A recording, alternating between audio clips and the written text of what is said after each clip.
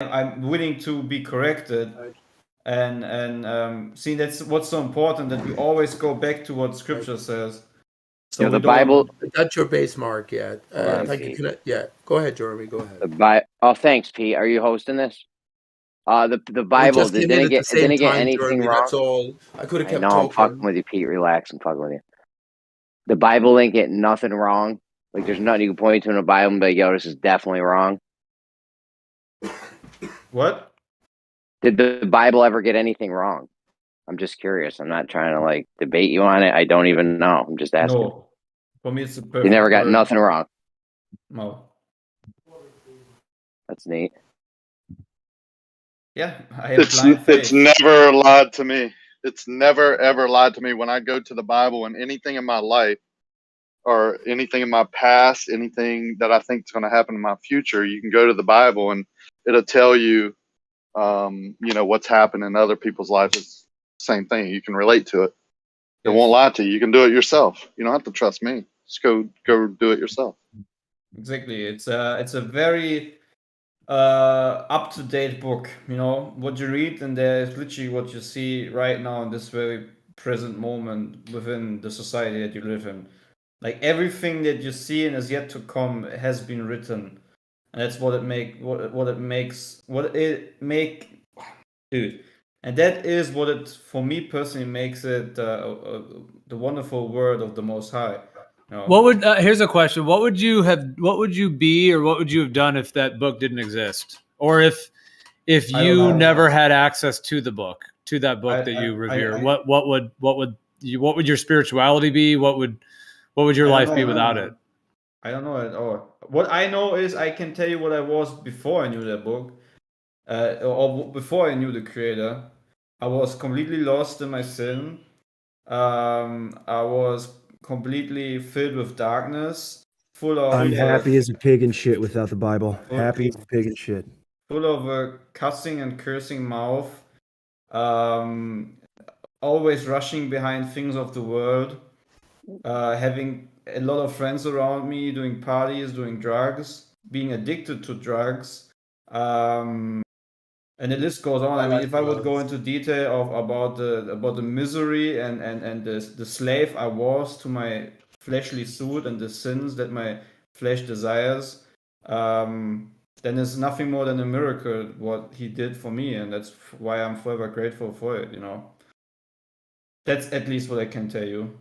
So do you miss drugs and women? Miss drugs and pussy? No, not at all, man. It's all vanity. So do you think you can?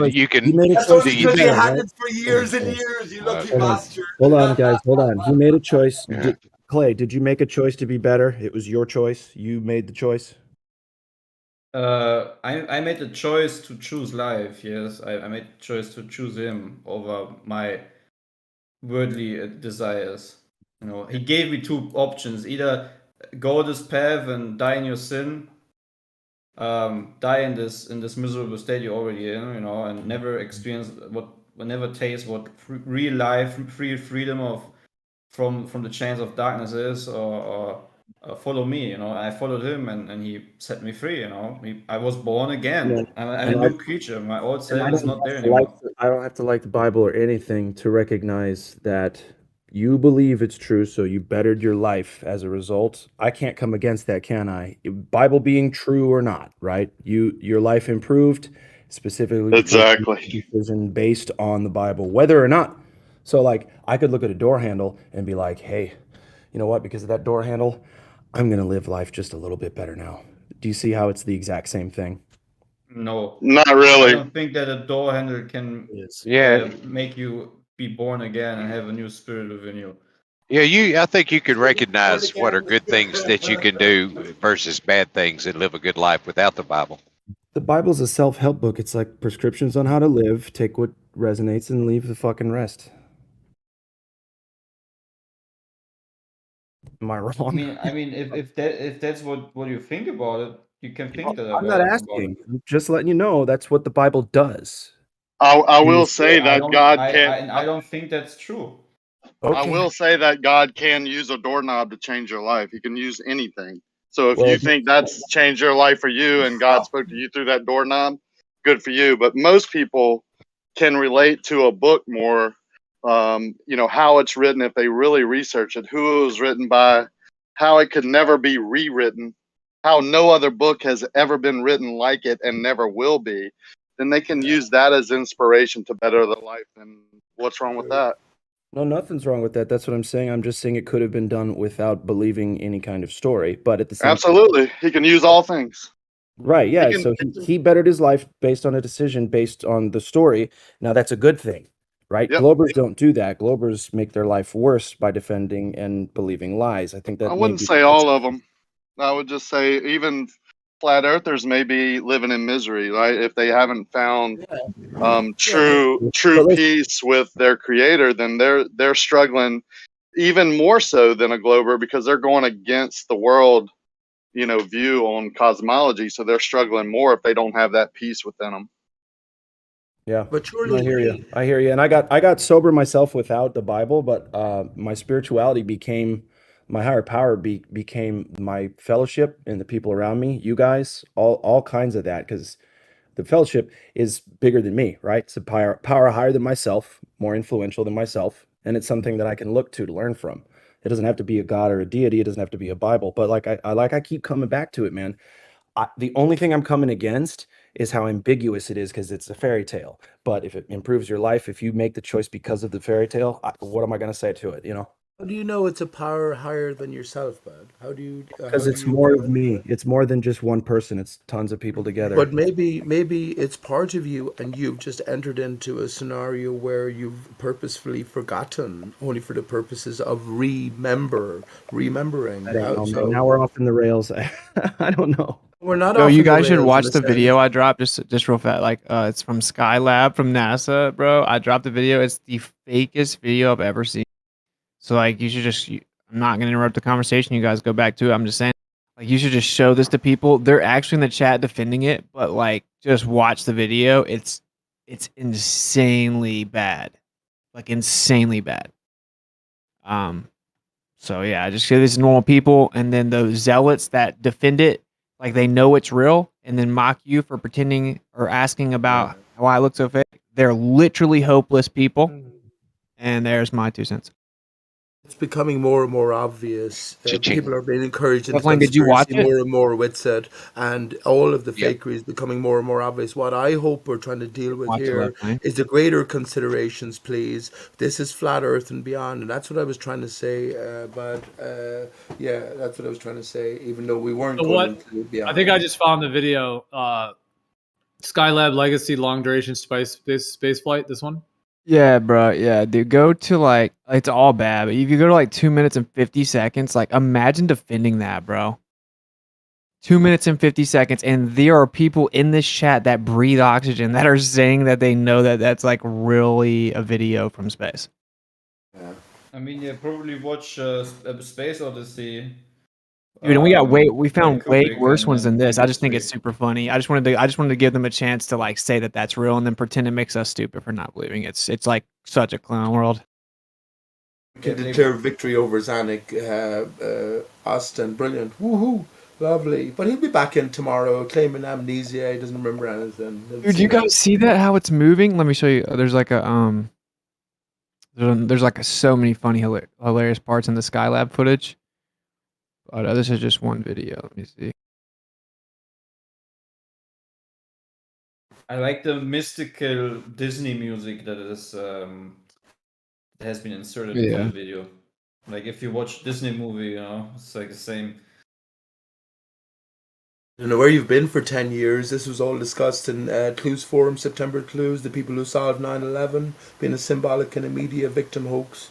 But that was all discussed 10 years ago. Anything obvious is obviously necessarily obvious. So again, as 3 us, minutes. let me just say, as us Well, I who are think pushing the, the top or the tip of the spear, we should be seeing beyond the obvious. That's all. Yeah, it always reminds me of like, it's kind of like if they believe all this stuff, it's almost like they just have to defend it all. Like, they have to just drink the whole cup of Kool-Aid. Like they just have to do it all. Because if they start saying, that does look a little off, all of a sudden it starts to put cracks in their whole belief system. Makes me think of like, let's say somebody, you know, their girlfriend, their friend comes to them and says, "Hey, dude, your girlfriend's cheating," and the guy's like, "No, I don't believe you." And the guy's like, "Yeah, man," but you know, starts saying little things. Oh, you know, this text message, or you know, she was gone for 6 hours, and where, you know, all that kind of stuff. But it's like the guy who doesn't want to believe it is just going to keep making excuses. Like, no, it probably isn't what it is. She was actually at her friend's house, you know, all that kind of stuff. So it's like, it just reminds me of that kind of analogy. But it's like they're going to defend it until I don't know when there would be a crack in it, but it's like they have to defend it to, you know, to go along with the whole story. Otherwise, it's that's like what gives their game away, Gio. That's what gives their game away. They're the anti-conspiracy crew. They're the Bowler Borg, and it's not just one thing. Like this heliocentric spinning bowler, it's not just one thing. Every point can be defended. It's accumulation of things, which give the game away. It becomes impossible then that the spinning ball Earth is true is literally given. It also becomes impossible that all of these ball Earth actors are being genuine because yeah. But why be here? Why be here to defend it though? Like if somebody doesn't believe, sake, this is the place of influence. They weren't here, then there'd be free reign for all of us to see sense and see. Yeah, that sounds good. Bullshit. Yep, it sounds like a more opportunistic, better situation. I mean, if you look at videos of SpaceX and the capsule and when it docks and all that stuff, it just looks so fake. It's unbelievable. Oh, it's hilarious, dude. Like I genuinely am not interested in talking to the people that defend it. Like it's that bad. It's like if someone wants to be like an adult and be like, hey, I'm not gonna lie, that does look pretty fake. That does look pretty bad.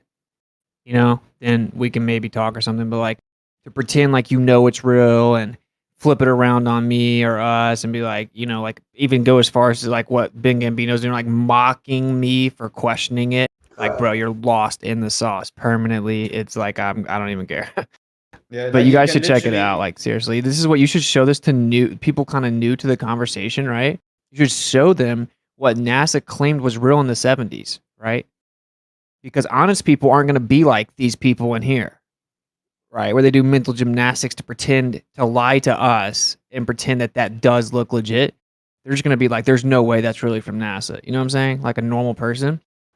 Hey, what's the problem in real life? But there's a spectrum, though. Even new people will still be skeptical. So I still feel like there's a level of like sharpening our swords in terms of communicating these things, because there will be people in the world. But like you said, when you were on your tour, wasn't it kind of like you were saying it was like a balance? Like you could almost kind of decipher like a certain percentage, you know, that would defend it, a certain percentage that would, you know, it's like a spectrum of where they're at.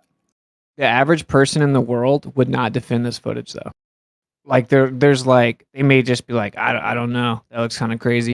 Like if they really looked at it, like 70% of people in the street would be like, that looks hilariously fake. That looks stupid as hell. Like straight up. And it's only people in here. What category? I'm sorry to interrupt. What group of evidence are you referencing? The Skylab footage from NASA I dropped in the chat. Oh, jeez, the fucking hamster wheel shit, dude. It's the most blatantly fake stuff I think I've ever seen from NASA, and they're acting like it's definitively real. It's just insane. I've shown video from NASA, so I'll be quick. I've shown video to non-believers about NASA, and they're saying that the Flat Earth group are making these videos to make NASA look bad. That's how far gone it is. Like it's a perfect psyop. Like they've been brainwashed so long, and I agree. I see it happening. Like I get it. I was there once, right? So it's really bad. I mean, you know, how can you overcome that? It takes time, right? I'm surprised that as a truther you have any friends or family or anyone who will even listen to anything you have to say at this stage, because they recognize you as being mad 10 years ago or something. Yeah. You suggested 9/11 was a conspiracy. Do you know What's what I mean? crazy? What I'm say, in real life, you can't show anyone these videos with it. There's no one will listen to you anymore. I show everyone. I talk to everyone about this. I'm confident enough. Like these are the same people that used to come to me for family and financial business advice about their kids, where to send them to school, you know, serious stuff, right? Life stuff. They, you know, a lot of them won't listen to me about this. right? They think I'm wrong. They think I was right about everything else, but wrong about this, right? It's like, dude, we get to be the compartmentalized, looking too close scientists in the lab to them, because I totally relate to you, Rakia. It's like out of 100 people, it's like you always get, oh, you're the smartest, you're so smart, like that person's crazy smart, and then when it comes to this, like, how could they be so stupid? It's like it's a pattern like that. How could you fall for this? And I'm like, what?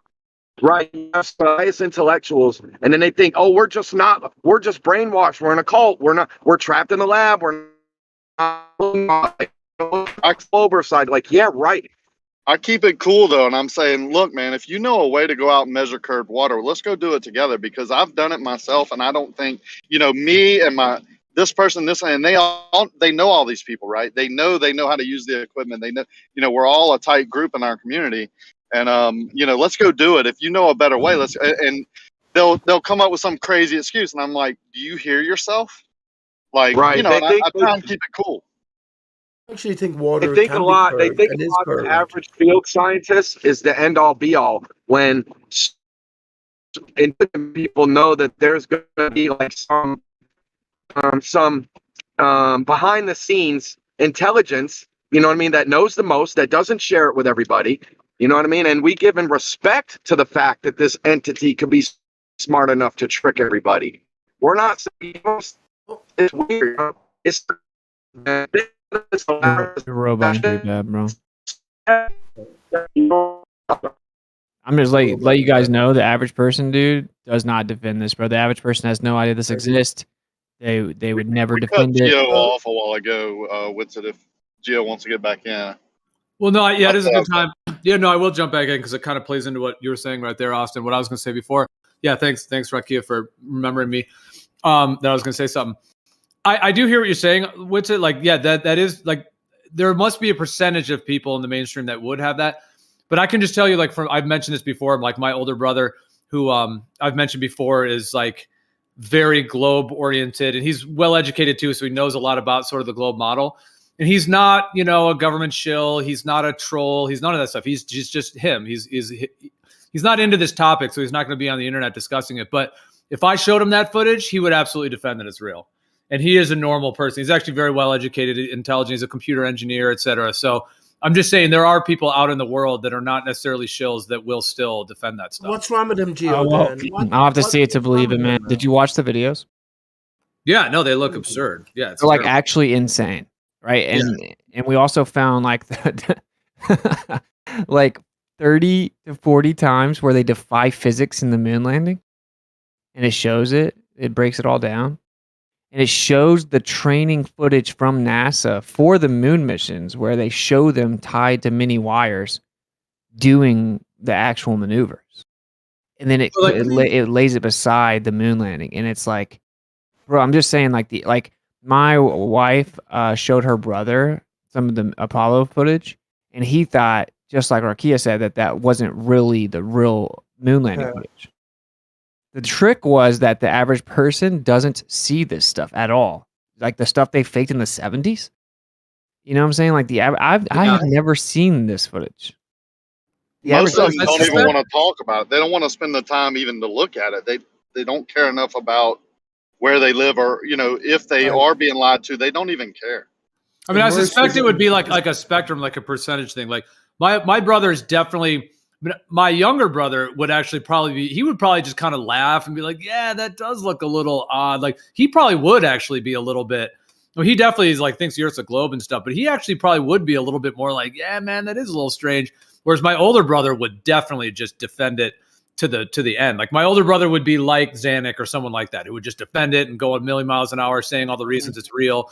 So I'm just saying it probably, like, if it's a spectrum, but I think the percentage that would defend it are actually, if I had to throw a number, like, is it really only like 10 or 15% of the ones that actually would defend it? And then there's another huge part of the spectrum that would at least be like, yeah, that is a little strange. And then maybe at least 20, 30 would be like, yeah, that's definitely. Yeah. I think, okay, like I'm definitely not saying that no one would defend it. I mean, there are people bragging about their fourth jab and stuff like that. I'm saying that the vast majority of people would be like, is that actually from NASA? And they'd be like, wow, they faked that. They may think that they really go to space now or something to cope with it. But like the vast majority of people would admit that looks super terrible, like that it's a super suspect looking footage. That's But just they'll move my on with experience. When I tell the average person about Antarctic treaty, the average person, like 8 out of 10 people are like, that's super suspect. There's no way that's true.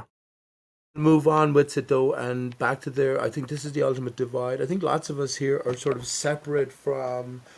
Does your brother have a career, and is he invested in the system in a big way, Geo? I'm taking it that's the sort of general divide, but ultimately it comes back to, okay, we automatically look at that The answer stuff to that and is see the yes. funny Yeah. side. Yeah, we see how obvious and blatant that fakery is, but it's become because we're coming from a pathway which for lots of us goes back 5, 6, 10 years, who knows beyond. Do you know what I mean? So it's a gradual process. In a sense, we're better off not saying anything to anyone or the minimal and just put something out, leave it there, and work on where we're going. And we are the upper wave. You know what I mean? If The I was truth is 13 years known. old and someone showed me this, I would think it's fake. Like I get that there's a spectrum and all that. That's not even my point though. My point is just that they have basically hidden this. Like people don't look at this. Like in the 70s, they weren't thinking in 2023 a bunch of flat earthers are going to be looking at it.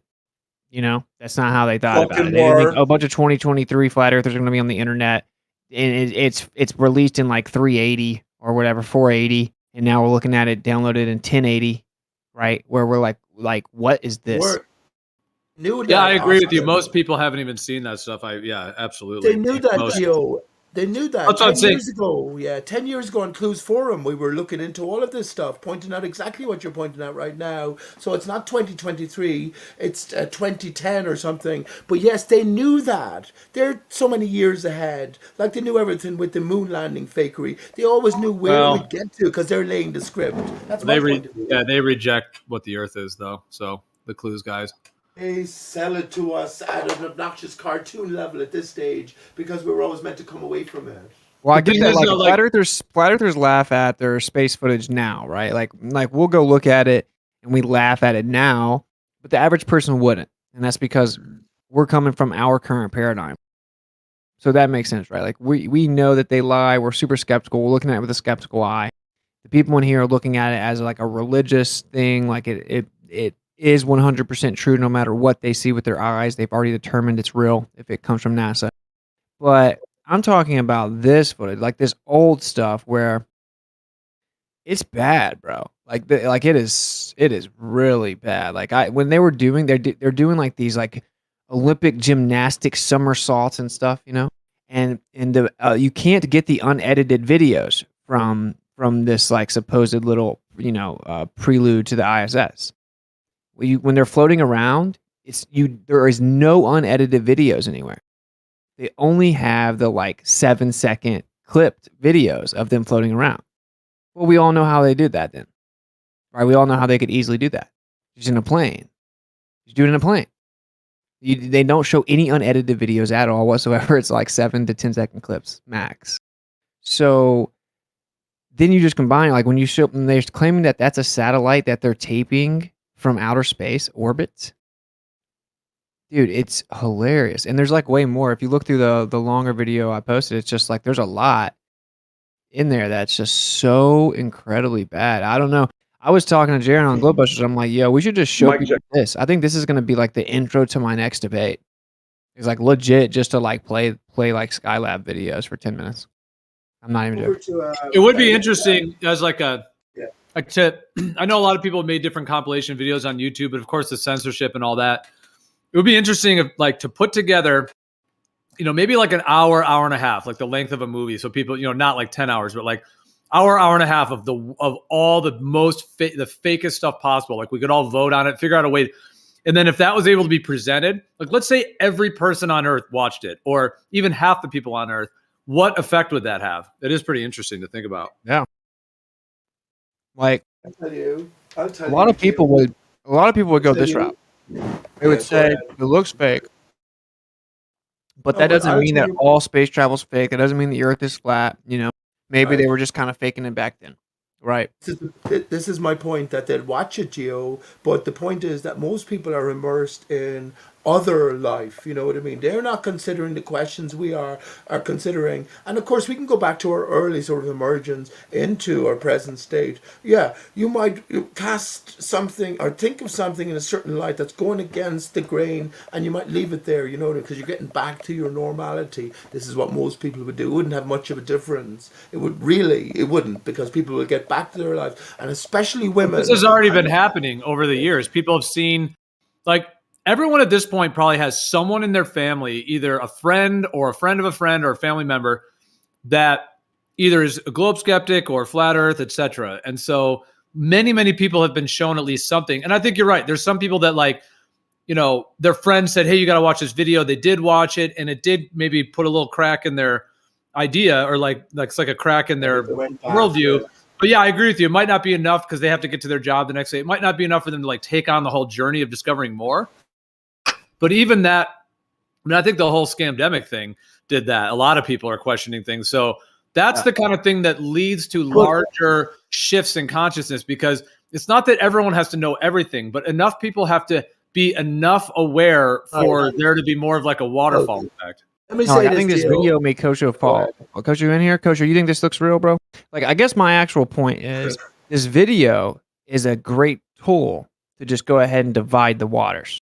Any human being that watches it and doesn't admit that it looks suspect, at the least, even if they believe it's real, that it's really terrible quality and it looks super fake, and comes up with some reason why it looks super suspect and fake. Anyone that just pretends it, like they don't see anything wrong, it looks perfect, it's exactly what they would expect it to look like, and there's no question it's true, there is literally no reason to talk to them about a lot of stuff. Well, let's hear Kosho then. Is Kosho here? Let's hear some of the bowlers. Surality. Let's hear some Larry left lane. Or left lane, yeah. Can you back this? Are you on board with this?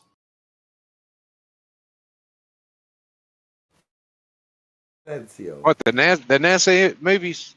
Yeah. The Skylab stuff. Yeah, it's too subjective for me. I don't get involved in those. Comes in, they just want to distance themselves from it. That's why they were coping so hard in the chat. It's bad, bro. It's that bad. That's why I'm bringing it up. Like, I know Left Lane knows it. If he actually watched it, he didn't even watch it, right? I think a lot of them refuse to watch it. It's becoming increasingly difficult to be a ball earther. I've often said this. It's a toughest gig going. What I just wanted to say to the rest of us as flat earthers and beyond, I actually sang this song today, Gio, as I was busking. Did I play a harmonica with it? No, actually, I just sang it. It was REM, Man on the Moon. I'm sure we're all familiar with that song. So via different medium, the truth is told to us, you know. What's that, 30 years ago? Fuck's sake. But that song is so on point. It's absolutely so on point. If you believe to put a man on the moon and if nothing up their sleeve, then nothing is cool. And the whole song actually is about fakery, if you haven't looked into it. These are the current day prophets. I think everyone is looking back to the Bible and placing, creating idols, Bible idols in a sense. Whereas we forget about the modern day prophets, which are the songwriters or the psalm writers. Anyway, in potential, if you believe to put a man on the moon, the whole song is about fakery. And who's mentioned in there? Newton is mentioned. He was beamed on by the apple good. Isaac Newton is mentioned, and of course, what's his name? Andy Kaufman. Andy Kaufman is mentioned, who's famous for fakery, faking his death, fake wrestler. You know what I mean? All right, Pete. You're just going off the road. You're just taking the conversation and just running off the road. Yeah, I'm done now. I'm done. All I wanted to point out is that these about Andy Kaufman being a wrestler that faked his death. What the hell, man? Every time. I mean, I came in here and just chilled and listened to you talk a lot, man. But it's like you're just shitting on the conversation. I'm just being real. Hey, I wasn't, man. The point I was making, I sang the song today, is that the truth is delivered to us. He's pointing out the obvious. I'm like, look at this fake NASA footage. He's like, Andy Kaufman faked his death. I'm like, what are you talking about? Right, it's completely relevant, if you believe to put a man on the moon, REM was singing about it 30 years ago. We all paid attention. Okay, we get it, Pete. You are the super truther, and you got it figured out. I'm trying to talk about how we should just show normal people this footage so they can laugh, and then we can watch the anti-flat earthers pretend somehow it's legit.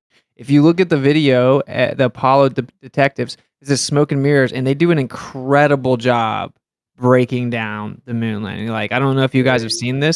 It was taken down, but it's been re-uploaded, and you guys should check it out, bro. Like I haven't even seen the whole thing. We went through parts of it. Erie was showing us in Glowbusters. It's insane. It's a joke. Like if you go to 1 hour, 25 minutes, I am not interested in talking to the anti-flatters about it. I'm just trying to show you guys. It is so stupid that it's not worth talking to them about. I mean, unless they want to have an honest convo, you know. But if you go to that smoke and mirrors video and you go to like a minute 25, just look at them blatantly defying physics. And they break down, they show the actual NASA footage of them training for the Apollo missions, and they look exactly the same. They got like Buzz talking about how it's like you're being pulled on and just slipping up and describing how they're basically holding him with wires. It's crazy, bro. It breaks it down to a pretty like damning level. Like I had never seen this. So. That's it. That's why I came in and said what Yeah, I it's said. one of the I was first waiting things. for Kosho or Larry, or not Larry, left lane, and he came in and said fuck all. So that's why I said what I had to say, because I was waiting for someone to come in from the baller side and hear them. Nah, bro. I don't care. Who cares? I'm just saying. I was just asking if you guys had seen this, man. I'm just saying that, like, if you got somebody that's kind of new to the convo, you can just show them this. A normal person that's somewhat honest is going to be like, whoa. Okay. Someone that's got some bias, that's going to be dishonest, is going to pretend. They're going to try to project onto you and gaslight you as if you're crazy for daring to question it. That is how you know you can't trust them, right? So it's like it's a good tool. That's all I'm saying. Like that's my opinion. Everyone can take it or leave it. I mean, I'm just Accept that, bud. I accept that. And at the start of what I had to say, I said, remember, I'm speaking to flat earthers and beyond. I saw all that stuff about 10 years ago, but it's obvious as fuck. So if there's a greater story for us to follow, that's what I was talking about when I mentioned REM and Man on the Moon, and open to popular sort of hearing and acceptance if we only paid attention. So the clues maybe are there all around. But where is Larry? Well, not Larry, left lane. Come on, bud. You got more. You have to say more about this, bud. Or Kosho, where is one of the ball earthers coming in defending this stuff? That's what I was sort of filling the gaps. You see what they're doing, dude? Do you see what they're doing in the chat? Like they're just all repeatedly gaslighting me, right? I noticed Carnivore. Carnivore said if the presentation isn't up to par, then the content is fake. So he's agreeing that the presentation is not up to par. Is that what he's doing? Yeah, but then look at Chucky. This is the third time Chucky's tried to say. So he said it kind of seems like the achievements of others really bother you. And then the other one, he's like something to the effect of, oh, look, well, thanks for pointing this out. Just another example of man's achievements when they get a proper education and embrace the unknown. You see, like just gaslighting, right? Because they're trying to cope with it, dude. That's why I keep dropping cope gifts, because that's literally what's happening. We're just witnessing them cope. Joe, part of gaslighting can be when someone responds in a way to try to make you seem like you're insane, rather than actually addressing whatever was said. That's what he's doing, right? That's what Chucky's doing. Yeah, I'd be careful with these people because they can actually throw you into one of these asylums too. That's what happened to Ezra Pound. He was a great man. He interesting fella. He I don't know if you've heard of Eustace Mullins. He was a great speaker. I'd highly recommend you watching some of his talks. But he wrote the original, the Federal Reserve book. I think it was actually called the Federal Reserve, and it was Ezra Pound who told him all about, the trick of it all, which was that it's neither federal nor has any reserves, which is fucking always makes me laugh. It's actually private, obviously, and he wrote some good books, Eustace Mullins, and he had a lot to say about vaccinations, which perhaps we shouldn't go down that road, but Ezra Pound and T.S. Eliot fighting in the captain's tower. This is such a thorough moon landing breakdown. It's kind of insane. Well, just to say that he talk. I don't want to talk too much about that for Geo's sake, but he did make one comment that sort of captures your imagination. He was sort of quoting this doctor. It was from a long time ago, though, but he said something along the lines of, this doctor said he'd never seen a cancer patient who hadn't been vaccinated. If you catch my drift. Yeah, of course. Like you were a ticking time bomb, just waiting to go off. So maybe that's even too much. I think you can overcome it. I do. maybe. I'm not big on fear porn, man. Anyway, I know you got your kid now, aren't you, Austin? So I'm sure you. Well, we know what you've not. Lots of mysterious, unexplained deaths. She's You didn't get any of those things. Nah, that's why her visual acuity is like already like incredible. Yeah, She's good just for you, like dude. normal and left alone and allowed to prosper. Yeah, that's good to hear. Well, it's just sad. It's sad that like children are almost considered gifted now just because they're not like because they're like left alone. Yeah, it's sad. It's sad. I hope there's many more. What? I hope there's many more. Yeah, for sure. What's your baby's name, Austin? Aaliyah. Leah. Did you say Leah or Leah? Aaliyah. L-I-A. Aliyah. Oh, very nice. And was she born on Christmas Day like you anticipated? Nah, she was born on the 22nd. Well, that's 22nd of the 12th. Well, I might be wrong. It might be the 21st. Wonderful. Solstice, baby. Yeah, maybe it was 12, 21, 22. That was the solstice, right? Yeah, that's a potent time to be born. It'd be Yeah. interesting to look at her chart right on the solstice. That's cool. Yes, 6:40 The p.m. name itself, Allya, is it, or YAA? That's YAH. YAH, that's wonderful. I think I can make something out of it immediately, but I'm sure you have, and Kai, your own motivations. Very good. Wonderful. Yeah, like hallelujah. It means to I rise sang up. that today with it. I sang Hallelujah today by Tim Buckley with my harmonica and guitar busking. Nice. While I'm about it, he wrote another book called The Rape of Justice, which was basically about the just the injustice system. And I know Issa, he likes his law and all that. So yeah, you should definitely watch. In fact, I'll post that talk because it's so good. He's like, if you're not having fun in court, you're not doing it right. He sued so many lawyers, man. Can someone explain to me how in space the SpaceX capsule is somehow missing features that once the capsule is on re-entry are just reappearing again? How is that like possible? Can someone explain that to me, especially from the global side? Are they attaching these things when it comes back into space, or? I just posted a picture in chat. Maybe someone can explain me, how these missing features in space just for some reason pop in again when it's on ground. Bro, if they're defending Skylab, it's over, bro. Yeah, but literally they have imagery of a SpaceX capsule that is missing obvious features that on ground are just visible again. Like, how is that possible? I just want to know.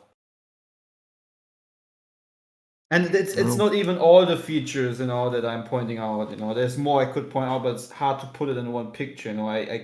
I've put it into a video, but I'm sure that the Clover don't has the attention span and willingness to watch it, and will also automatically dismiss everything because it's not able to understand sentences that are over 3 minutes long. So they're just gonna gaslight you. Yeah, well, it's like the ability to see something versus not. Sorry if I interrupted, Clay, but I was just going to say, I'm actually at the 1 hour and 25 minutes on that smoke and mirrors one. And I'm watching all these astronauts kind of stumbling and, the being pulled up by the wires. And that was actually one of the first things I saw with the moon landing stuff when I first started researching it, is the footage where the astronaut fell over and he's kind of struggling on the ground. The other astronaut comes up as if he's going to put his arm out to help him up. They don't ever touch each other. So the guy didn't help him up. And the guy just gets pulled up.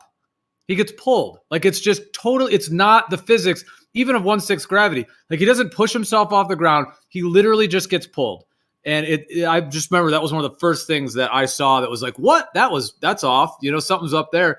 And I'm just saying that took me like a split second to see. But, somebody else may see that and just make some excuse for it or write it off. So it's like, So it almost seems like you have the ability to see it or not, like pretty instantly. Well, it just depends. Like if you're trying your best to like not see it, you're not going to. But I think that everyone can see it unless they try not to.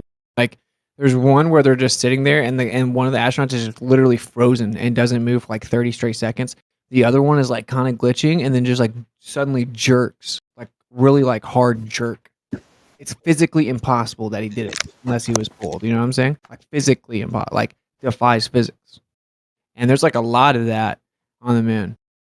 So do you guys just want to quickly talk about this? Can any global Inuit tell me why in the video of the space capsule in space, the beacon light, the red little dot that I pointed out with the line, has no physical property of emitting that light, but you can see the very physical property on Earth as it is in this re-entered capsule. How is it possible? Like, how is it emitting this red light in space if we see no physical source of where it's emitting from? And how is a whole fuselage feature not able to be seen in space? Like, why is it not existing? Same with the very little whatever it's like round bolts or whatnot it is. Like, why is fuselage features missing in space? That's what I'm trying to ask. Can a Glover please explain it to me? Real quick on the last thing. Yeah, I was trying to go over that with Bob the other night. Like, we go over why I don't think they went on the moon landing because the footage we've seen. Like, I don't know. He didn't want to go over it though. But go ahead with his fuselage question. wait, Jeremy, go to 1 hour, 17 minutes and 30 seconds. I don't know if you're on your phone or maybe Geo. If you go to 1 hour, 17 minutes and 30 seconds, you're gonna see where the two astronauts are like. It's just like almost sad that there are people that will defend it. Like it's almost like you should be banished from the country. Where's the video we're watching here? It's the here. I'll repost it. I mean, I could share it on the live stream one. Like, oh yeah, sure, that'd be cool.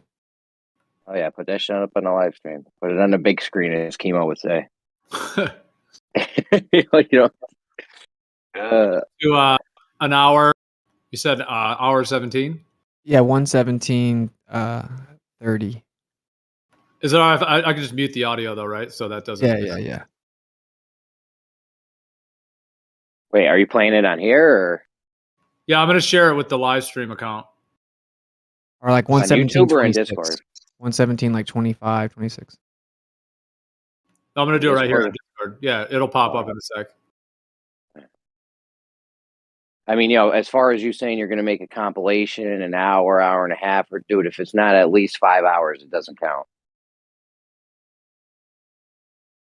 I got a 6-hour one on my computers, one of my computers somewhere. Actually, hold on. I did 720. I'll do 1080. I think it'll be the right ratio. It looks kind of. Oh, it's the same. All right. I guess it doesn't matter if it's 1080 or 7. It just looks kind of small on mine. Yeah. So.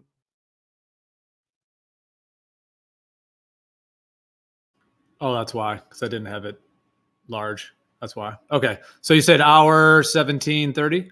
1:17:26.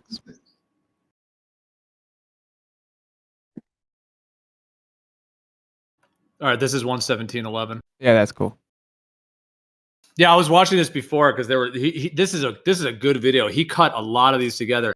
When you see multiple of them like this, because I've had it just streaming while we've been talking, just watching them getting yanked around by wires and tripping and just being pulled, like to link them all together like this is pretty awesome. You can really see.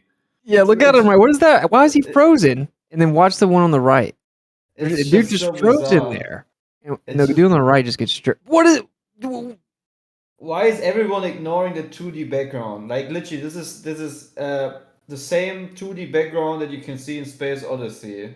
It's a very old technique of green screen. Like you put a glass in front of the screen. That's why the astronauts always sometimes look very translucent because of this old green screen technology. Yeah, they call that the Kubrick special. Yeah. By the way, you can literally go take you see that they're documented at the top left. You can go fact check that it's like the official stuff.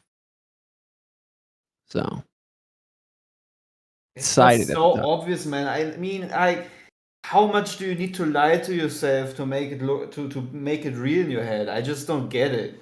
Very bad. Yeah.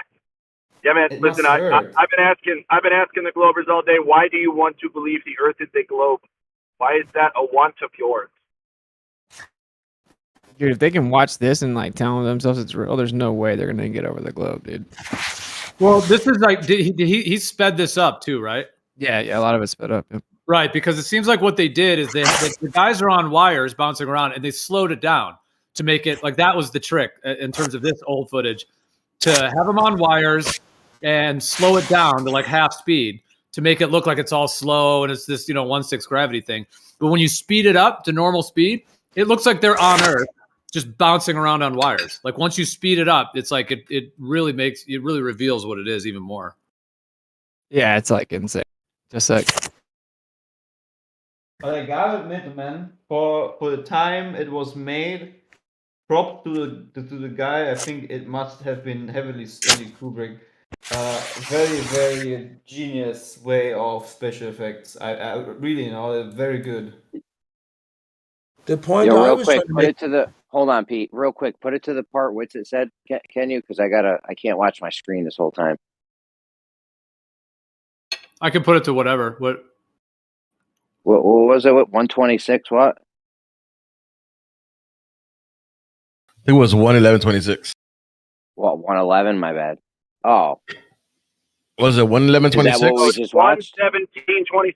117.26, guys. Okay, you got that.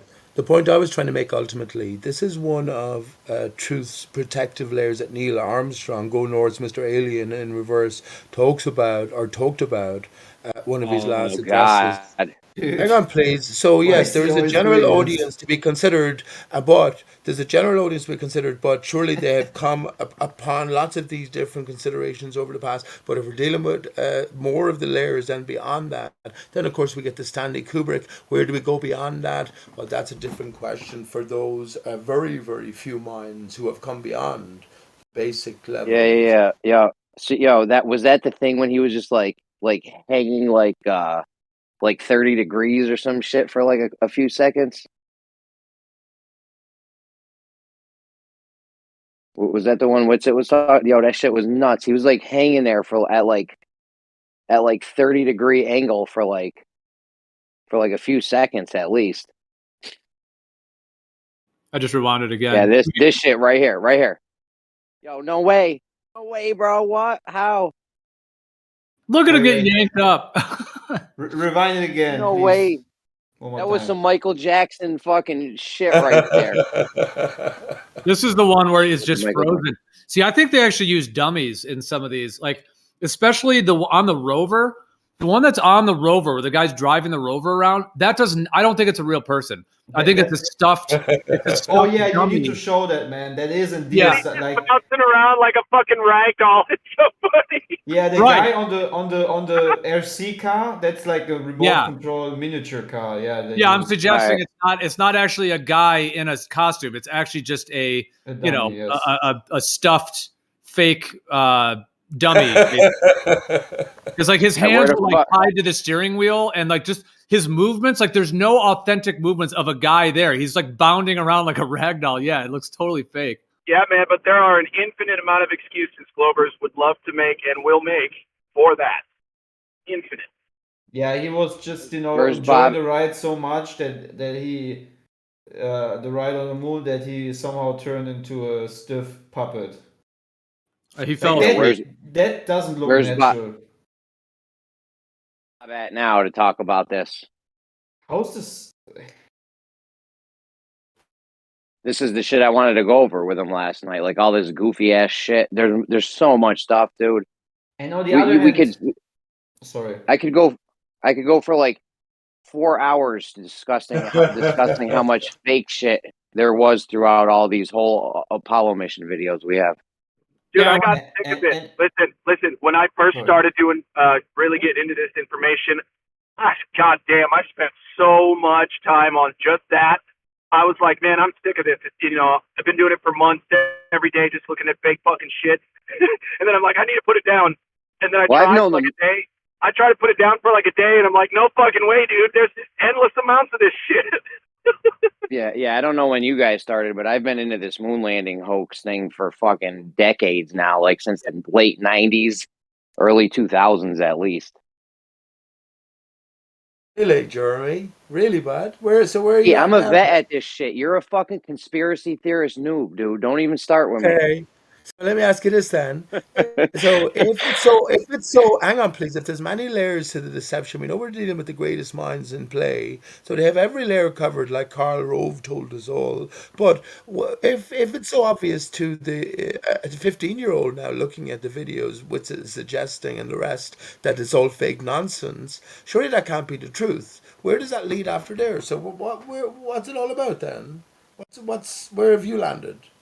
Can I just Trying to quickly find add the. something to before you go further into that? I just want to add the whole, them jumping around, falling on their knees, like carelessly. Like, are these people not aware that if they get one little scratch in their suit, it's like instant death? Yes, I've actually made that argument before. Like, if your life's at risk, you're in the most dangerous place a human being's ever been. You're not going to be hopping around like bunny rabbits. You're going to be taking each step. I got a birdie. No fucking way. They do a high five and split their shit at the armpits. Oh, fuck. Way you'd be hopping around like idiots. You would be taking each step very Yeah, exactly. exactly. Not Very you're definitely slow. not going to be bouncing around, Well, risking cracking your face shield or getting a tear in the suit or any no goofy shit like that. I You would can never risk. already Jeremy, I can already imagine the Glober, giving an answer to this. They were just so excited, man. So they just forget about the dangers. They said it well, was within safety protocol. Yeah, you should hear the arguments they have for it. Well, it was within safety protocols or something. They come up with all kinds of goofy shit, man. You know what they do. problem with your answer there, Jeremy, That's is just funny one. they are That he in showed 3 times. 1 second, they are You see in that? You see this one he's showing like multiple times. Yeah, this is a good video because it's like, yeah, it's to cut all these together. Yeah, But you see what he's showing is that like they planned out that scene to actually like he's saying that the theatrical shooting they're showing. It's just that they're not just randomly doing stuff. They're doing things like theatrics. like skits. Yeah. Yeah. Like he was doing, like he's walking across the camera, and the camera kind of pans a little bit, and then he stops. Don't think that they didn't choreograph. Choreograph, there's the word. It's all choreography, bro. And they're not very good at it either. And I don't think that this is, Buzz Aldrin, Neil Armstrong. I don't even think that's who's in those suits. I think those are just actor dudes. Now the voices, they might have done the voiceovers, but I doubt that's actually Buzz Aldrin or Neil in the actual suits. Those are just actor dudes.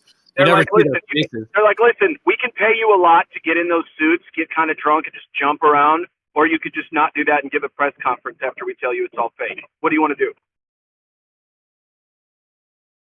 I just make a point about Jeremy's consideration there. That Jeremy, if they were to take it slow and steady with these real considerations, and obviously there would be, if you have a slight trip or you might rent your suit, and that's the end of you instantaneously. You're sucked out through a fucking little gap below the knee. Anyway.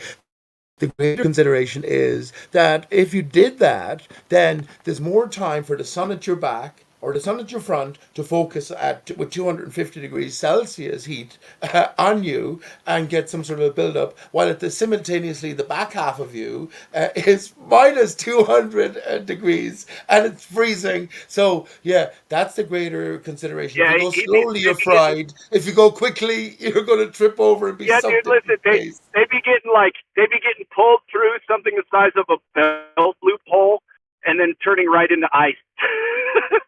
Yeah, there's no way to go. How would you rather The point go? is, there's no way. Hold on, Pete. The point is, there's no way. There's no way you would risk. If you showed this to someone and explain the situation that they're in, like, hey, they're on the moon, the most dangerous environment a human's ever been in, would you be bouncing around like this, knowing that this terrain is full of sharp, jagged rocks, meteor chunks, like you get a tear in your suit, or I'd be you could get a tear. I'm just saying you wouldn't be jumping around because you get a tear in your suit or crack your shield, the face shield. You know, you could crack that on a jagged, sharp rock if you hit it hard enough, probably. So, I mean, yeah, you just wouldn't be bouncing around like a bunny rabbit up there. They're like, well, and then, okay, in movies, they crack their space screens all the time on space, right? That's how so many people die in space in the movies. They bust their fucking screen open. How has that not happened once to any of these people? Because they're not actually in space. Correct. So they never were. So therefore, the producers of all of this theater, He's been swinging that hammer, man. He's years swinging that ahead hammer of like us, and we're just Oh yeah, the pointing out- hammer thing. I remember someone brought that one day. The hammer. That one's very telling. He's hammering at it, and when the hammer falls to the ground, like it falls to the ground in Earth's gravity, like it doesn't bounce off the ground. That one's ridiculous. The hammer one. It's like it's always meant to be exposed, which is what New Perspective talks about a lot, Geo. And of course it is. This is one of truth's I don't think so. protective layers. It has to be bad. There's no doubt about it. If our reality is embarrassing, man. fabricated in the same hands, Stanley Kubrick. How many of you considered Stanley Kubrick directed fucking 9/11? I bet not many of you. Whatever. Listen, but there we you can't go. prove that. There you We can't go. prove that, but listen. Yeah. Listen. You go. What? It's so disappointing that my fellow man, right? They're defending this stuff, and they know it's fake. It's so sad to watch and like be a part of. I don't know. I don't want to bring the room down, but it's like, come on, anti-flat earthers. You know that you're wrong. You're just here to be mad at us about it. You don't have to do that. We can move on from this. Yeah, do you know what it feels like to me? It's like that Penn and Teller show where they sort of spoil they look behind the curtain, and it's like we're like ruining the trick. Of course, you know, if you spoil the magician's trick, then it's no longer has any power of. Exactly right. That's how I got kicked out of classes because I was like, "Wait, that doesn't make sense." They're like, "Get the fuck out." Yeah, Pete. Stanley Kubrick died in 1999. So. Yes, of course he did, Gio. He really died. Yes, he did. one was 5 days playing- after the release and the conspiracy story went out, the elite killed him and it took away part of the movie. Of course, Gio. Yeah, but that's a different story. You play back the clip you're playing right now. Go back. Jump. Something has fallen out of his pocket and it just fell in normal speed. No, I think it was like these clips that you just seen with Neil with it. Have you seen that? When it says Neil with it, like a meme of deal with it. Yeah. Yeah, go to that point when it says Neil with it. Far back or? No, not far. It was like 30 seconds before I said something. Say to whoever mentioned Penn and Teller, can I just say that Penn and Teller did, because I'm going to head away now, so you'll be all glad to hear, but Penn and Teller did actually, you reminded me, Gio, this is true, and who's the Englishman who was speaking as well, because this is who I'm aiming it as.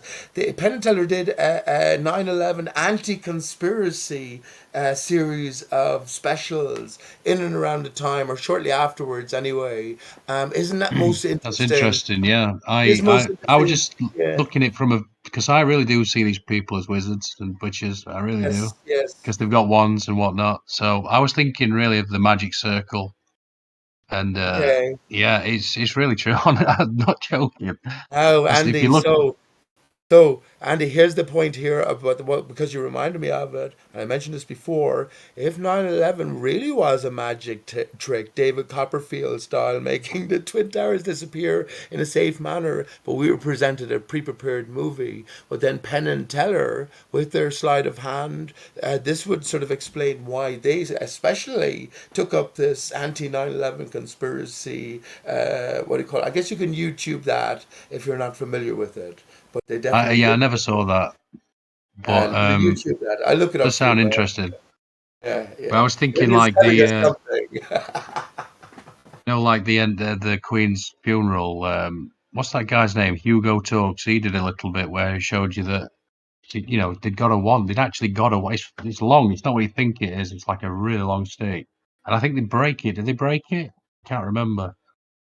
They break it over the coffin type of situation. So it's very bizarre and ritualistic. as you can imagine. I think it was 911 days from, I think I got this from Tim Osman, OZMAN, IPS, but it was 911 days since the declaration of the outbreak or the international pandemic of the corona to the Queen's death. 911 days. So everything interconnected in terms of this greater magic trick. Well, that's the layers. That's truth's concealed layers that Neil Armstrong in one of his last speeches gave. So if they're all actors engaged within different acts within a greater play, then okay, fair enough. It's not as if what I'm going to leave after this. It's not as if what you were talking about, making people aware, is not worthwhile. But don't forget, there's a greater quest to be had as well. And the writers or the authors of this script or greater riddle of life are maybe be relying on us to make. Then are you an actor, Pete?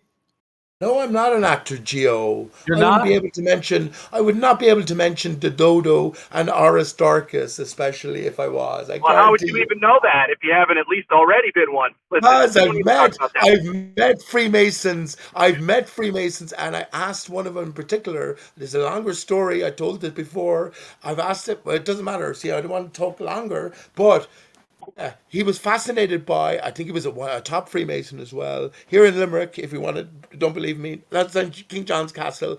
And I asked him specifically, because I reckon that all Freemasons must be let in on the flowers. Just tell me what you asked. I asked him, he was fascinated by it, and he said, and I believed him, he did not hear about this possibility. He never heard about it. Tell me something about it. I gave him a few of the usual things that you would go to. But then in my own question, because I was shocked at his ignorance in a sense, I asked him, have you ever heard, by the way, about Aristarchus? And he said immediately his whole visage changed, and he looked down, he said, I have, and I said, I have to go. And I said, thank you. And that was it.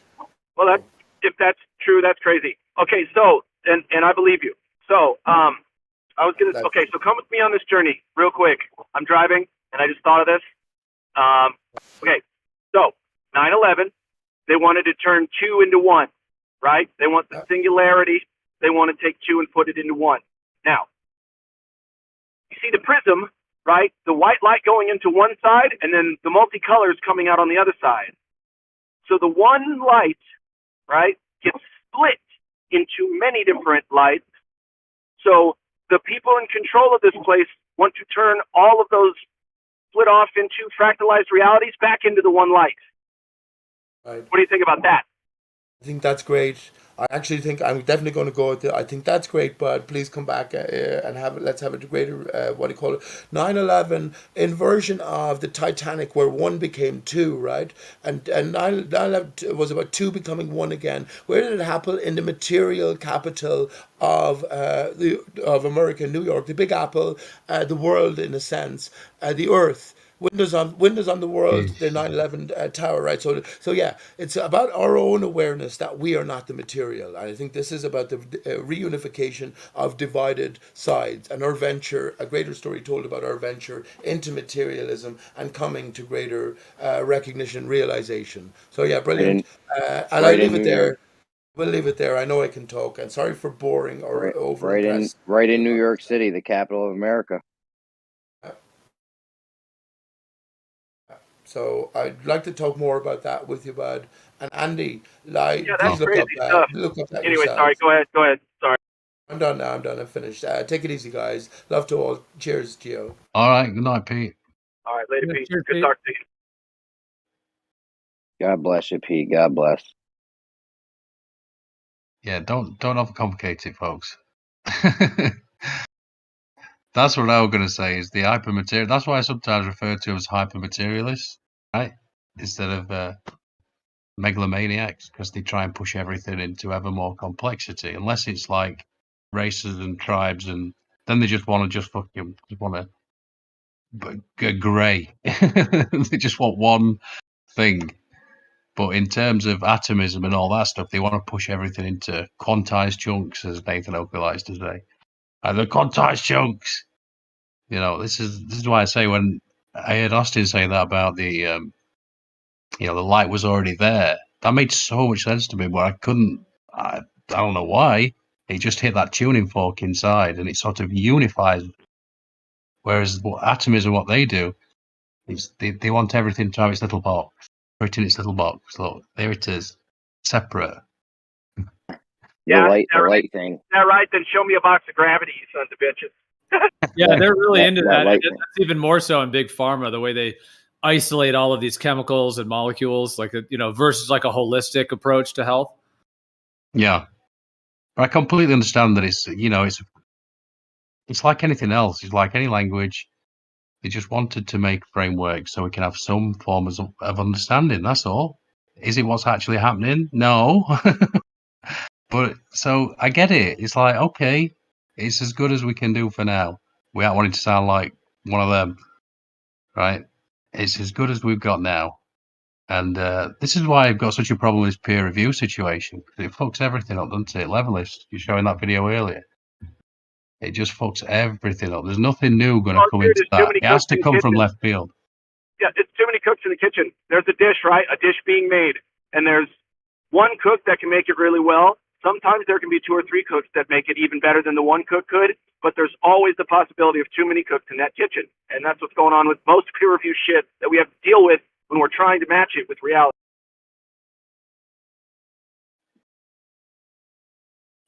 Yeah. Man, I'm so tired. Bloody hell, it's only 12:30. I need my second wind. Bullshit after 9/11. Oh, yeah. I've never seen that.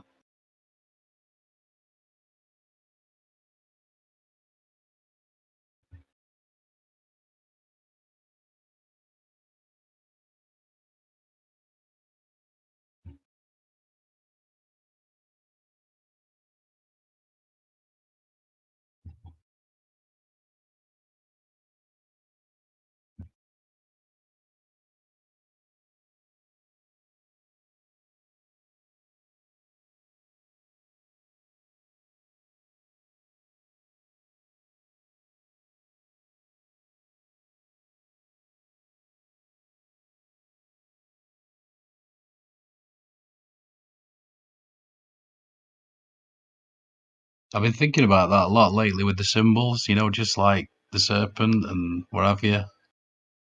These, before we had the, this overcomplicated language we have now, they could say more in two or three symbols than we could in several paragraphs.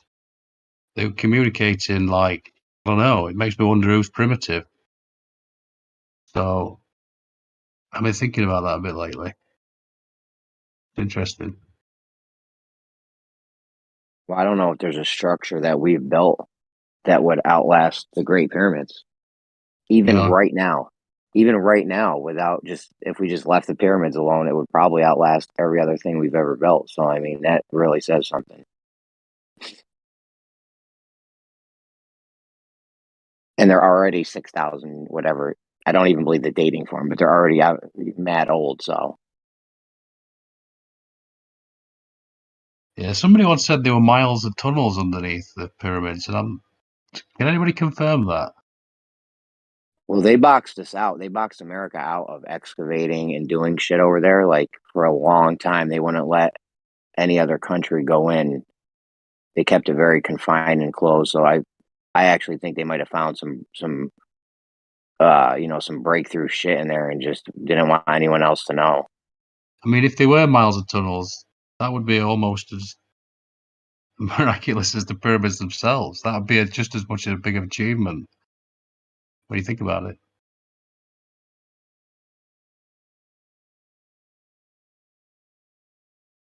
Yeah, digging through that stone in isolation, To dig a tunnel in bedrock. Dangerous. I mean, oh yeah, man, that shall kill you quick. I mean, they found a city in Turkey or somewhere where that could house 20,000 people. I don't think digging in the ground's too much of a stretch.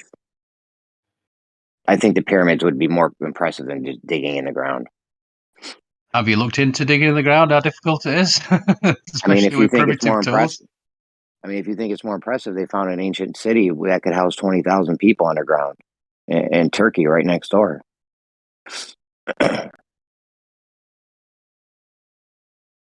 Had natural air vents and shit. They could have fires and shit in there.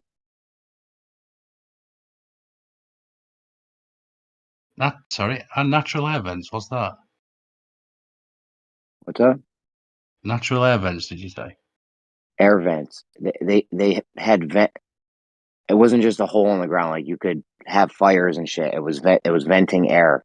Yeah. So if you want to get it, I might be talking about. In my opinion, you watch The Matrix and you watch their Zion cave that they do in one of the first 3 movies or whatever. It was like the Zion cave. And but yeah, that's how I imagine it being. You know, they probably dressed it up nicer and whatever, but yeah, they had fires and this huge dugout areas, and they lived underground, and they might have been living something out. I don't know. I have no clue.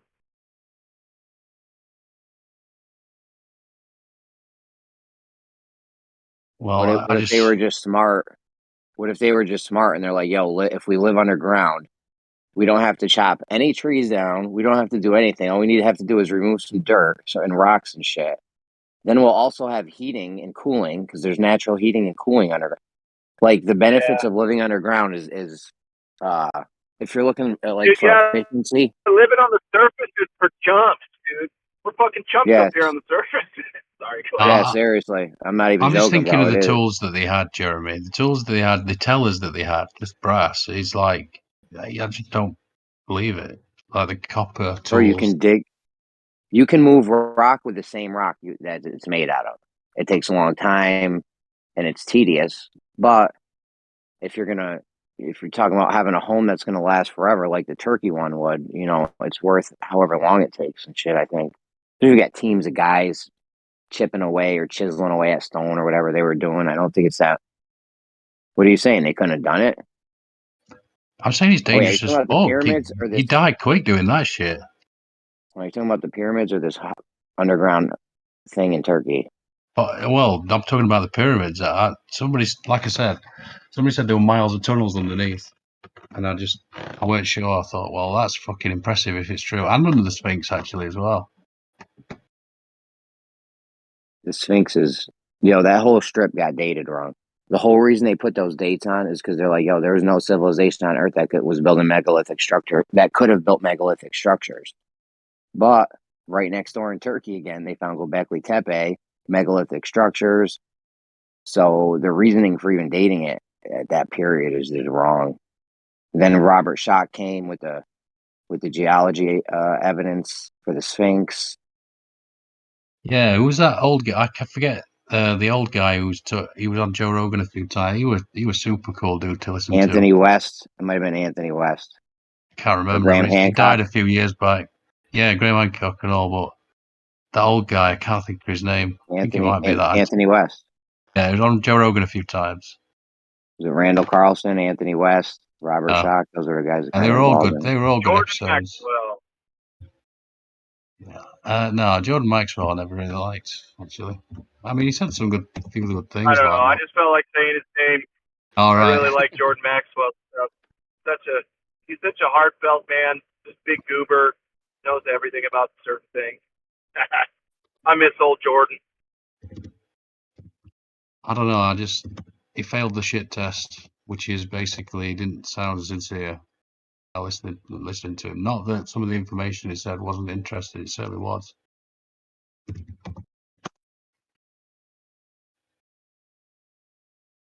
Yeah, it were that Anthony West. Yeah, he was super cool to listen to.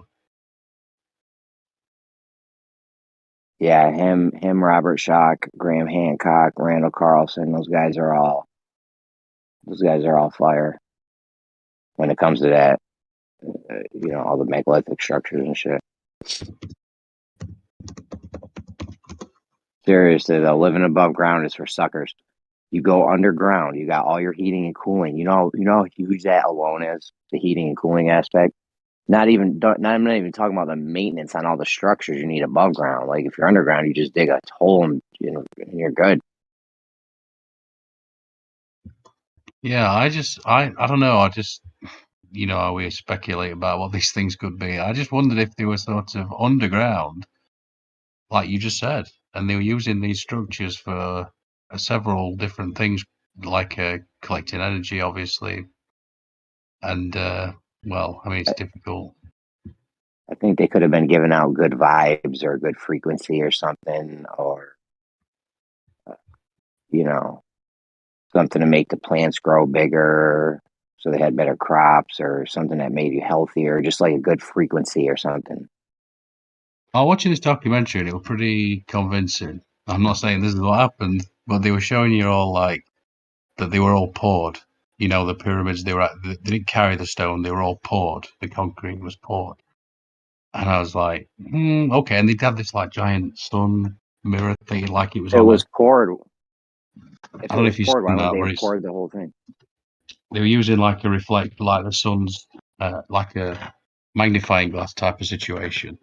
They were melting it. And I thought, okay, this seems pretty cool. But I don't know. I don't know about you, but maybe I'm too super skeptical in my old age. I just never believe these things. I just go, okay, that's just something else that goes in the little notepad in my head. I think the pyramids were within human capability to build. So I mean, without anything crazy, no pouring the bricks or nothing. Like, just go out there, you chisel rock, and then you stack rock up. I know it's a little bit more complex than that, but I think that's totally within humans' capabilities. Well, it seems as well that there's some sacred geometry involved, same as the you know, if you look at Washington. Oh my God! There's definitely it's got the pyramids got pi or phi or some shit. There's all kinds of Fibonacci shit in it, and the golden ratios. It's all over the place. There's a guy called Carl Monk the Code. He actually breaks this shit down with Stonehenge, the pyramid. He does some weird. It's pretty good. Well, the point is on the documentary, they kept showing black people carrying the stones, well, not carrying stones, but carrying the materials, passing them, you know, in a chain, linking them each. And I'm thinking, I don't think black people made them. I really don't. No, this is not a racist thing. I'm not a racist person whatsoever. They've never made anything over a two structure, you know. So they would have been two-story brown at structure. least. I mean, they would have been dark skinned. Well, look, you're in Egypt. I'm just saying, look. I mean, it's really daft to start saying what we know today and then putting it back to then. I'm just saying that it's the documentary. They had to have some colored people in there. I mean, I don't know. Yeah, right, exactly. Yeah, throw somebody in there. They should have put Egyptian colored people, like, you know, just dark skin. Well, I was listening to this old Welsh. Well, he's not actually Welsh. He's a Geordie, but he's half and half anyway. Half Welsh, half Geordie, and he was saying now the ancient Britons built the pyramids, and I was like, oh, okay, this is going to be fun. And then he's showing you the old Welsh language called Colbran, which I've posted in the chat a few times. And he's showing you how there's a lot of similarities between hieroglyphs and this old Welsh language. They're still on the road signs today. Yeah, I think I think all those ancient structures were actually built by the same peoples or leader of people or something. Like they're a lot of them are similar. There's similar shit going on. The guy with the handbag or whatever that is and the watch, you know, that's all over the place. There's African people in South America, stone statues of them. So I think there was a worldwide civilization, and they were all in cahoots, so to speak. Yeah, I mean, you can link they certainly sailed. They sailed all around. They don't not this Christopher Columbus bullshit. They don't. Oh, they were the first people. No. These people went everywhere. Like Carl Monk links all the. He does math, and he can link all the megalithic structures together: Easter Island, Stonehenge, pyramids, all types of obscure megalithic and monumental shit that you've never heard of. He can literally link it all together. You can find one. You can find Stonehenge if you know enough about the Great Pyramid, or you can find just whatever, all the megalithic shit. They're in all of the other. Like, you can do this number of steps in pyramids in Mexico, and get another Indian thing in America. Like they all link together. All the monumental megalithic shit in the past. It's crazy. Like, there's no question in my mind that there was a worldwide civilization. I would bet on it.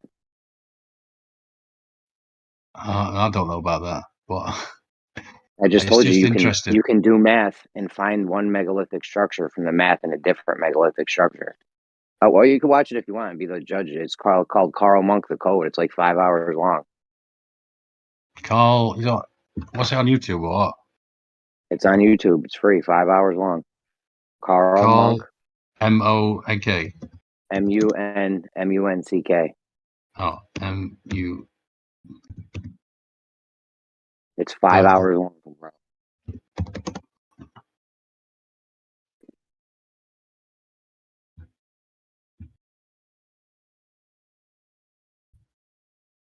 Which is all. Thanks, Jeremy. Another 5 hours. I'll never get 5 back. hours, bro. If it's not 5 hours, it don't count, guys. Come on, stop being silly. Don't post some hours through 2-3 hour long shit. Got a picture of Stonehenge on the thumbnail. What's up? I mean, you could say that we're in a worldwide civilization now. So what, and then we're sold this story. We're sold this story that that we were all separate before. We're sold this history, but if that history is not the case, then why would we think that it was not worldwide, as it were, before? Even though when I say worldwide, I'm only really talking about these continents that we're aware of. But like, why would you know what I mean? Like, what? Yeah, absolutely, Jerry. It makes sense. I'm a bit hesitant to make claims. I can't back. Do you know what I mean? I don't get. What do you mean, Joe? Well, yeah, what do you mean? Well, was the question that did there used to be like a worldwide type civilization that were all interconnected, and so they were building a lot of the same megalithic structures with the same geometry? Yeah. But the paradigm says there wasn't. The mainstream paradigm says that's not the case. They weren't in communication with each other. You know what I'm saying? But it's pretty clear to me that there was. That's not the case, and they were in communication with each other. Yeah. So, well, there could be different interpretations of that, though. Like, there could be an idea that they were using the same geometry, even though they didn't know each other. Like, that is possible in that sense, that they were, that they were just using some of the similar geometry. But I was just saying as well, like, I mean, we're a worldwide civilization now. I mean, we can talk all over. We're aware of China and Africa, all these different countries and stuff. So I'm just saying it's not that big of a stretch to think that it was like that in the past, possibly many times. Yeah. And then, but it wasn't. We're sold this story that it was all isolated. Yeah, but it wasn't a coincidence where they were using all the same geometry. Like I said, you can do math within these structures by how many stones or how many steps or like this guy Carl Monk does he doesn't do any goofy shit. He just uses numbers that are already there. Like, he doesn't do any crazy shit where he's making numbers up wild. He does math, and you can actually find another megalithic location with the numbers that were in the first one. Well, you can find a Great Pyramid if you do math on Stonehenge. Or what's that other rock one that shoots up over there in Europe? Whatever, you can find a whole bunch of megalithic structures with the math that's built into these other structures. Like, it's not, I don't think it's a coincidence that's too much. You know what I'm saying? Like, it's not a question for me. I know I am 99.9% sure there was a worldwide civilization communication because of, well, that's one of the reasons. Yeah, I mean, it's not that hard to travel. You can get in a boat and go somewhere, So to think that they were all separate. Yeah. You want a boat? I can get you a boat. Right. Yeah. I mean, I'm not saying it's easy, but I mean, if you're talking about like, the Mayans or, it's not like they would just be like, oh, this is all there is. Like, all you got to do is get in a boat and float around for a while. You're going to find another continent. There's actually evidence we did come to the Americas by boat, because the DNA now shows that there's this trait in South Americans that isn't in the North Americans. So if it's like they said, and we all came over to land bridge, there would have been the DNA would be in the South Americans, and it's not. It's called Denisovian or something. I forgot the name of it, but yeah, history is definitely not like they said it was. These guys are idiots. They're doing shit to fit their paradigm and shit. They do this the same way they do space. They just put numbers to things and make it fit the paradigm and la la la. It's all good. We fixed it. We got our made up numbers in years. Sorry, Jeremy. No, go ahead. I was just ranting. I'm just going to post a link to this guys, Wilson and Blackie. They've done all kinds of research, and there's some wild claims. Some wild claims. But it's interesting because one thing we definitely do know is that the Welsh, if you remember, they forbid them printing presses, and they could even get arrested for, writing things down with a pen, writing in their language. So it's still, I don't know, maybe there's some things they say I go, yeah, that makes a lot of sense, and then there's other things they say I'm like, okay. The Ark of the Covenant is in the UK somewhere. Jesus, the final resting place, is in the UK somewhere. I'm like, okay, and they reckon they know exactly where, and I'm like, okay, this is a bit much. But that's the version of the Colburn language. Graham Hancock claims that he found the Ark of the Covenant in this monastery somewhere where it's like built into the ground or some shit. I seen the one where he's like in Cameroon or something like that, walking around. I did watch a lot of Graham Hancock back in the day. It's a long time ago now, over 10 years probably. Oh, he's good. He's great. He's great. He's got some weird ideas. I like it. I'm down with some weird fucking shit. Let's go. It's not even that weird. It could fit in their paradigm. Like everything would be fine. Just some timelines and dates change. Nothing crazy. It's like a shift they can't have happen though, because it'd be too much. It's actually a little bit too much. They couldn't have us be more advanced before the last ice age, because then it's like, well, how advanced were we?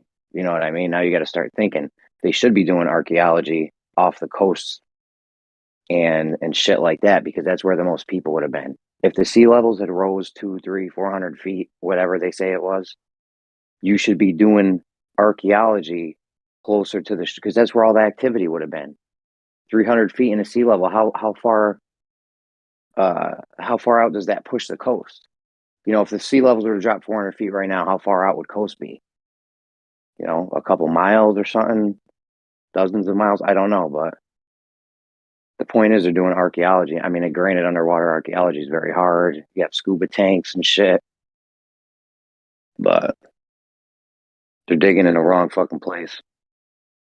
And they'd be scared to even find some shit like that, because now that throws their whole fucking paradigm off. Oh, humans were doing this fucking before the last ice age. They got Sumeria coming around at 6,000. That's why they can't date shit like that, because the Sumerian number is locked in. They got a locked in date for Sumeria. And that claims to be the first everything, and the first this, first that. If you start showing that other shit was before that, and then we might have been more advanced, it just fucks everything up. They go on a Pete Shea rant just now, my bad, guys.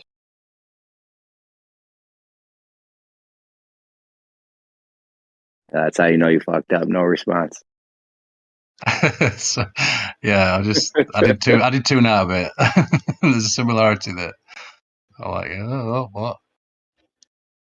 I think I'm gonna go and watch a movie or something. Dude, watch that Graham Hancock thing, bro. That's going to change your idea on whether we are a worldwide civilization or not. Because how could you find a fucking monument from doing math from another monument, and it all works?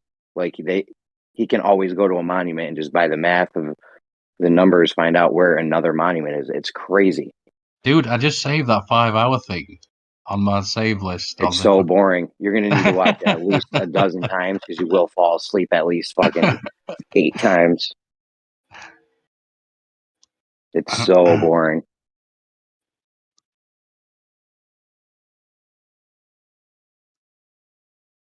But yeah, it's fucking good shit, man. I wish I could show everyone everything I've seen. We'd all be better off. If you're looking for another dope ass thing to watch Lloyd Pye, Everything You Know Is Wrong. That shit is fire. It's like a lecture he gave her. This thing where he goes into evolution, DNA, Bigfoot.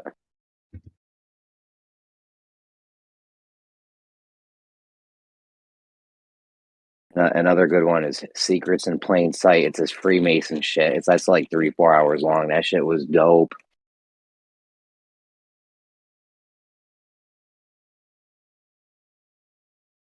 Yeah, we're talking. Who reminded me of that the other day? Somebody posted it. I think it might have been Levelist.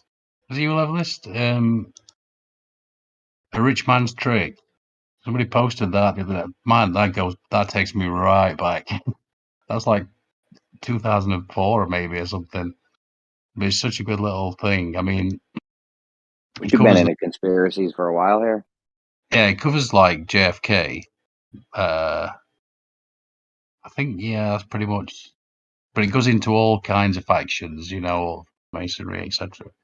But it's certainly interesting. I'm not actually sure, even though they went down to a lot of good details in that they got it right in the end. Because I'm starting to think, and I could be wrong on this as well, of course, that they didn't have to actually kill JFK. I think you're all just I think they took JFK out because he was going to shut down the central banks.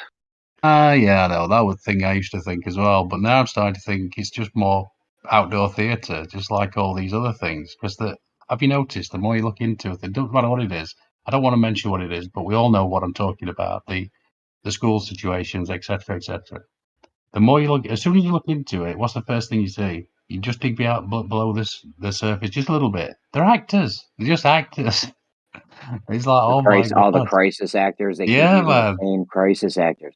Why wouldn't you make sure you didn't use the same crisis actor if you're like orchestrating this thing? Like, wouldn't you be like, no, we used her for 9/11. Let's not use her again because it's gonna get weird.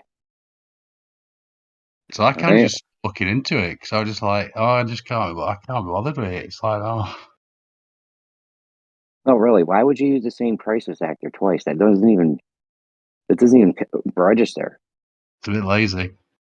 There was one guy at the Las Vegas shooting and at one of the bar shootings. Same guy, same name. Everything. Same name. They didn't even change the name. It's freaking nuts. Fucking embarrassing for the people defending these types of things. Yeah, wouldn't you change the people? Or at least their name or something? What the fuck? I think that's part of it. Right? They gotta tell you how they're doing it. The truth. Isn't that part of the occultic thing? Yeah, that's some weird shit they got going on. Or they just make mistakes. Just the football thing where the guy was having a heart attack and the only guy standing up was number 33. Is that like fake? Like, did someone put 33 on his jersey? Or was it number 33 the only guy standing up out of 100 players? Like, that is nuts, bro. It's not a coincidence. Something strange about all that. It could be fake, right? It could be. You sound like one of those crazy conspiracy people. I do, right? It makes you sound like that. Maybe that's part of the deal, but it's not like I'm not telling you something that's not true. You go look up the photo and everybody's kneeling down holding hands except for the guy wearing number 33. How stupid is that? Like, is that part of the universe or Like, did that just happen on accident and it's the universe trying to tell us something, or was it put there by them, or right? So many coincidences like that.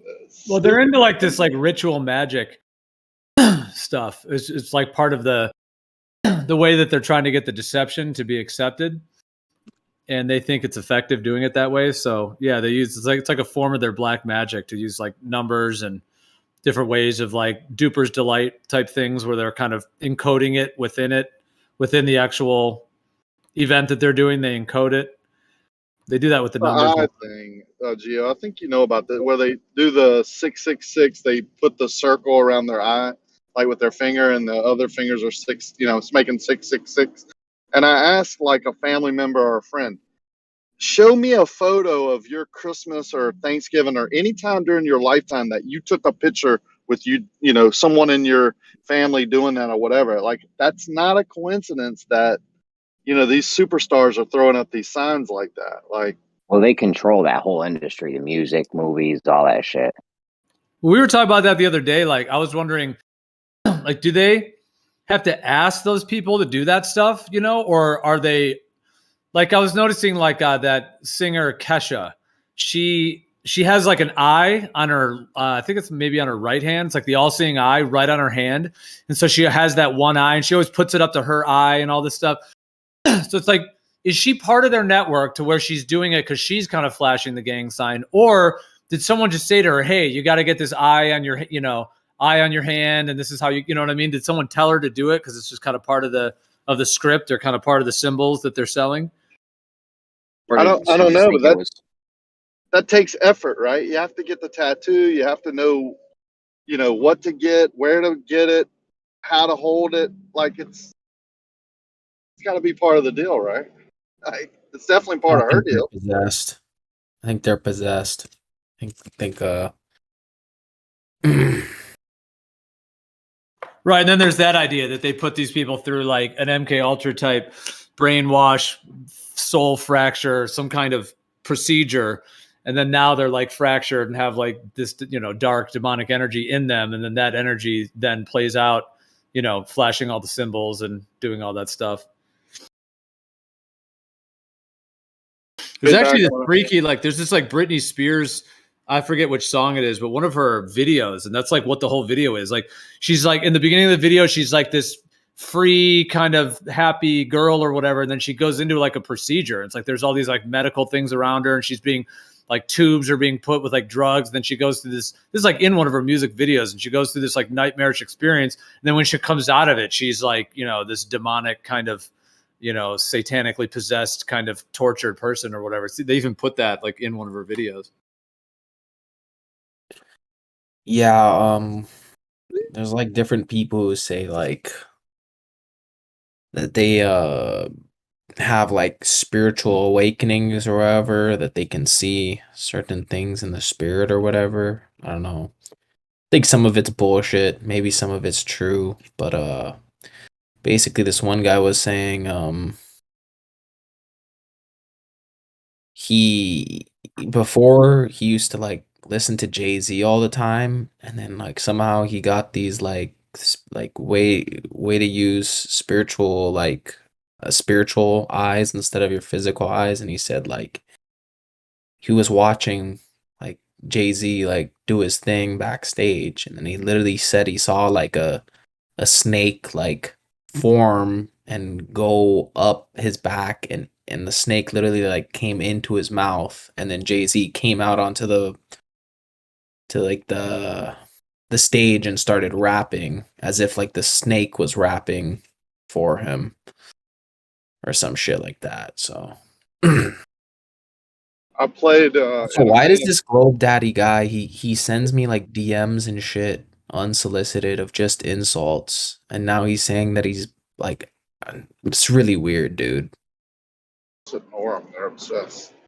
I played a main event this past weekend with thousands of people in there. I sat at a guy's table. It was an older guy who ran really deep into the poker tournament.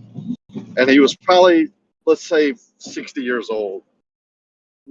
Clean cut, nice dress, and nice cowboy hat, black, you know, like black leather jacket, black pants, all in black, had these skull rings on. And his card protector was a snake, like a cobra. And like he had rings on every finger, like silver rings, like skulls and whatever. And it was just the normal, everyday looking man, right? Like not scraggly looking, clean cut. You could tell he had money. You know, this. What the hell is that all? Is that devil worship, or like is that some type of a cult, or like this was a costume this guy had on? You know how much time it takes to put all those rings on, and you know that's part of his deal, right? Does anybody know anything about that?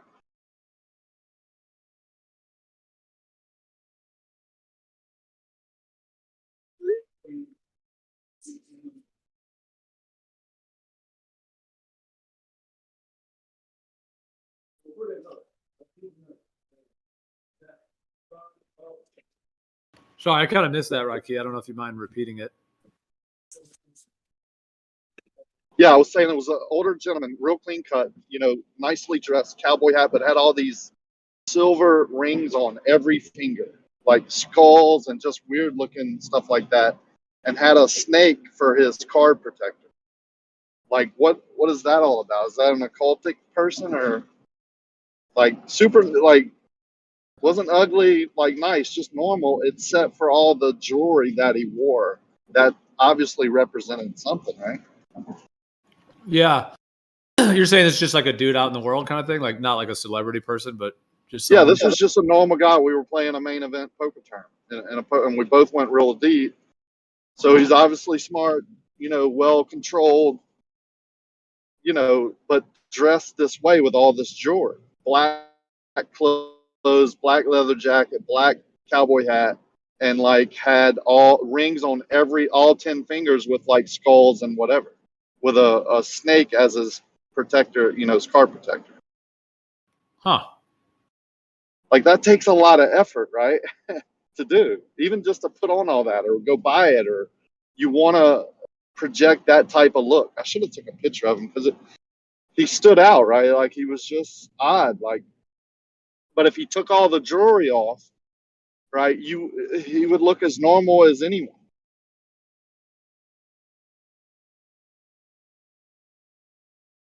Kind of like dressing up on Halloween. I mean, skulls. I mean, maybe it was. I don't know. I mean, interesting. I wanted to ask you, but I was kind of not scared. But how do you ask someone that? What the hell you have all this jewelry on? Are you a leader of a cult, or like, It's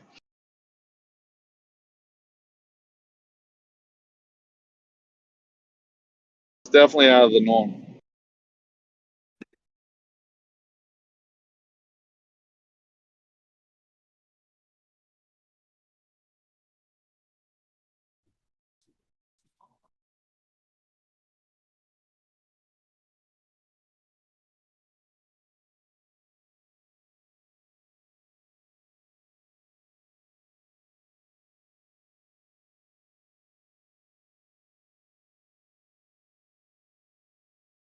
Wonder what Hollywood would be like if it wasn't run by these occult groups. What if all the movies were actually even better and more meaningful and like better made? Yeah. It's like kind of crazy to think how different it would be.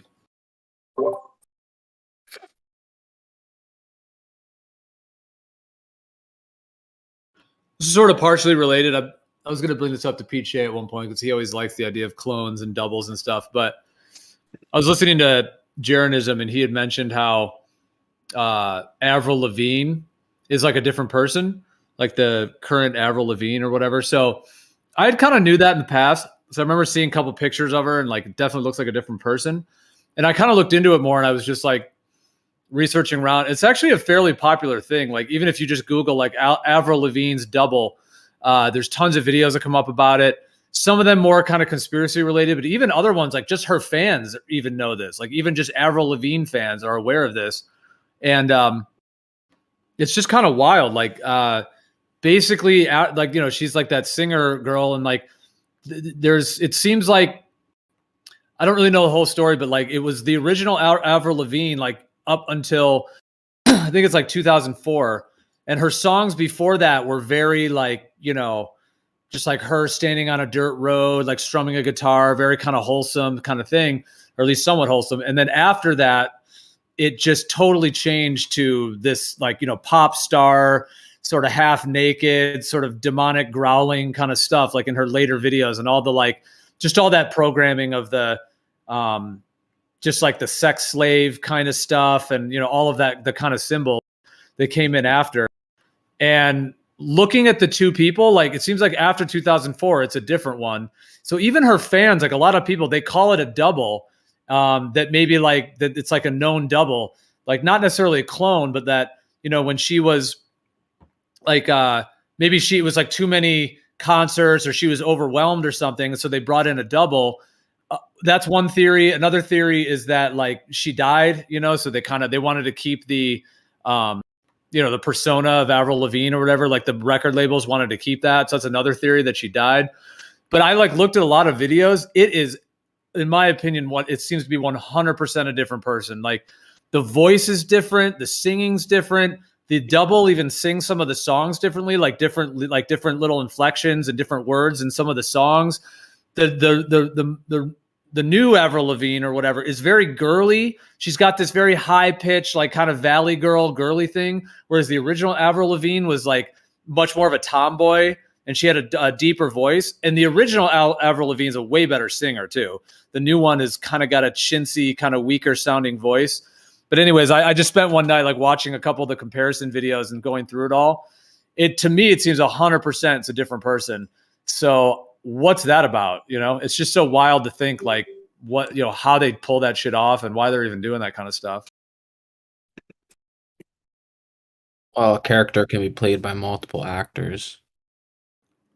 They even know like the name of the girl is like Melissa. Like they even like Melissa, I forget the last name, but they even like know what the replacement's like first and last name is.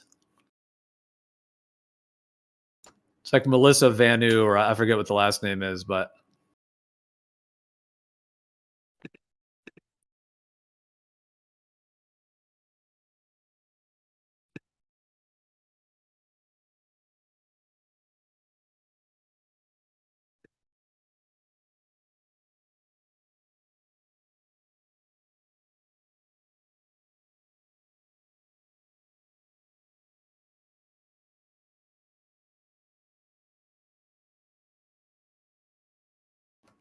Melissa Vandella. So people even claim that they know what her name is.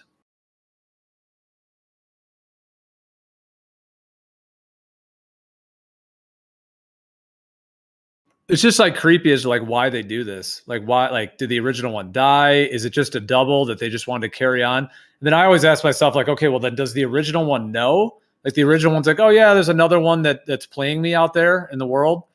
Or does she, you know, was she killed or something like that?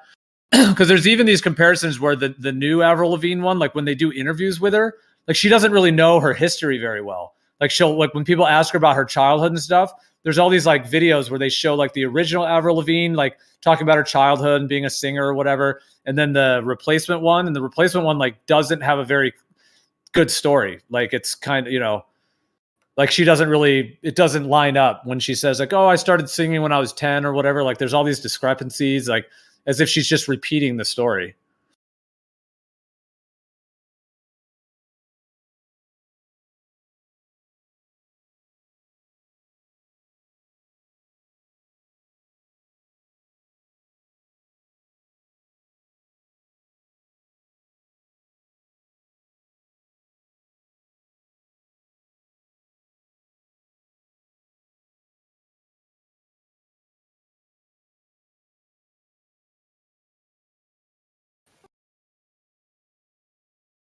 There's a lot of picture comparisons. Yeah, it just totally seems like it's a different person. It's just pretty weird. And the singing's totally different. Like I said, the original one's a way better singer and has like a deeper voice, and the new one's kind of like almost seems like a lookalike in Vegas or something.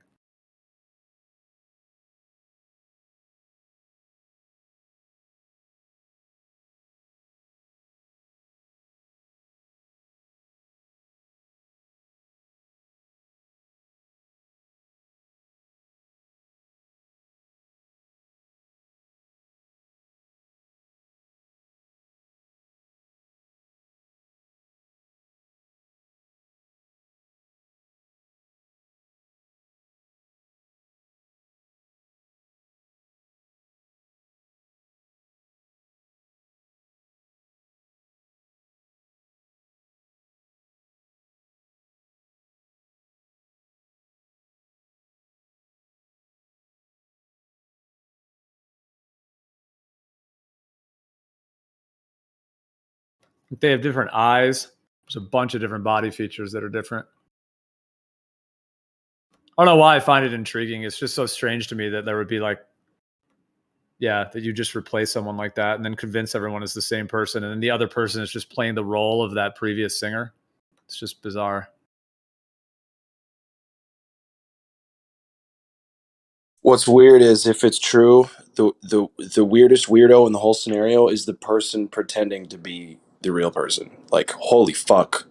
What a crazy nut job. What a mind fuck. I know. I was looking at the one, like she said, like this is the replacement one. She says, "Oh, I wrote this song back, 5 years ago or whatever." And just her body language, it reminded me of the astronauts. Astronauts gone wild when they're lying. Like her body language, like she kind of like rolled her eyes, like, "Oh, I wrote this song." It was just like, I know it's so weird for me to think that she's just lying about it. Like, "Oh, I wrote this song," and she's just, I know that is the weirdest thing to just be playing. Well, yeah, I mean, sometimes it depends about that one. Like if sometimes an artist really wants to talk about their art, sometimes they don't. But yeah, I mean, I don't know about that one. But what I will say is what's compelling to me about stuff like that is the side-by-side comparisons of just how the person moves and does things. Yeah, the face stuff get me. People grow up, right? She might not have been done growing, but it might be something different. Like I'm only doing devil's advocate because like I don't fucking know, man. But anyway. Yeah, I don't know either way. This one shows like different moles on their arm or whatever. Yeah, whether that's, and like their eyes are different. Yeah, I know what you mean though. People can grow and change. That is true. I just don't know what I'm seeing anymore with any of this stuff. Like superstars to me have been changing before my very eyes in weird ways for a long time. Like, what's his name? Jean-Claude Van Damme has that huge bump on his forehead. Like, I feel like he hasn't been replaced specifically because of that. I'm like, I know he hasn't been. Look at that shit. That's you're not gonna make a copy of somebody and bring one of them over to the other to the new improved one. You feel me? Yeah. No, it's interesting because there's other ones too, like Eminem. Like, yeah, there's another couple other interesting ones that seem. Eminem different. was acting, yeah, dude. M acts weird. I will say that M's a strange guy these days. He's more serious. He's less laid back. It's a different character. But again, I don't. What am I going to say that means? I don't know.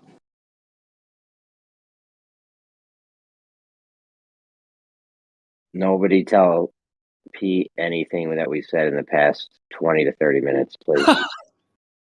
No, I want to tell Pete about this Avril Lavigne one because, like I said, I heard Jaron mention it, and then I kind of looked into it more. I spent like one night in a rabbit hole of watching all these comparison videos, and I wanted to tell Pete at some point, actually. So I wonder why we haven't already heard this one from Pete instead of now hearing it from you. Because he's obsessed. Because, okay, if you tell him this Avril Lavigne thing, guaranteed within 3 minutes, you're talking about Obama, Will Smith, and Osama. Yeah. I mean, for what it's worth, though, this one does seem real to me. Like, I mean, from everything I've seen, granted, yeah, I'm only going off videos and listening to their voices and watching interviews and watching live recordings of them singing. But plus the body language of them talking and shit, you can get a lot from that. Yeah. Your body language says a lot. Your face, your body. You can get a lot from there. Yeah. It's like she got way worse at singing, too. Like, I mean, do people grow to become a worse singer? Yeah. Okay, I gotta do the devil's advocate thing again. Some people hurt their vocal cords. Some people, as they're growing and they haven't finished up growing, they reach that tiny, tiny last little bit of whatever puberty is and however long it lasts in certain people, that makes their voice just go a little bit deeper. And all of a sudden they have to either try harder to hit the same notes or they just can't get there. Yeah, but her voice was deeper before. Okay. You know what I'm saying, man? I'm just saying I've been in music most of my life, and that's the case is that your vocal cords are never going to stay the same no matter what happens. No doubt. People change. Yeah, I know. I could entertain some of those things. I'm saying, listen, to me, that doesn't prove it. To prove one thing or the other, you know what I'm saying? Just because there's the possibility of some shit, she could be replaced, bro, or she, or not. I don't know. I think it's more likely that she didn't fit whatever agenda or was not complying or something like that, and just they stopped helping her. Yeah, that does make sense because she was kind of a rebel girl, a little bit. Like she was, I do my own thing and I rock out, and back like in her early days, that was kind of what she was all about. And like I said, I watched a bunch of videos where it showed how like her last video before the replacement happened was like her on like a country road, just strumming the guitar, like being free or whatever. And then right after that, it was like that hyped up auto tune. She was like half naked, like sex slave, kind of whatever the next video was that she came out with was like. just, you know, that Britney Spears kind of whatever torn up kind of female archetype thing that they run in these pop stuff. So like when I saw that, I was like, wow, like they totally rewrote her whole image. So yeah, what you're saying, yeah, if the original one just wasn't going along with it, that's it, you know, just replaced. I mean, there's a lot of artists that without the machine working their voice and auto tune and having, you know, 5 producers and 6 songwriters and all that stuff, that, you know, as an artist individually, they're not bad. They just kind of fall apart and they don't measure up to, you know, the apparatus itself. Yeah, man. Just Listen, all it is. that's exactly right. Like, imagine somebody saying, okay, this is the best you're ever going to write songs and perform, and you're just the best at your craft right now. You hit the climax. We need you to sit there for about 15, 20 years. Can you do that? No? Like, fuck. You know, we need you to be a Michael Jackson. We need to, come on, like, we need to crank out this money, son. But, have you heard, have you guys seen that clip of course, The Simpsons, where there's like, it's like a boy band and they unplug the help and they're still singing? The auto-tune help, you mean? I mean, look, I mean, when you're that young and a star is made, you're not just a star. A star is made. So you have what I call the apparatus, which is the beast system working with you, behind you, you know, giving you coaching, giving you voice lessons, giving you auto tune, giving you, you know, song help, theme help, you know, producers, photographers. You get all of your albums get pushed and pre-released. Like, you know, oh, we're going to leak this one song and we're going to make a news story about that. It was leaked and it's going to be on the radio and everyone's going to hear it. And like, it's literally just all mind control, right? So if she's just doing her own thing as an artist and she's not getting popular, then it's because she is not working for the pop machine anymore. That's all that is. Yeah. See, I think about, like, okay, let's say Avril Lavigne was a real person, like a real girl, grew up in a regular family, was a singer, and, you know, was found or whatever. Who's the one, I forget the guy's name. He was like a judge on the X Factor. Anyways, he's like a lead of a record label. Anyways, he was apparently the one that claims to have like found her. So, I mean, especially back then when there wasn't all the American Idol things, like, is it possible that she was a good singer, she had a good style, attitude, whatever, and was actually picked up by an actual record label, and then they started producing songs for her, especially back in the 90s and whatnot, and then at a later point, she wasn't going along with it, or it got too big to what she could handle, and then they did a replacement. So I'm saying, like, could it be that they originally start as a real people, and then they either get twisted into being what they want them to be, or they replace them? No, I have never seen. I mean, I've heard people talking about clones and stuff. I've never seen good evidence of it.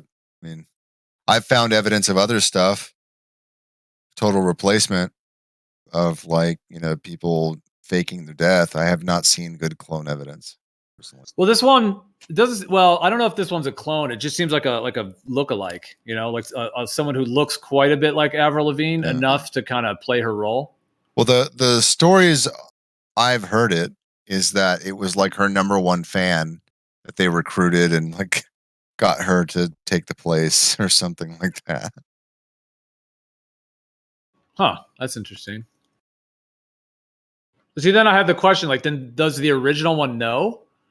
There's actually one footage where there's like some film thing that they're filming that she was in, and there's like 2 of them, like that they were there together and that they were both in it or whatever. So, I mean, do they know each other? Are they like friends? And they're like, yeah, you're playing my role for me. This is funny, you know, or. I haven't looked at any of the evidence, to be honest, just the pictures you posted. Well, I don't know if you were here earlier. Well, I was just saying, I heard Jaronism say that it was a different person. So then I looked into it and started watching videos. And it's not only like a conspiracy thing. Like when I was looking at videos, even like her fans and stuff, like they all are like, oh, we love both of them. You know, like we love them both. Like it's not even all, like there is conspiracy stuff around it, but there's also just like even her fan base, like maybe not even conspiracy related, like literally all a lot of them like think that it really is just a double or some kind of replacement. Like the style changed and everything. Yeah, she originally was like a tomboy. She had a lower voice, and the new one is very girly. She's very Valley Girl. She has a much higher pitched voice. She's very kind of like more like gentle and kind of, you know, yeah, kind of that like very girly. Whereas the original one had more of that tomboy, like fucking. She's the kind of like, you know, she's like punch you in the arm and joke around with you kind of thing. Yeah. And then even this, they sing the songs differently. Like the original one like went lower on like a lot of the parts of the songs, like sang a lower, and the new one has such a higher voice that she sings those parts in higher voices, and she actually sings some of the words a little bit differently. And then the girly one is like dresses up in all these dresses and very girly stuff, you know, whereas the original one was like a tomboy. So like they seem quite different. Well, are you asking me to look into this seriously and give you my opinion, or? Well, I don't know if you want to. I looked into it. Yeah, it was interesting. I watched a good of like interviews where the new one, like the replacement one, like doesn't really have the same story, like the same historical story. And so yeah, I've watched like interview stuff, and I've watched just like comparisons of their singing, and yeah, it's pretty interesting. You know, there's some of these I actually don't look into because I actually find it a little bit of fatiguing that everyone disagrees with me and gives me shit for being very concrete with my conclusions. Well, if you come that these are different, then I'm going to agree with you because that was my conclusion. They definitely seem like different people. I don't know what the full story is, but well, if you got any leads, I'll look into it. But I'll look at some right now, I guess. They even know who the girl is. Like Melissa. What's her last name? I just said it a minute ago. Melissa. Like they even know what her name is. The replacement one, and she was like an actor or an actress. Okay, let me look. Did you put that down somewhere?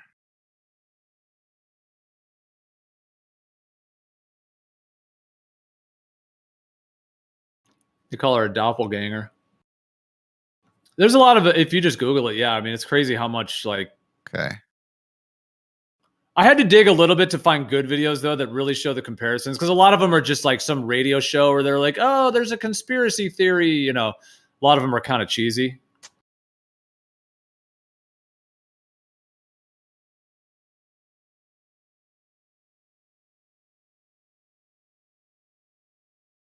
Apparently, the new one has Melissa on her hand, like in a photo shoot. She had Melissa Vandella. That's the one. So there's even a whole Wikipedia page for it. The Avril Lavigne replacement conspiracy theory is a conspiracy theory stating that Canadian singer Avril Lavigne died in 2003. Now, it does seem like there's some question about that. Some people say she didn't die, and some whatever. So that one's a little hard to know. Shortly after the release of her second successful album, Let Go, and was replaced by a body double named Melissa Vandella. And then they go on and on to explain all the differences and stuff. Wait. Melissa Mandela. Melissa Vandella. And then so that's the weird thing about it. And then there's even like photo shoots where she's got Melissa on her hand and Vandella, Mandela. Stupid.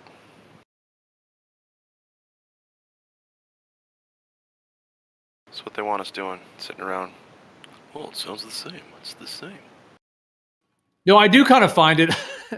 I do find it a little bit of a. Did she get a nose job?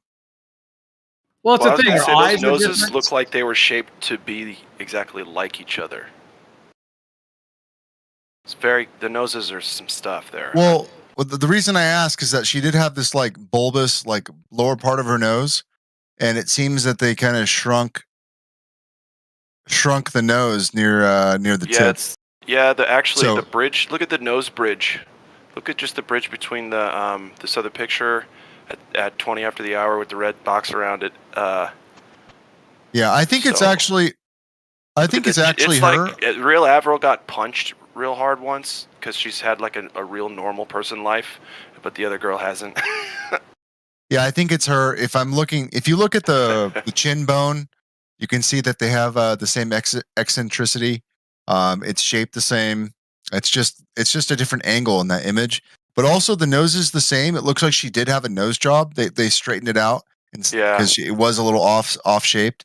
So when she had that nose job, I'm pretty sure that's why she sings at a slightly different nasal pitch. Well, also, there you go. when she was fluctuating her voice through different parts of the song, like the stuff like that, it's actually the same. So I would dare to guess that it's actually the same person. Yeah, and here's another thing, devil's advocate, just to say that she could easily have gotten plastic surgery, and this is all for nothing.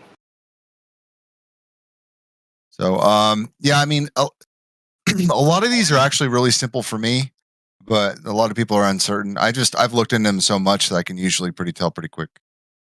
I'm just not going to make a claim because I've seen some weird shit, and then I've seen some stuff that I, could explain. But then again, to me, explanations aren't evidence, so I don't even go near the stuff. It's interesting, though. I mean, her body language is completely different. Her voice has a totally different style and pitch to it. She speaks differently. She sings the songs differently. Her she like stop doing drugs, In interviews, she's like totally got a different vibe. Like in the replacement ones, like I said, super girly and like I don't know, like oh my god, all that kind of stuff. Whereas the original ones, like tomboy. She's like, yeah, I go out there and I just like to rock out, and party. Like it's very different. The original Avril, if she's been replaced, the original Avril was way more badass, that's for sure. But again, a record label could say, well, no, we need you to get plastic surgery and we need you to change your attitude and your songs to this. Can you imagine like being just like a little girl and getting famous and you have all these like little pop songs, and then as you're getting older, you're like in your 30s and you got to sing the same bullshit high school songs? Yeah, that would suck. Like it's clear that she doesn't have the passion for it. She's just trying to like get through the song. How many more times do I have to sing Skater Boy?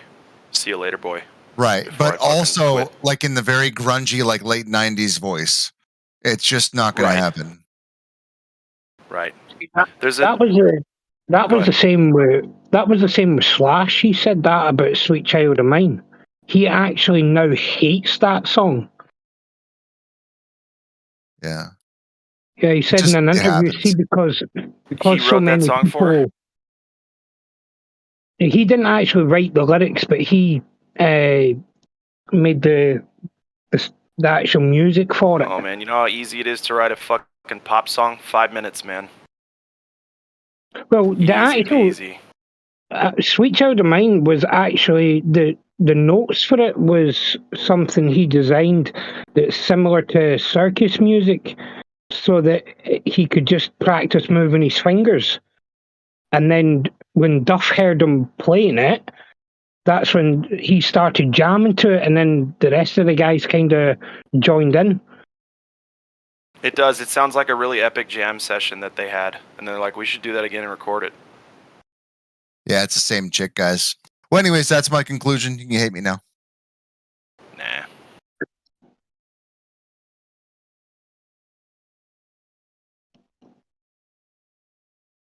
Yeah, I suppose as an artist, you would get fed up singing the same songs over and over again, wouldn't you? Even after just a couple years, especially after all the hype dies down.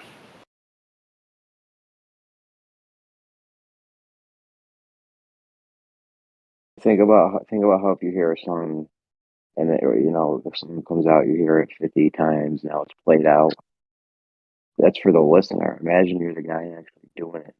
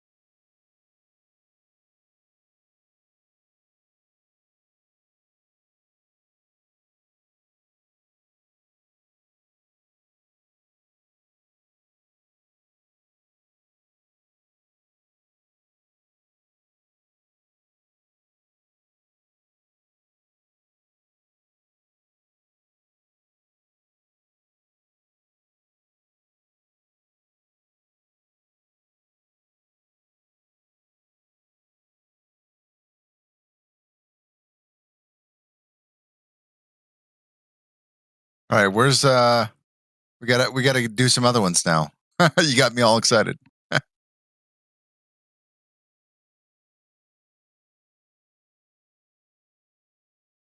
Conspiratard Sundays.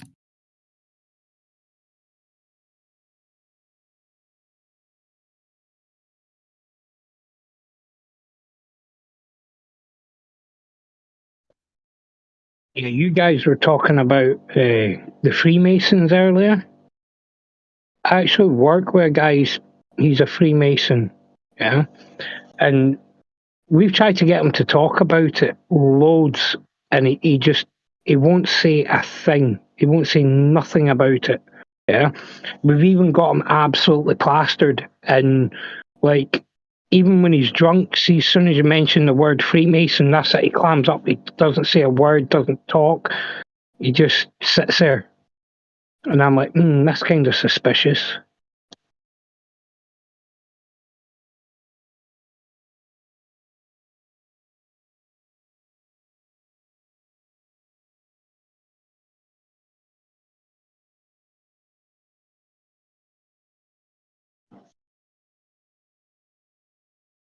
Maybe he's just lying to you that he's in the Freemasons.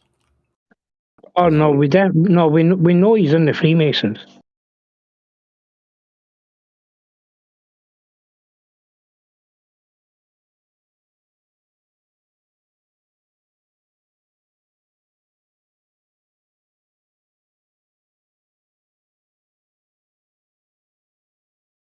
You forgot, Kosho, your people are too smart to be fooled ever.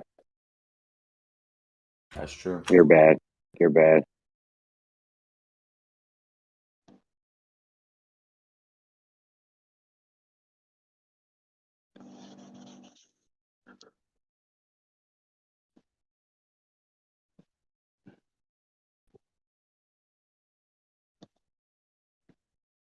And there's a Freemasons lodge that's here in the town, yeah. And obviously, it's only Freemasons that are allowed to go in there. And we've actually seen them go in and out.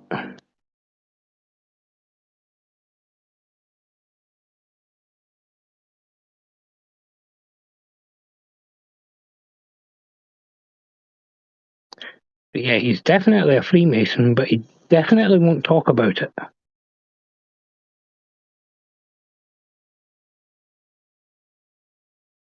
So nobody goes in a Freemason building but Freemasons, you're saying?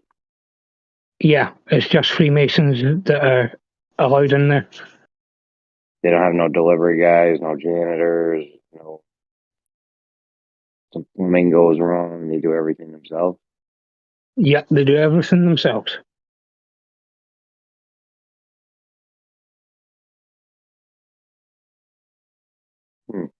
Essentially. What if there's no plumber and the plumbing breaks?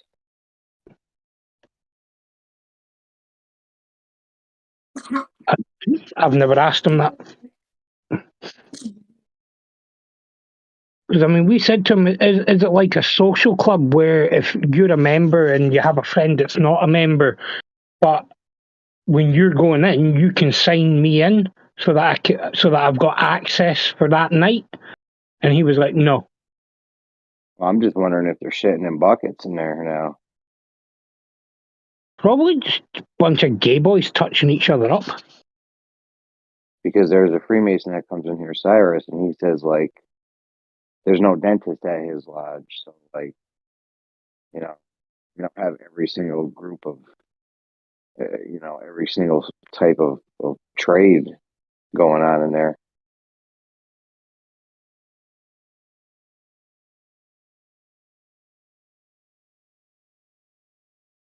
I mean, I've never looked into the Freemasons and stuff, but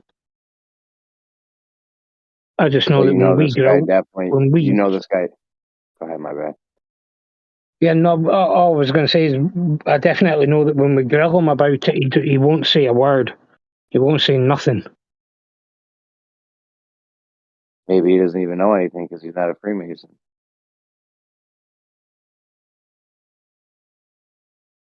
Oh,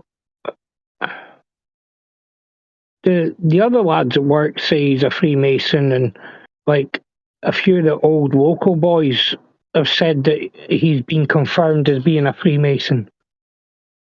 How they confirm it? They just said it's confirmed. We know. So, and like I say, I mean, I've actually seen him go in the lodge, in the Freemasons lodge. Maybe he was fixing the plumbing. That's what I'm saying. Yeah, Wee John's not a plumber. What's he do? He works with me. He works in a factory. He's not. No. He does factory work. Okay. Maybe in his younger days, you could have said, okay, he's a builder, so maybe he's building something in there because he used to be in a building trade years ago. But maybe they like golden showers and they pay him to pee on them once a week. Could be. It could be, yeah. Yeah, or he could be their sex toy. He goes in there and they bust his cheeks every weekend. Another option. So there's a lot of options for why he could be walking. Yeah. No one doesn't necessarily have to be a Freemason.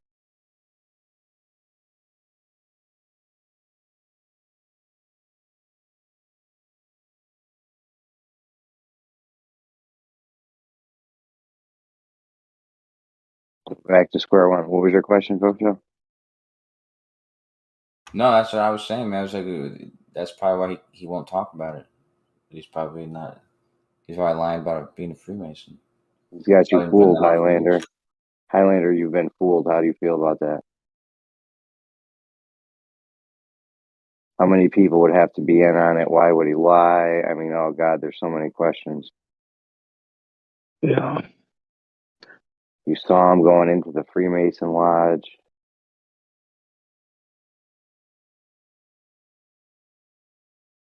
This is how you got fucked up in that globe shit. You just be like, oh, you don't even know.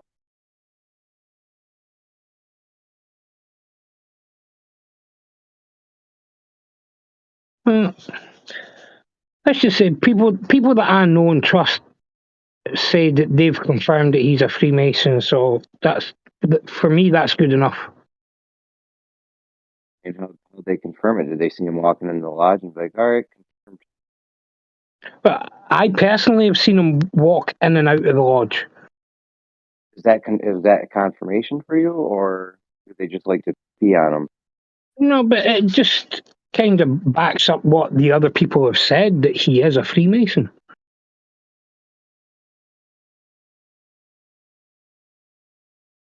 Yeah, they probably saw him walking in the Freemason Lodge to get beat on, and they're like, oh, he must be a Freemason.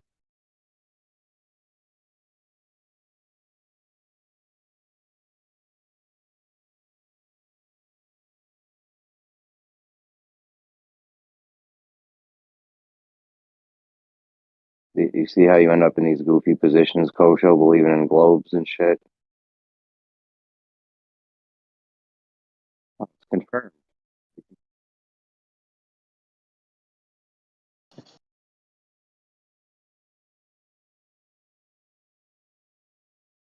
So, I mean, what would be the standard of evidence that I would need to see from him then to confirm that he's a Freemason?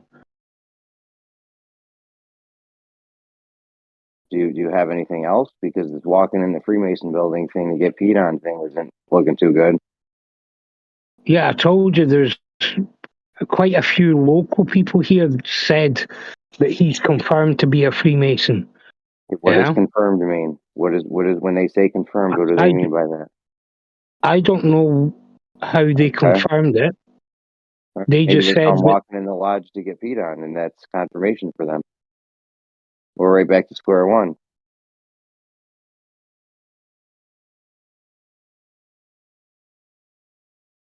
This is why I'm asking what kind of besides you. We're getting there. Besides you seeing him walk into the Freemason Lodge, what else do you have?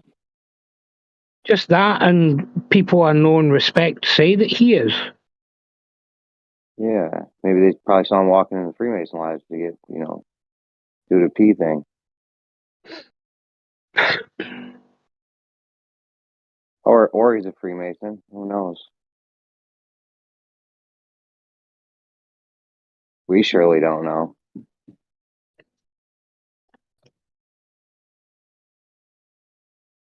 I mean, I don't know what would convince me he was a Freemason. Do they have a list of names? Maybe go in there, see, maybe go check their books. I didn't think they kept a list of names because it's meant to be a secret society, isn't it? People that are in the free. Oh, I saw a billboard for. They got lodges everywhere. He's got to be paying dues. They pay dues monthly or quarterly or something. Maybe check his bank statements for the money transaction or something. There's ways you could see what's really good. Get a spy camera or some audio device on him. So next time he goes in, there's so many things you could do to find out if he's a Freemason. You got an imagination barrier. That's your problem.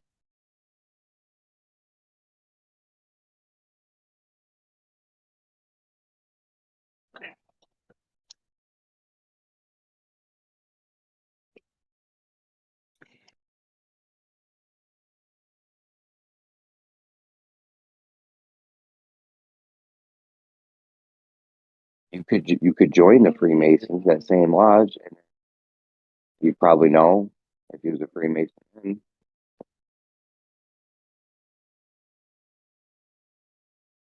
I don't think it's as simple as you just go in and sign up. Do you not have to have like a sponsor or something? Somebody to recommend you to the group? It's going to be hard to buddy up to someone to get them to get you in there.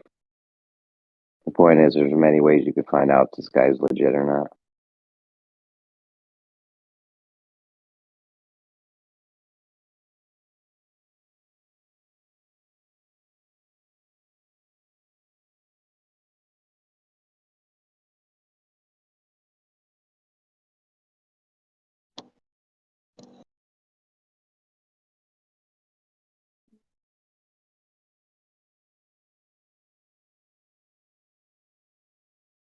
You check his bank statements. Like I said, they pay dues. Tons of stuff, bro. Tons of stuff. Yeah, like I'm going to go into work tomorrow night and say, "Hey, John, show me your bank statement, mate." He's going to say, "Fuck right off." Yeah, but well, I mean, you could ask him, "Hey, do you got to pay dues to be a Freemason?" And if he says, "Yeah," I'd be like, "Well, I'm just curious, you pay him in cash or you write a check?" Then you can see if the check. Like, there's just ways. You could break into his house and open his mail. He'll probably give me the same answer as he does with any other questions I ask. He just doesn't say anything, or he says, "I'm not telling you." Yeah, because he's not even a Freemason. He doesn't even know shit.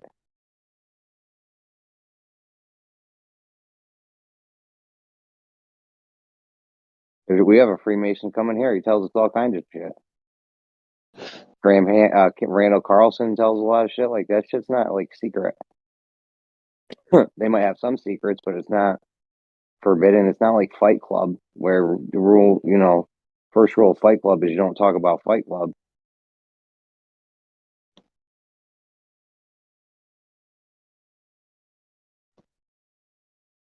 I'm honestly not even impressed with the Freemasons from what I've heard from that Cyrus guy.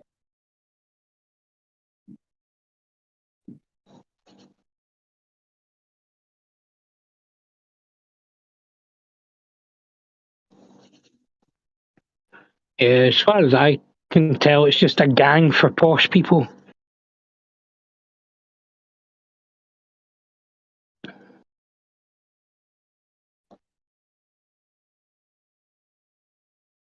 I had my house surveyed before. The land my house is unsurveyed. That guy was a Freemason, the surveyor. And my dentist was also a Freemason.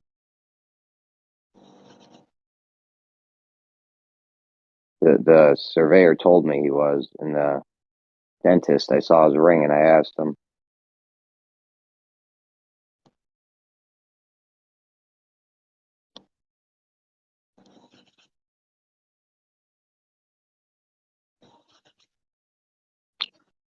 Something else I find weird as well is we have a museum here, right?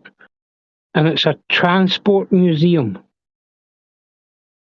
But it's never been open to the public. It's got no opening hours. It's been there for years. And we see groups of guys going in there. We hear a lot of banging around. And then they leave. It's fucking weird. Fight Club. Only museum that I've ever known that's not open to the fucking public. So what the hell? Fight Club right there. I actually think they're building alien spaceships in there. Because they seem to have a lot of vehicles turn up and they take them apart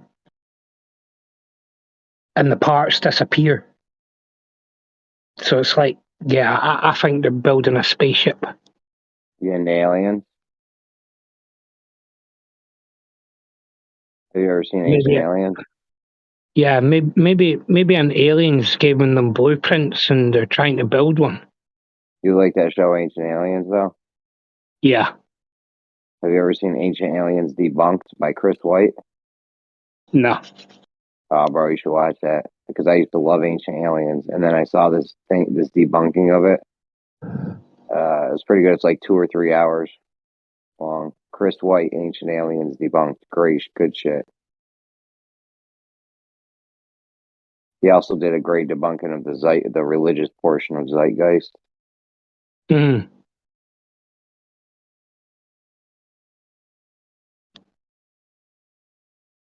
I mean, there is nothing to really debunk about religion, really, is there? The way Zeitgeist posted, there absolutely was. They were making wild claims that their ass couldn't cash. What? I said that wrong.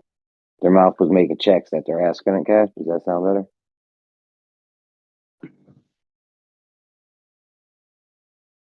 Their mouth was writing checks. Yeah, it gets corrected. Who's this guy that you're in love with, man? You keep talking about him. The guy from Chris White or something?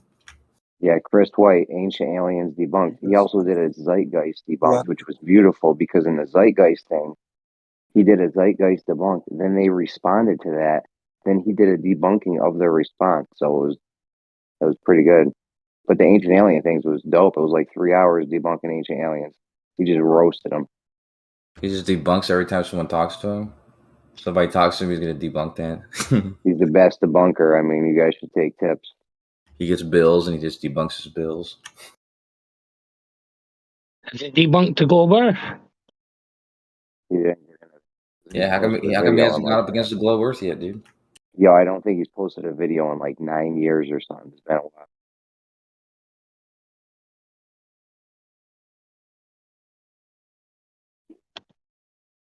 I'm gonna type his Get name. excited. Chris White, Ancient Aliens Debunked. It's like 3 hours long. And then the Zeitgeist one has like 2 of them because it's a back and forth kind of thing.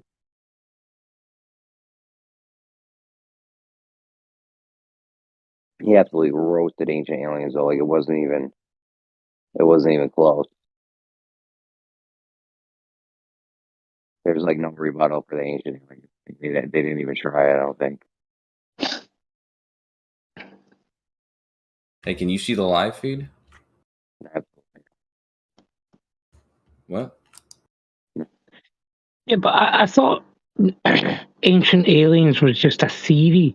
It was just something that they postulated and thought might be possible, that it wasn't actual alien. They weren't claiming it was actual aliens. Yeah, I know. He's not saying it's aliens, but it's aliens. I know. I remember that guy. I'm not saying it's aliens, but it's aliens. Dude, they have a theory that ancient aliens landed on Earth. They bring forth evidence to support this theory. The evidence they bring forth, Chris White absolutely destroys. Like a lot of it. He goes in depth, dude. It's 3 hours long. He fucking roasts them. And I used to love this ancient aliens thing. I was like, yo, this is fucking crazy. Ancient aliens, bro.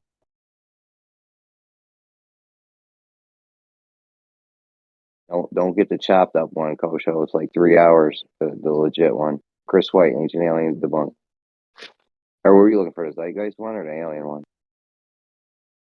It says it's only 3 minutes long. No, dude, it's like 3 hours, bro. Scroll down and just search for Chris White, Ancient Aliens Debunked, and scroll down. It's 3 hours, dude. Or if you see his channel name is Verse by Verse.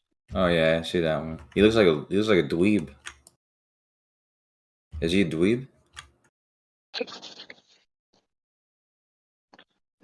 Fucking dweeb.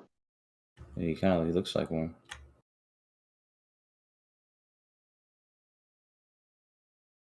I'll take a look at this guy's channel.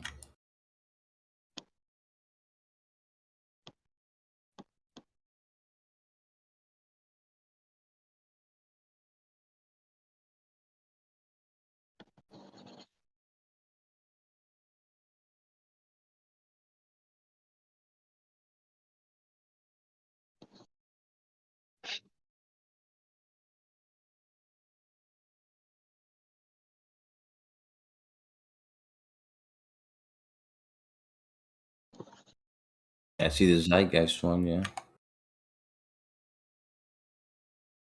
Oh, here's the Ancient Aliens one, okay.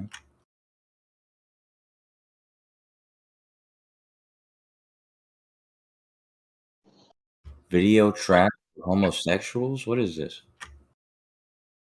What's the name of his YouTube channel? I'll post it. It's called Verse by Verse. Did you find the 3 hour Ancient Aliens thing?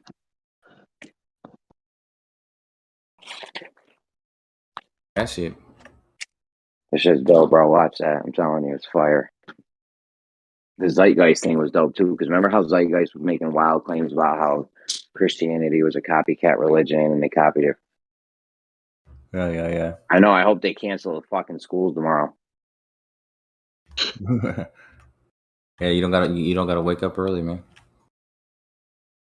You can sleep in. No school.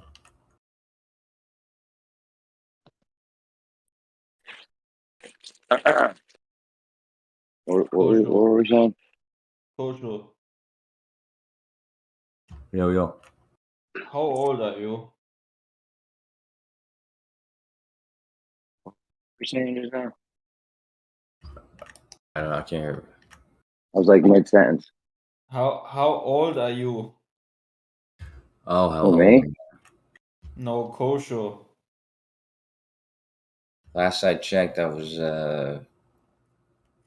12,000 days, something like that. In years. Give it to Oh, us in years? minutes. I gotta do the math. In minutes. You gotta do the math. 33 and a third. Of course, I know. Mm-hmm. You sound very young for 33. Wait, no, hold on.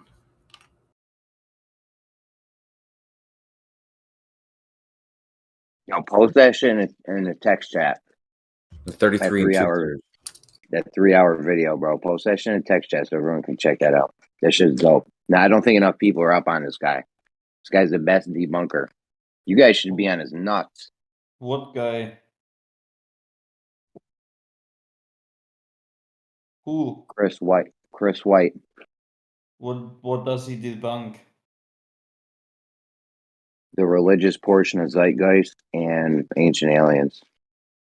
Oh yeah, I mean Zeitgeist just could be put on the same pedestal as Apollo missions.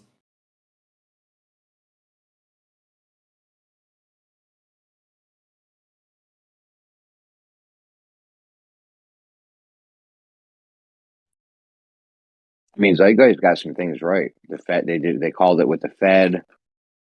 I like their idea of how they have the resource based economy. That was a good fucking idea that I like a lot. But they just got this religious thing totally wrong. And I'm not even religious, so I don't even have a dog in the fight. But from from the back and forths they had with Chris White and Zeitgeist, it's pretty clear.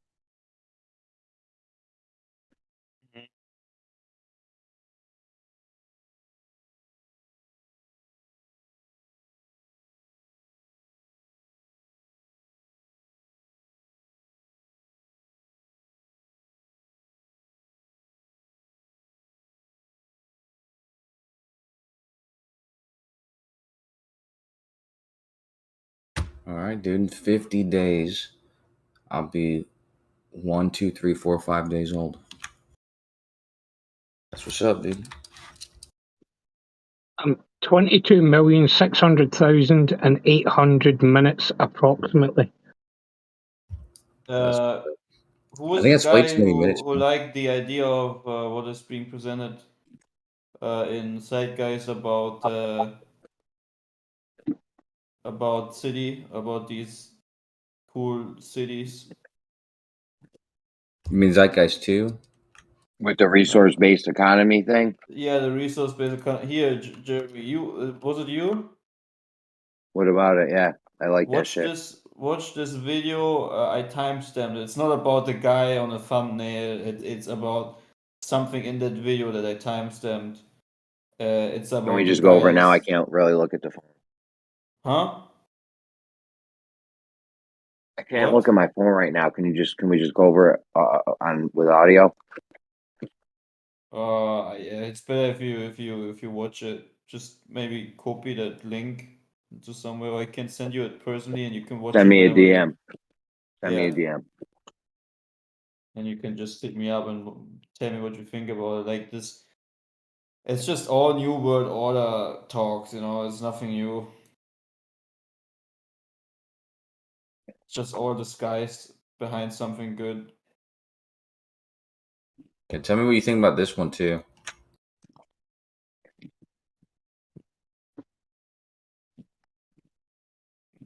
I think you have a serious problem, Kosho.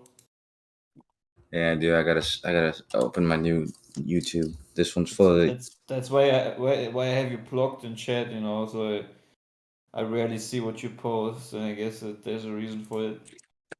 yeah. Yeah, but that resource-based economy, Shit's fire, bro. Straight fire. I remember seeing that. That was in Zeitgeist too, right? It's the only way to do it. If you get rid of money, it has to be resource based. Yeah, but how do you trade with people? What do you mean? How do you trade?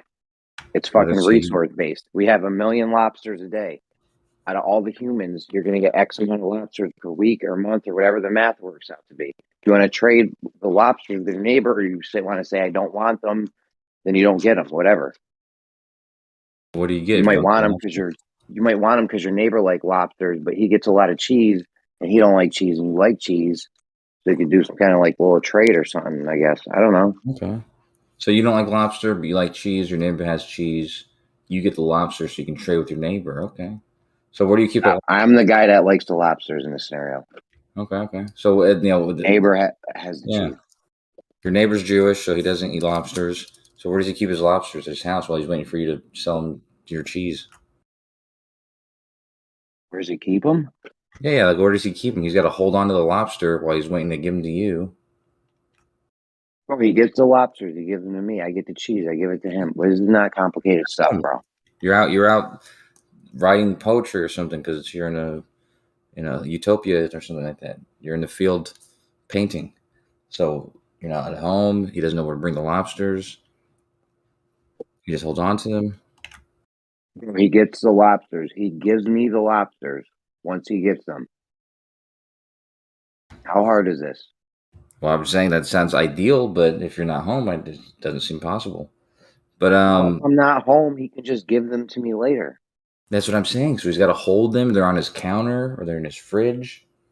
He's like a tank. Or whatever, they're in his fridge. I don't know. What do you do with a lobster when you bring it home? Yeah, I don't know, dude. I'm gonna have lobster for dinner. At 10 a.m. I go to the market, buy a lobster. What do you do with it until You it's put it dinner in your time? fridge, but your neighbor's Jewish. His family eats kosher. They don't want the lobster mixing with the other food in the fridge, but he'll hold it for you. Bro, I I don't don't know. know, I'm man. not trading lobster with that guy then. That guy's out. Okay, Okay, well- no, we're not doing lobster deals with the Jewish guy, I guess. Well, it seems like there's an easier way to do this. I don't know. Just have some intermediary device to trade so that you can, it's ambiguously, trade anything with it, right? Yeah, we could have some kind of AI system where I put into the internet, like, yo, I put it into my file or whatever, like, yo, I want lobster and I'm willing to trade this for it, cheese, whatever it is. I'm willing to trade my cheese for someone else's lobsters that I want. They will match it up with someone else who doesn't want the lobsters and they want the cheese. So it'll make the trade, and then I'll just get all the lobsters, and this guy won't have to worry about storing them in his non-kosher fridge or whatever the fuck you got going on. Okay, and it'll all be nice and smooth in the utopia. Okay. What if you go to someone's house and they have like something really cool and you want it right then and there? Or what if your mom and dad never met? Yeah, I don't know, dude. What I'm saying is there's a reason why money exists, right? Okay, I'm at someone's house and they got something cool I really want. I'm going to buy it off them? I don't know. Yeah, maybe.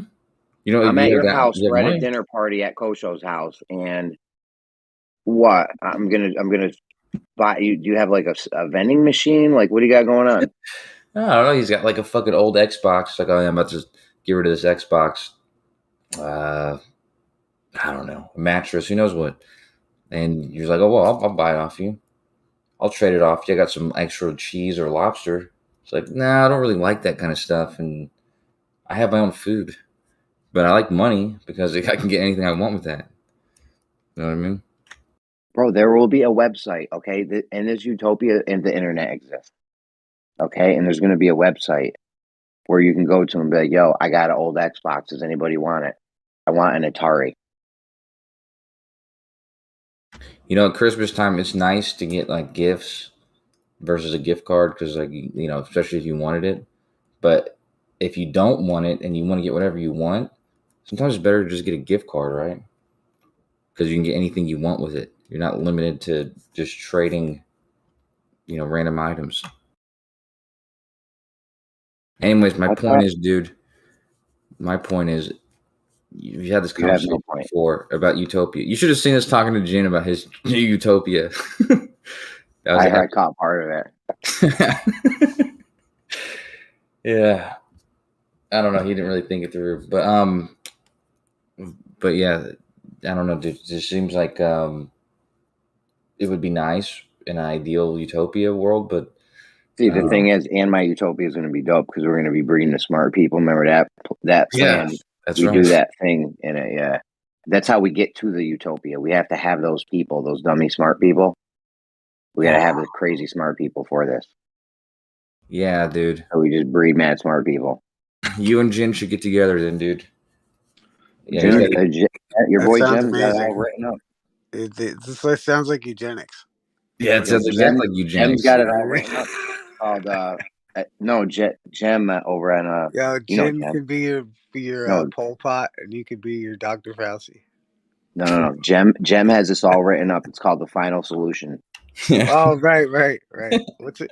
What? How do you I forget the translation from Mein Kampf. What is that? What is? No, there's no trains in my thing. No translation. What's the translation from that? Like, Kosho, help me out. Is it My Struggle? Oh, yeah. Isn't that like Greta? No, we're gonna end this struggle. The struggle's over, guys. It's like Greta Thunberg stream, like fucking.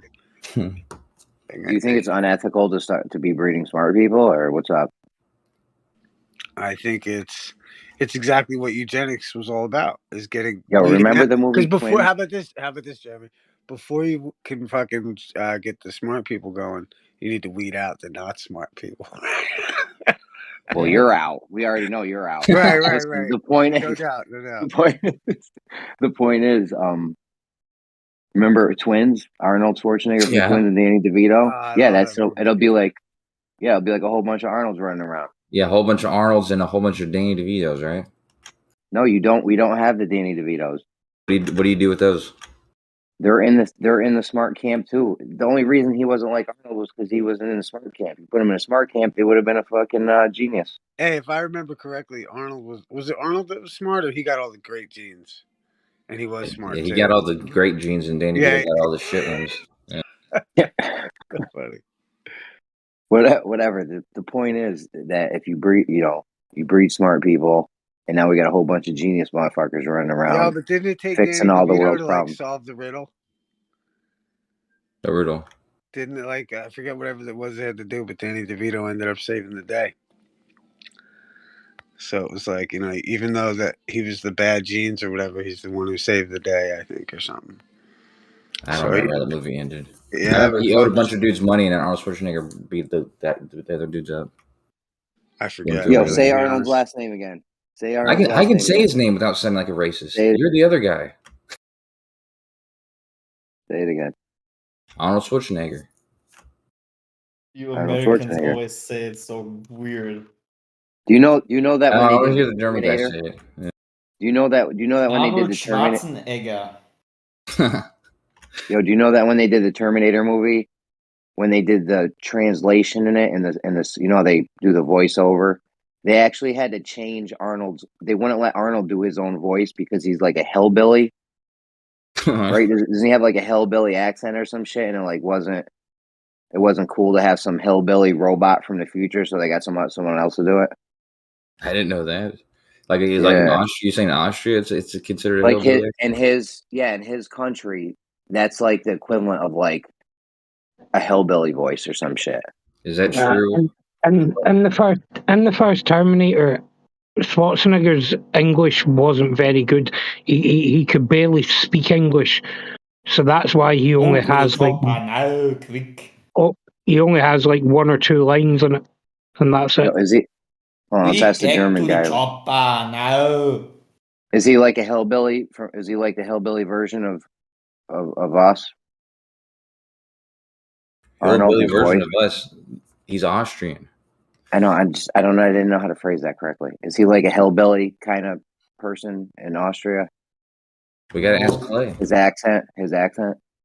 Oh, stop. Why are you spazzing out like He's a that? normal Austrian, I would say. Oh, I thought I heard they wouldn't let him do the voiceover on his own movie because he had like this hillbilly-ish voice, and they didn't want the robot from the future to be like a hillbilly. No, he just couldn't. He just couldn't speak English. That's all. Yeah. Exactly. Yeah, but voiceover was supposed to be in, like, he's talking about in Austria when they dubbed it. Yeah, he didn't need to speak English. I can't speak English. That's a good point, Kosho, good point. Zum Beispiel, wenn ich jetzt Deutsch spreche, dann versteht niemand mehr was, so wie der Kosho zum Beispiel. Oder? Right. How does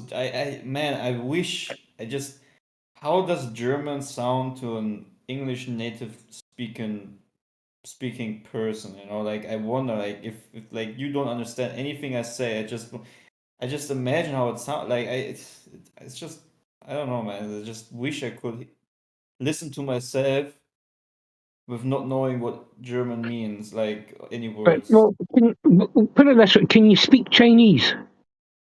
No. Right. Well, see, when you hear someone speak Chinese. Yeah, but Chinese is so different than German, right? German has like has some similarities with the English way of speaking. When you don't know what the other person's saying, it doesn't matter if it's German, Bulgarian, Chinese, Japanese, English. It makes no difference. He's talking about like the tonality and the inflection. They could be saying anything. How you guys doing tonight? Ik will going to the next candy shop. Candy shop? What was that? What's up, Charlie? You ready for round two? Charlie, here we go. Let's go. We had fun last night, Charlie. I'm glad you came back. I'm glad that was awesome, bro. That was awesome. I remembered talking to you after we talked last night. I was like, oh yeah, I remember that guy. You're off the rails. You're off the rails a little bit with the Glover, with the Glover script. You remembered after you talked to him last night that you talked to him before? Yeah, that's what I thought after the whole thing, like an hour later. You remember talking to me after, Yeah, like an hour later, I was like, oh yeah, I did talk to that guy before. Yeah, dude, he was in gyms all the time. Oh, I see what you not mean. A club. Yeah. Right. I can assure you this very much, my friend. What was it that you guys were saying last night wrong? I was saying that words. That was so dumb. I was saying that words sometimes, depending on the context, the same word can mean different things. He said wrong could mean couch. But what was or the thing? baseball? The exact thing is I forget who it was that was harping on this, but Richard Feynman once said that Einstein showed that Newton was wrong. Was it Feynman or Schenker? I don't remember who it was, one of them. And But that's where we got that from, though, right? well, We got that I from recall Feynman saying something along those lines. So Yeah, I'm fairly certain it was Feynman. Yeah. And then somebody else here, one of the Globers, was like, well, I wouldn't say he proved him wrong, right? And that to me is a clear indication that they meant two different wrongs, like two different meanings for the word wrong, which is fine, right? Like one of them meant to say not exact, and the other one meant to say not accurate. So incorrect. Both of them meaning incorrect. Then, right? Either. No, both and people using wrong means then incorrect. my whole point about that is that you're myopic if you don't understand the definitions of different words, or words have different definitions. Sorry, depending on the context, right? Because by you saying that clearly demonstrates that you don't understand what, for example, a semantic argument is or semantic disagreement. Both of the things you described wrong as just now meant incorrect. Excuse me? You just said one person used wrong in this manner and another person used wrong in this manner, but they both mean they still both mean incorrect. No. One person meant not exact. The other person Which is meant incorrect. not accurate. Not exact. That would be incorrect. So if I say the sun's 3 million miles away, well, it's not exactly. Am I incorrect? So if one thing shares the property of another, it doesn't mean that they're exactly the same thing, right? Do you understand that? If I say the sun's 3 million miles away, am I incorrect? I actually don't know how far the sun is. Bro, if I say, oh my God. It's like saying you're wrong, right? But you're not completely wrong because it is very far away. And If 3 you're million 5'10" miles is very far away. Hold on, I figured it out. If you're 5'10" and I say you're 4'1", am I incorrect? You're incorrect by a certain amount, sure. Yeah, so I'm incorrect. Okay, so that the first thing you said meant incorrect. What was the second thing you said wrong meant? Not exact. Not exact. Sorry, no, not incorrect. One person meant not exact.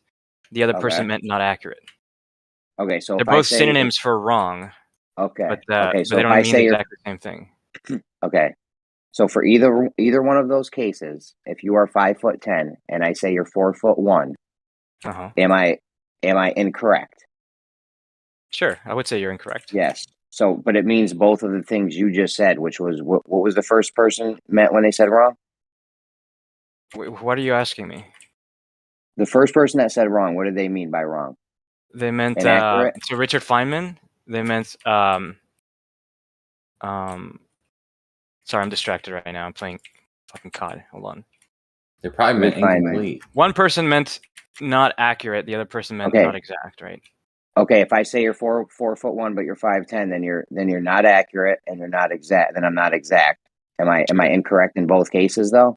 No. I think you're right. But if I'm like, so I am. So it does mean hold on. in both Jeremy. Hold on, bro. No, let's not breeze over this because this is what I was fighting for last night. Let's say I'm a manlet. It means incorrect. Jeremy, dude, stop, bro. Just stop. I fought for you for an hour with this last night. Yeah, in both cases, it demonstrates that you're being so bad faith about this. I'm just trying to explain to you what they meant, right? But you're trying to do like a gotcha here, which is we just went over that. We just went over what they meant. One meant not exact, the other meant not accurate. In both cases, they mean incorrect. We just went over this. Right, bro. But that doesn't. Right. But do you understand? Do you understand how not exact and not accurate mean slightly different things? They both mean incorrect, though, right? No. Do they mean slightly different things? Okay, but both of those things mean incorrect. Okay, are you going to answer my question? Do they mean slightly different things? Why don't you just lay out what is the thing with the Feynman? Why don't you just describe that? What is the contention of who said what as how it relates to cosmology instead of just the word thing? Because then we can get to the word. I agree. It's dumb, isn't it? It's dumb to argue over words, over definitions. It's just explain what you think. Like, what was the actual context of it? Of what Feynman was saying? Yeah. So he was using the when he said wrong, he meant not exact, right? Like Einstein showed that Newton's solutions are not exact. Which means incorrect. Because if I say this, you're 4'1", but you're really 5'10", This is so I'd be fucking incorrect. exhausting with Jeremy. Like, it doesn't mean incorrect.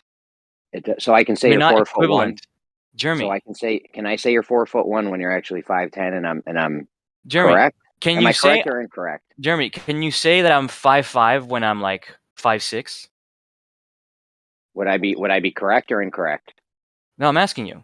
If I say that I'm Yeah. 5'6", and then you say I'm 5'5", are you? I could say that. I could say that. Would I be correct or incorrect in saying that? Jeremy. Is Why it? can't you answer my question? I Jeremy, answered yours. Jeremy, Yes, I could say no, that. you haven't and then answered. I You asked haven't you a answered it. question. You haven't answered it yet. If Okay, I'm what's your question? Because I got a question for you after. Well, Jeremy, why don't you Christ. refute whatever the thing is that Feynman said about Einstein instead of just the word This thing? is fucking exhausting. Jesus. Oh, hold on. I think the best way to say it is that these are both right because he's 5'5", but when he puts his trainers on, he's 5'6". Yeah. So really, these are both correct, but at the same time, these are both wrong. Because it depends on the situation. Does he have his trainers on, or does he not? Dude, that's dumb. So, Gio, I'm not gonna try to debunk the thing. I agree with Feynman. I also agree with Charlie. We all three of us agree on what Feynman meant when he said this. He meant not exact, right? Which means incorrect. Hold on. He meant not exact, right? Yes, and does that mean incorrect? Okay, hold on. What did the other guy? Do you agree that the other guy meant by wrong, not accurate? Which also means incorrect. No, they don't have. Everyone meant incorrect. Jeremy, do you think that what Feynman meant and what the other guy meant was exactly the same meaning?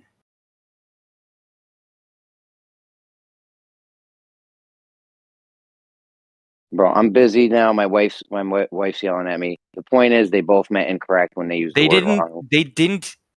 They didn't try to put forward the same semantic meaning. Okay, and I don't know what you want to keep harping on this. The other guy clearly said, "No, I meant wrong in a different way than how Feynman said." Right? If you want to be like the dictionary police on this guy, fine, do that. But I'm telling you, you don't know what you're talking about. Like, you have issues recognizing semantic conflicts. Like it doesn't compute in your brain that it's like stupid and meaningless. Even Gio understands that, apparently.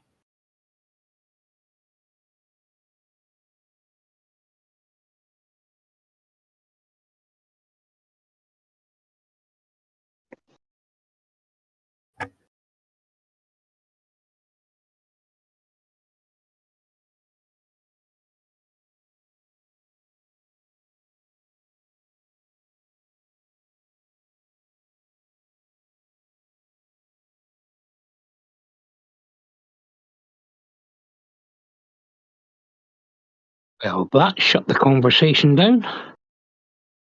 Yeah, Jeremy does that when I ask him a hard question. Well, he just said he had to go do something, but you see, the thing with it is see when someone says, "Oh, if you had a look at Einstein and it proves Newton wrong," yeah, you kind of need a bit more context on that, don't you, to determine what he meant by wrong. Everybody has the context. It's just that Jeremy is unwilling to accept it, right? We all know what wrong means. Even the person that was here admitted that he meant the word wrong differently than when Feynman did, right? But Jeremy still wants to harp on like his definition, and he keeps implying that other people are using his definition of the word, right? When everybody has their own. Okay. Every time somebody used the word wrong, however they meant it, both of the ways still means incorrect. Okay. So now you agree that they meant different things. Sure, but they both meant both of the times. I agree, but both of the times, both of the ways they meant it meant incorrect. No, clearly not to the other guy. Fuck. Can you remember his name? So I can stop calling him the other guy? His name's Nate. Nate. Okay. Clearly the way that Nate meant it, he would not agree that he meant incorrect. We know this. He said this yesterday. What? How did Nate mean to use the word wrong? Nate, when Nate used the word wrong, okay. How did he mean it? Yeah. He meant inaccurate. Okay, inaccurate. Cool. When we'll go Feynman used the Hold word on, bro. wrong, Hold he on. meant not Hold exact. on. Just hold on, man. So when Nate meant what when he said the word wrong? Not accurate. Okay, not accurate. If you're 5'10" and I say you're 4'1", I'm not accurate. Am I incorrect also? Yes. Okay. So they both meant what if I said you're 5'10"? Because what if you're 5'10"? Hold on a second. What if you're 5'10" and I said you're 5'9"? Am I still incorrect? You're sort of not totally off the ballpark, right? That's why but it's that's wrong, the whole right? point about. But it's wrong and incorrect, right? With my definition of wrong, yes, but that clearly wasn't Nate's definition of wrong, right? My entire Nate said not accurate. My entire point about comparing it to Newton's law, right, and why this is a bad analogy, the whole height thing, is that Newton's equations are extremely accurate up to a limit. Okay, they're just not exact. At that limit, they're incorrect. Once you surpass that limit, they're now incorrect. There's no hard boundary. Technically, there's always some infinitesimal value by which they're off. Right, but it's just either way. It's just so insignificant. It's like saying, "Oh, Charlie, you're 5'9", but I'm actually like 5'9" and 0.99999." Right? I wouldn't say that's inaccurate, but I would say it's not exact. This is boring, bro. I agree. It's retarded. You're the one who brought this up, right? Yeah. Well, that's what I was trying to say. Why don't you guys get into it? Like actually discuss what is related to the cosmological concepts involved in whatever this is, instead of looping about inaccuracy and wrong and all this word stuff. I agree. It's semantical. When Feynman said it, he meant exactly what Charlie said when he said Einstein was wrong because things move in geodesics, not in straight lines.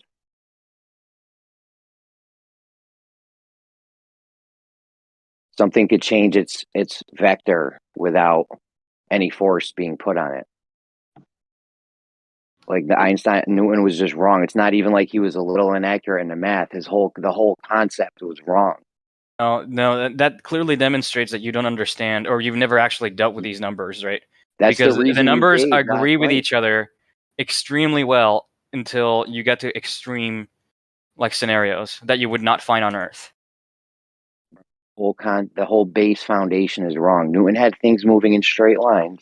Einstein said, no, they don't move in straight lines. They move in geodesics. Right, which in the limit of where we live right now, they are extremely close to each other. Like they approximate each other very well, which is why I wouldn't say it's an inaccurate thing to say. I would say it's not an exact thing to say. Right? Again, if I'm 5'9" and you say you're 5'8" and 0.9999 inches, I wouldn't say that's inaccurate. I would say it's not exact. And there's a difference between those two. And for you to keep saying that there isn't is just so dumb. Like, why are we talking about this? Gio's right. Like stop talking about semantics, because semantic arguments are dumb.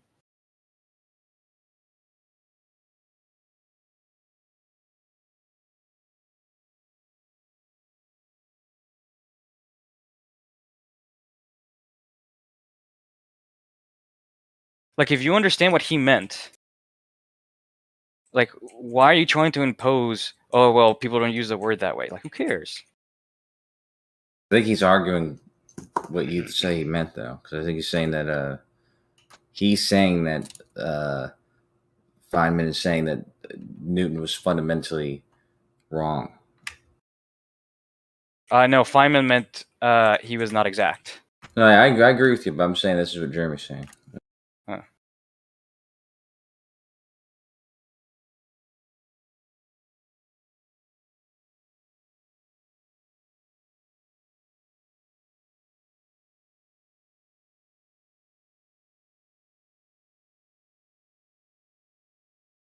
How about they're all wrong?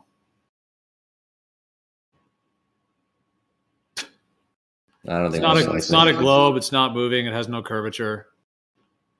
They're all off base. All those guys. They don't know what's going on. Yeah, and you do, right? On that note, by the way, GR is wrong. GR itself is wrong. What do you mean by wrong? the fuck? As in, it's Incorrect? not exact. Does that mean incorrect? I mean, it means it's not exact. It Okay, doesn't. do you mean- It doesn't fit the data in some cases, right? Or are things moving in geodesics? What? Are things moving in geodesics? They are very close to doing so. Yes. What do you mean very close? Not Are exactly. they moving in straight lines or not straight lines? They are moving in almost geodesics, but not exactly. Right? So Einstein got that wrong when he said he debunked Newton because things move in Yes. geodesics. No. He didn't get the All right. debunking Newton wrong. He got that right, but his own theory is wrong. He debunked a wrong theory with another wrong theory that was less wrong. Dude. Well, Do Charlie, things move? I would pose this: what is wrong with specific saying something is less wrong? There's nothing wrong with that. Charlie, what can you give us an example, like specifics of what exactly is wrong What is wrong about what? About GR? with GR? Sure. So for we know, for example, that typically that GR and quantum field theory can't be both right.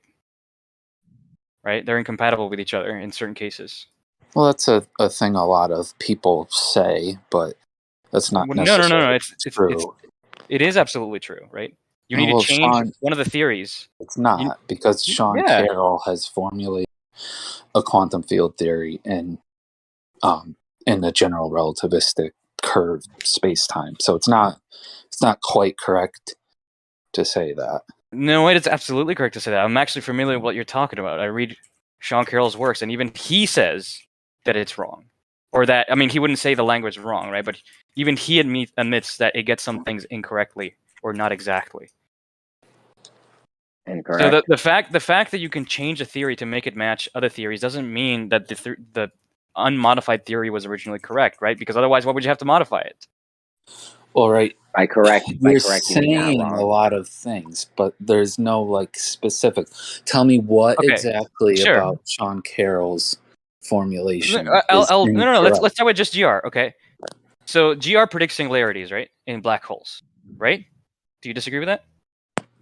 Yes, it does. Is that a physically realizable scenario? Well, we don't know. We can't look inside. Okay, so of wait, the hold on. black So you hole, think so you think it's actually possible to be a You're a little literal clippy. singularity? Well, we shouldn't say yes or no because we don't know. Can't No, look we can inside say of a black with hole. certainty. We can say with certainty we No, can, right? you can't, because Yes, you we can. can't look inside Listen, of a black hole. So you can't Jace. say with certainty, dude. Yes, we can say with certainty. We know that Heisenberg's uncertainty principle is true. So you can't localize something to infinite precision like a singularity. It's just impossible. Yeah, but the You don't know what you're talking about. the uncertainty principle says nothing of quantum gravity, which we don't have a theory of. Right, So and we if we can't say correct, with certainty. so it's incomplete. The These theory is statements not you're complete. It's making. wrong. Yeah, but Charlie, you need to like just ease up. You're continuously clipping Chase before he gets done. Yeah, you're jumping all over people, man. Just relax a bit, let people finish their thing, and then we'll offer. All right, sorry if I'm interrupting. I won't interrupt again. Well, just sometimes just hold it for at least 30 seconds. Just let someone Well, speak. it just gets fucking tiresome when somebody says bullshit and they keep spewing for 30 seconds, and I give my responses very quickly, and I shut up very soon after. Yeah, but it's just not really valid to interrupt just because you think what they're saying is wrong. That's the point. Sure, just let them I agree. Just let them finish. All right, Chase, do you remember what you were saying? Yeah, no, I don't disagree that there is an issue there when you run into singularities like the Big Bang inside black holes and stuff like that. It's telling you that there's something incomplete about the model that you're using there. But we should not be making, because we can't make these observations to know with certainty, we should not be making definite statements like that. We should leave it at we don't know, because we can't observe it and figure out what the certainty level is of the observation. You are not following mainstream science if you say that quantum mechanics is compatible with GR. You're just not. Well, I would say that there is no such thing as mainstream science. Okay, The goal of a lot of scientists is to go against the status quo. All right. I mean, I don't But have I anything to don't say about that excellent disagree. point. I don't disagree that there is a discrepancy there. No one's been able to develop a real theory of quantum gravity. But you know just why they're saying trying to? they're wrong and you have all this certainty about it, I think that's not the proper. Don't think that's valid either. Do you know why they're trying to come up with a gravity inside the quantum field? You know, a theory of quantum gravity, so to speak. It's because GR doesn't work there. That's why. Well, from my understanding, like, right, I have the book in which Sean Carroll first derived this general relativistic quantum field theory. And from what he says in there, it's not really, there's no real issues with it. There's certain liberties you have to take with the Lagrangian that you're using and whatnot. But what he says is the real issue, and I've heard him reiterate this in more closer to present time interviews and stuff, is that we can't really test because under the kind of test we do, his general relativistic formulation of QFT just becomes into the limit of the regular flat Minkowski space-time regular quantum field theory. So it just gives the same results that something like quantum electrodynamics and quantum chromodynamics and the electroweak theory would give.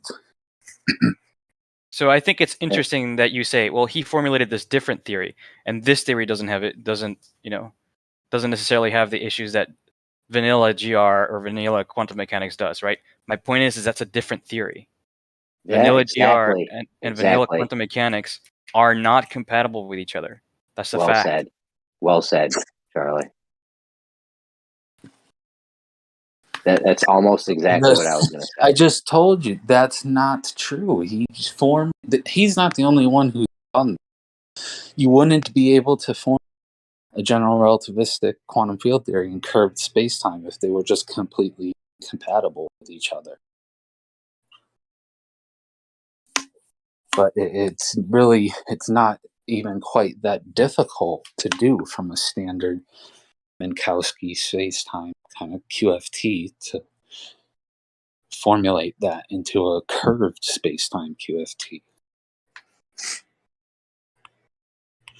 Like I said, what is valid to say about it is we don't know if it's proper, if it's accurate, precise, true, or not, because we can't test things at those high energies where the standard QFT results would deviate to what these general relativistic curved spacetime QFT theories predict. All the tests we can do, those theories just give the same result as your standard vanilla QFT theory.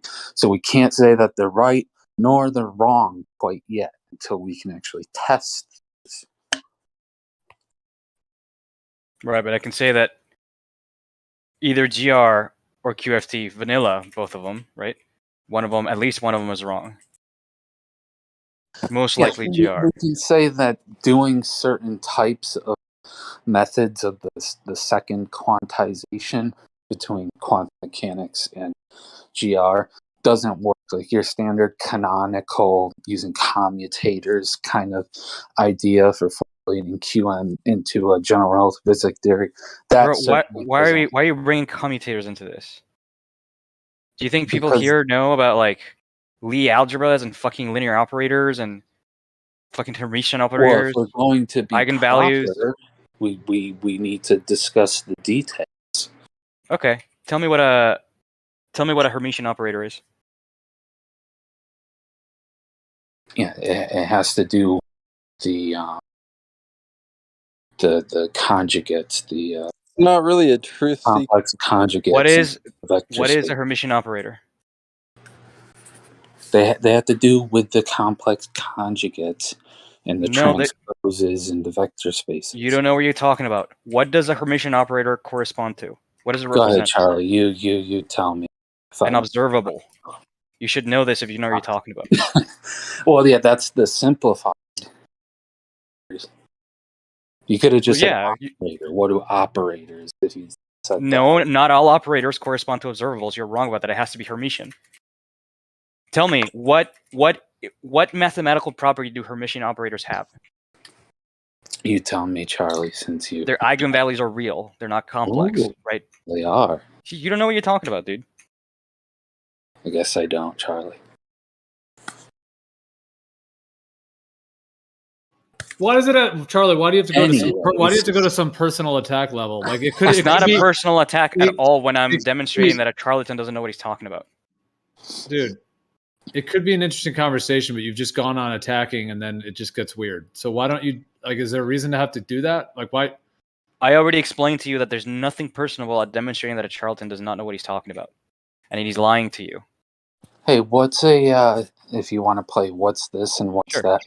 What's a Hermitian adjoint, Charlie? Tell me. A Hermitian adjoint corresponds to sort of in the matrix mechanics formulation of quantum mechanics, that will correspond to the conjugate transpose of the matrix, right? Ooh. In an operator, you can take its Hermitian adjoint, right? And if it is equal to itself, then that means it's Hermitian. All right, good job. That's what it means for a Hermitian operator to be Hermitian. Nah, I don't disagree. So, in what kind of spaces are we talking about here? I don't know what you mean by that question. What do you mean, what kind of spaces? What kind of complex vector spaces are we talking about? The ones that are infinite dimensional. They're called Hilbert Hilbert spaces. spaces. Hilbert spaces. Yeah. Yeah, I know that. I know this shit very well, dude. All right. So why would you disagree with the statement that the standard second quantization, using the canonical methods, doesn't work for going from QM to GR? I don't disagree that it does. My entire point is that it doesn't work. Right? No, you just went on this big tangent that I don't know anything because you disagree. Right, you don't know what with you're that talking about. statement. Tell me what the second quantization is. It's a way to quantize quantum mechanics into a quantum field theory. Okay. Because the first quantization, right, is going from like classical theory into the quantum, this matrix mechanics and operators and all that. And then the second quantization is how you bring that into a quantum field theory. And the way that I'm talking about that Sean Carroll does this is using the Lagrangian and the Feynman path integral formulation. Tell me and what it means. There are ways to do that. Tell me what it means for two operators to commute.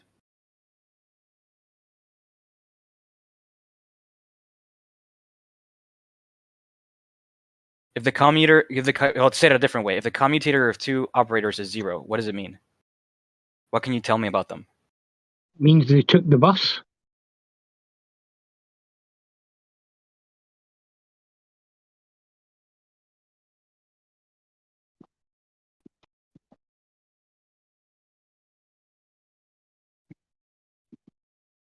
He's Googling furiously. Well, the conversation's turned into a non-comprehensive, uninteresting conversation for the rest of the room because probably nobody else here knows what the fuck y'all are talking about. Do you want me to tell you what it is that we're talking about? I can explain this stuff. Thinking exactly what you just said. I could do my best to explain what it is the hell I'm talking about. And I actually don't think it's that difficult. So so quantum mechanics sort of describes how particles behaves using these mathematical objects called linear operators. And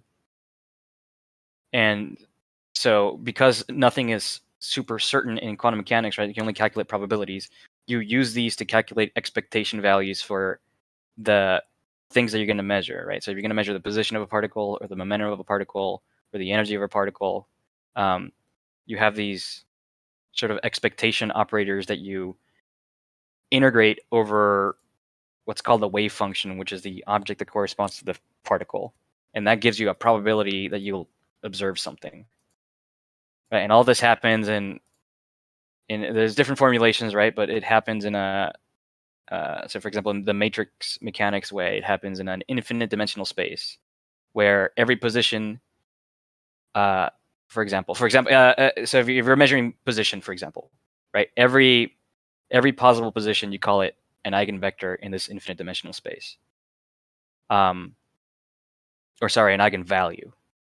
And every position eigenvector, which is any position that has like an absolutely defined position, which would look like, it's called a delta function, but it's really a spike. Hey, good job. So I like it. Someone the other day was trying to tell me I was wrong about that with the delta function thing. I found that kind of. Anyways, go on. So anyway, Jeremy, JS, did you find out what it means for two operators to commute? No, I had to go for a second. What was your question? What does it mean for two operators to commute? Isn't it? It's when their linear product is 0. It means that you can't measure both of the observables to infinite precision. No, it means the opposite of that. Actually, it means you can measure both of them simultaneously. Oh yeah, my bad. Stop. When they don't commute, you can't measure them to infinite precision. You're not fooling anybody here, bro. I know you went to Google that shit while you were quote unquote gone. Okay, you're free to think that.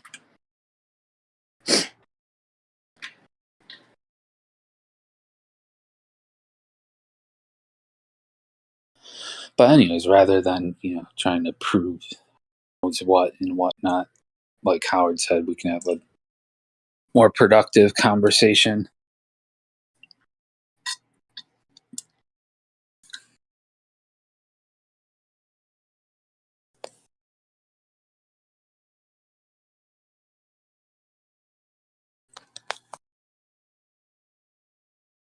So would any of that change if the Earth's not a globe for you two? Would what change? Anything within quantum field theory? If you can demonstrate to me that the Earth is flat, I will doubt a lot more things, that's for sure.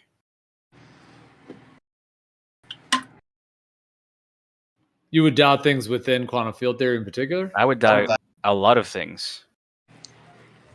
Not just quantum field theory. I would start with like other shit.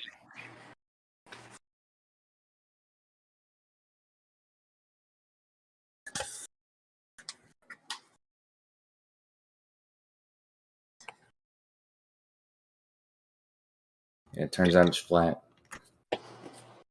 Damn.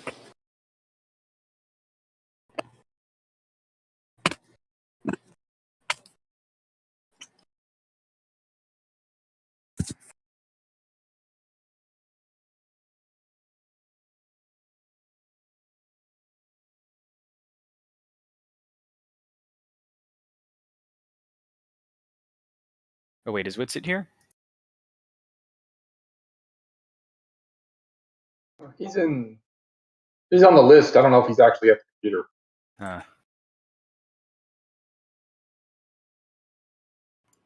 I think sometimes he's listening, sometimes maybe he's not at his mic, so yeah, I'm not sure if he's at his mic. Has he said whether his lawsuit is going anywhere?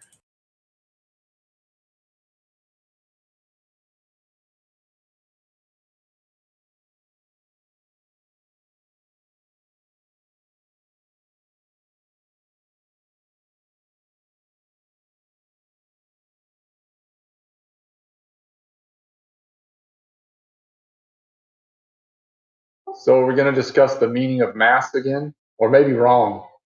We can if you want. Oh, no, absolutely not. No, I had enough.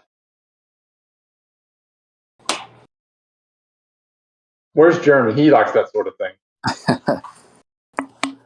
We already had that reprise. It's already over, thankfully. Okay, well, I'm sorry I missed it. Not really. Well, I think we got Jeremy to agree that Newtonian mechanics is real. And that it works. I doubt it. Sure. Yeah. Jeremy's been known to pretend to agree, but not really agree. I mean, he said he agreed, right? Why would I doubt him? Why would he lie to me? Well, maybe Most likely, he either misunderstood or he'll just change his mind. That's been known to happen.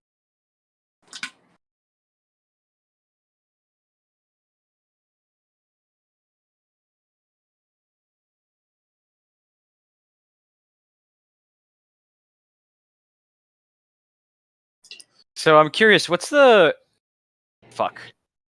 standard response to or I guess the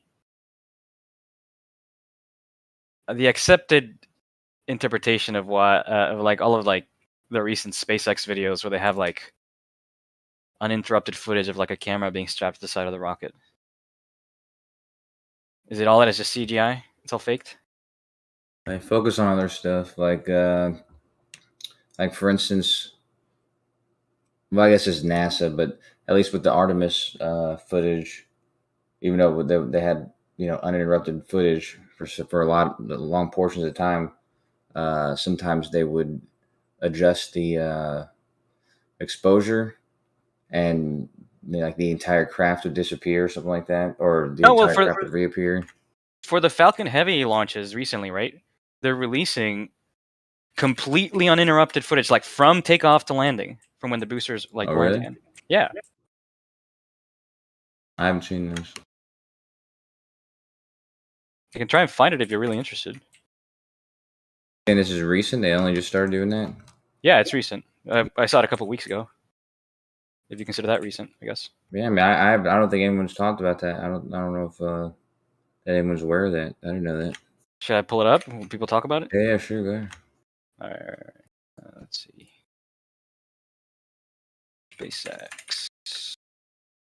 Funny thing is, though, when things like this become present, available, the requirement then changes to something different. Even though this is Well, something that was asked.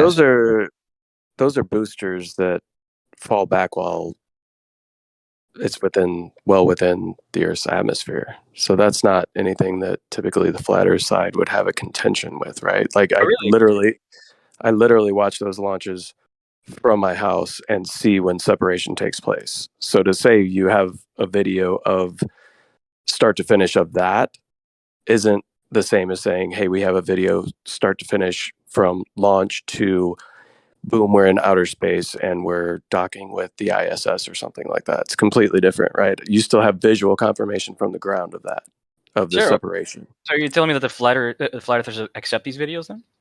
Like they're not faked? I wouldn't say that it's necessarily accepted. I don't know. I haven't seen them, nor have I heard anybody talk about them. I just put them up. Typically, the reason that flat earthers would want some sort of uninterrupted footage is not for something that we can visually confirm from the ground. It would be this idea of outer space, right? So going into space, low Earth orbit, docking with the ISS and or beyond. Sure.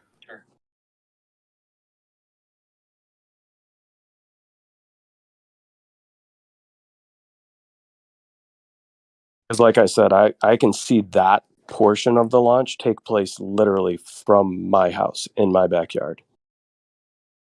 The rest of the mission, when I lose visual confirmation, is typically when you lose the feed, right? For all of them. So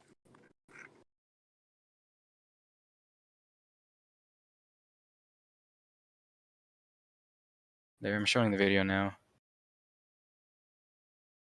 What's the altitude of the separation? Do you know, Charlie? I don't know. Oh, it's a Falcon 9. It's not a Falcon Heavy. And it's obviously a time lapse, right?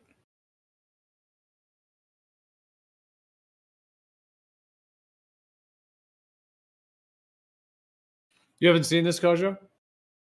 I've seen this plenty of times. Yeah, there it is. Look at the ball. Oh, that was quick. That was quick. They shot right up there, but you said it's sped up. Yeah. Look at the curvature is changing. Woo! Look at that arc. Look at that change. It went from flat to curved. How do you explain that? What's up with that? It did. Yeah, it did. It literally went from flat to curved. The arc of the curve changed. So obviously it's some sort of a fisheye lens. Okay, so you're saying the video is real, right? I'm not saying I didn't say it's real or fake. I just said that the curvature changed of the proposed globe. So it's obviously why if you don't think this shows that the Earth is spherical, then what is the problem with saying that this video is not faked? No, I'm just saying I didn't say whether it's real or fake. What I said is that the curvature changed. If that's supposed to be the ball up there, the ball went from flat to curved. That's a problem. I'm asking you now, do you think it's real or faked? Or you don't know? Here, I'll play it again.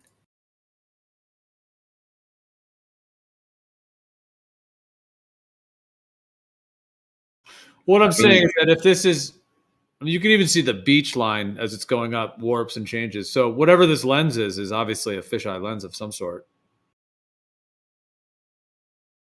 I mean, all lenses have radial distortion as far as I'm aware, to some degree. See, there's the curve there. See, that's already changing, and then it flips over this way. See, look, it's flat there. That's and not then flat, dude. Well, that's pretty flat right there. That has virtually no curvature. That has curvature. That has... And then watch it bulge right when it goes like this, boo, and then it goes more and more and more, and now No, it goes more because you see more of the arc, right? So you see more of the curvature.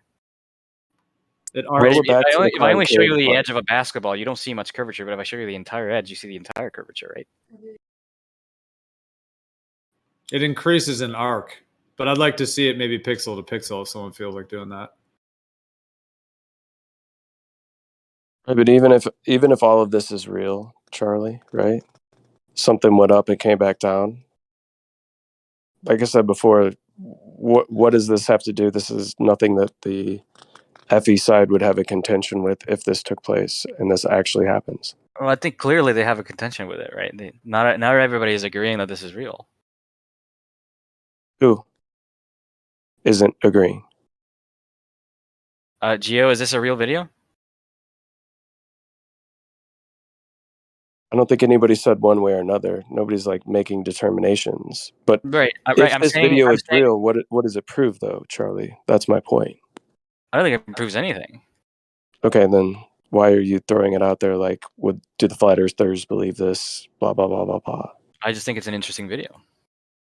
You know, because flat earthers have asked for uncut footage from like takeoff to outer space, and you kind of alluded to this being some sort of uncut footage. Well, I mean, what do you consider to be out of space? Not something I can see with my naked eye from my backyard that's on the other side of my state. I mean, you could see the ISS with your naked eye from your backyard, and I would consider that to be in space. But okay. I think even the flat earthers agree that they can see the ISS. Yeah, I mean, you can see the light from the ISS, sure. I mean, the only thing, right? Generally speaking, when people say they see a thing, they mean the light from the thing. Because we see light. I've never seen the ISS without looking like a light. Okay.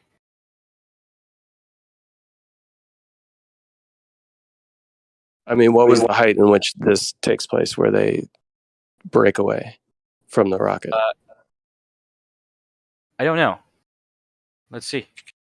Falcon 9 height? No, not height. Separation altitude. The first stage separation.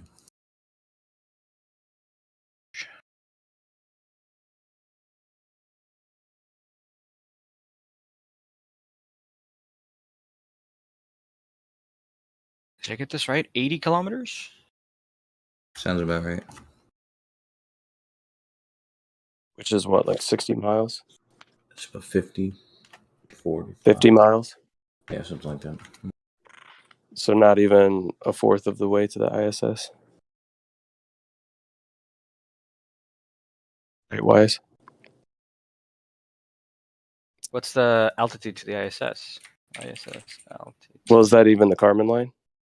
No, not yet. 20 kilometers before the Kármán line. ISS, about 250 miles, give or take, between 200 and 250. Yep. ISS is roughly 250, yeah.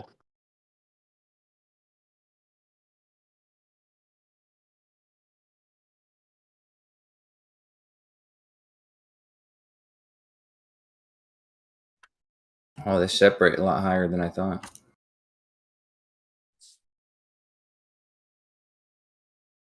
How high did you think they separated? I don't know. I just figured not too much higher than 20, 30 miles.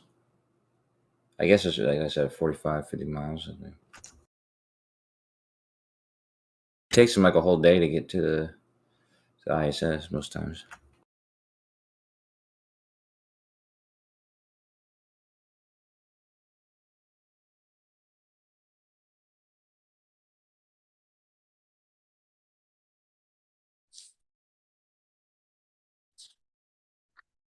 Oh, whatever happened to QE?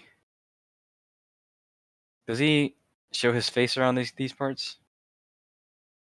I think he ran all the people off with 24/7, and then doesn't have anybody to play with anymore. So I haven't heard from him in a while. Pretty funny. Typically in Discord, I think he pops into the whatever Nathan Oakley's show was on server, and well, I guess that one got nuked. So whatever the new one is, I don't know what it is. And 24/7, I don't know if he still comes over to 24/7 or not. Oh, man, I wish I was unbanned from 24/7. I love that server so much.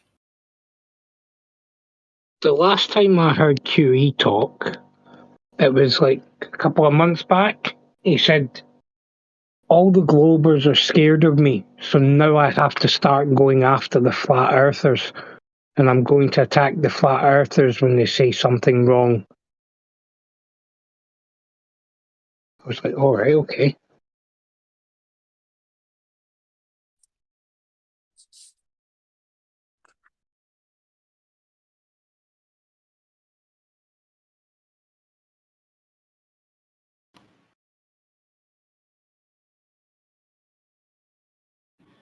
Yeah, well, I don't really want to get into dramas, but that has been happening, and to an extent. I mean, there was a whole thing with, it's all public on their channels, but with Witsit, they did a whole thing, and then they went after Bev, and so Yeah, I mean, what's it said the other day? He was on Nathan Oakley's channel, and he had to go on there to slap him about a bit. I mean, I did try and he was on the other server yesterday, and I asked if I could ask what's a question, but him and a couple other people just jumped at me, and I got muted before I could ask. And all I wanted to ask was, did he remember which show number it was? Because Nathan numbers all his shows. Because I mean, if Witsa went in there and told Nathan what's what, I actually think that would be quite interesting to listen to. Because the way Nathan is.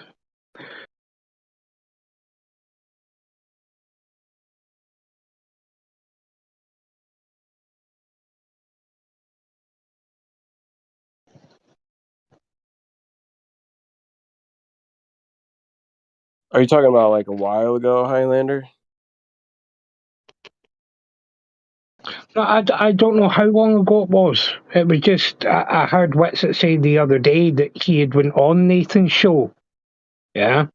And I just thought, that would be quite an interesting back and forth to listen to. Yeah, I don't remember what. I don't know. There was drama back in the day, months ago.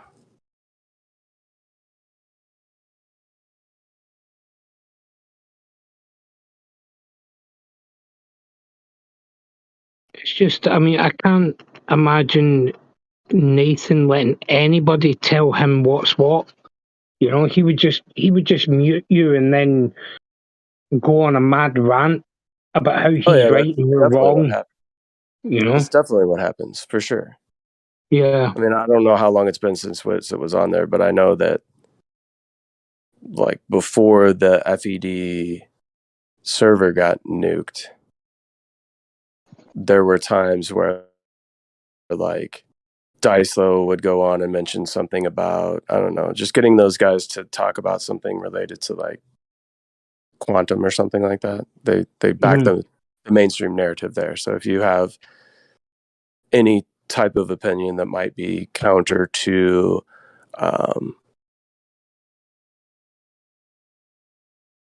like quantum field theory and all that stuff, then they'll jump on top of you, right? They certainly don't like the ether. Obviously, you know that. So any mention of something along those lines or alluding to trying to question them about what they think light is, right? You typically get muted pretty quickly. So like Dyslo had been muted, Witzik got muted, I've been muted over there. Just anybody that asks simple questions regarding those topics was on which getting server, muted sorry? and turned into a whole thing.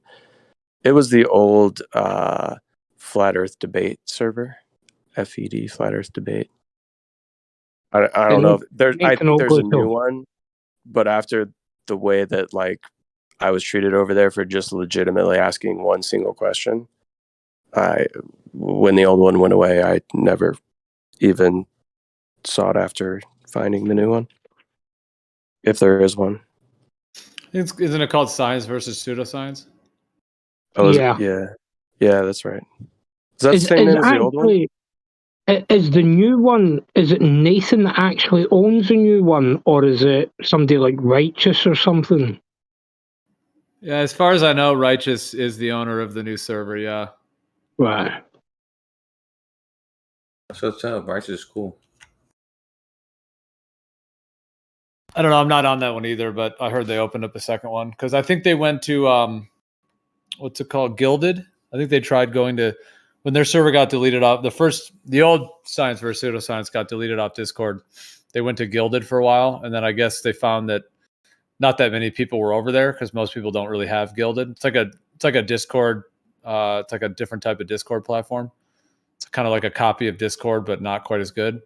So Yeah, I think they then decided to not... come back to Discord and create a new server, as far as I know, and I think they do their show there now, as far as I know.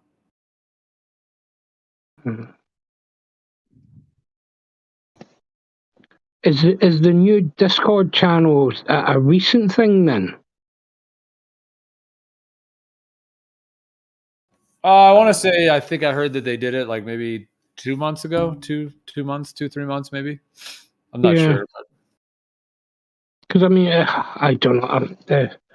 I think it must have been about 4 months ago was the last time I even pressed on anything or Nathan Oakley's, and the layout didn't look like Discord. So I was wondering, maybe is that Gilded thing you were talking about? Could be. They got kicked. Well, the server got taken down from Discord maybe 6 months ago, and then they were on the whatever the other one platform was for maybe 3 months, and then I think they came back to Discord maybe 3 months ago. Are you on the new one, Extremistus? Is it kind of the same as the old?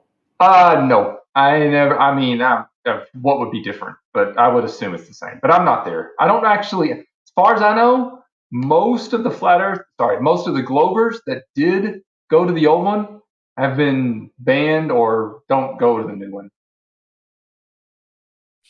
Yeah, I don't go there anymore. I don't know of any Glober that goes to the new server. Not right off the top of my head. What new server? Can you link it to me? I'll go right now. I don't think I can get a link. I mean, you can hold on. I might be able to find one off there. Let me see if I can. It's probably on their show. I know. Yeah, Jeremy's if you go to their YouTube channel, there's a link there somewhere. What's the name of the show? Nathan Oakley. Nathan Oakley, 1980.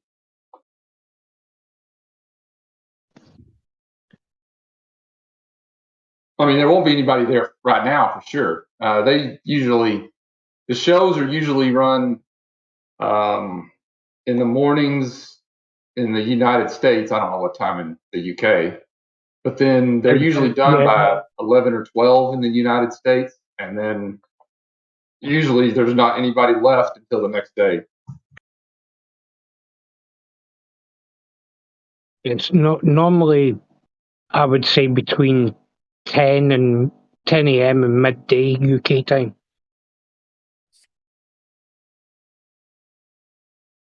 Sometimes he does it a bit later. I've seen him do it as late as 3 p.m. in the afternoon.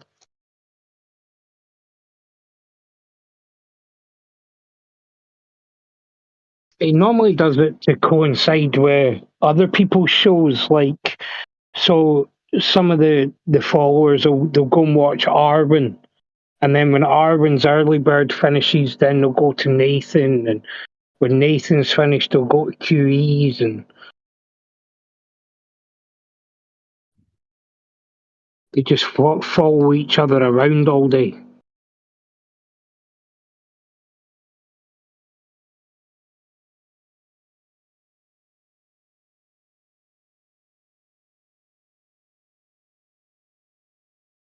Well, like I said, I don't really want to get into too many dramas, but it did seem like they kind of drew a line in the sand, the last couple months.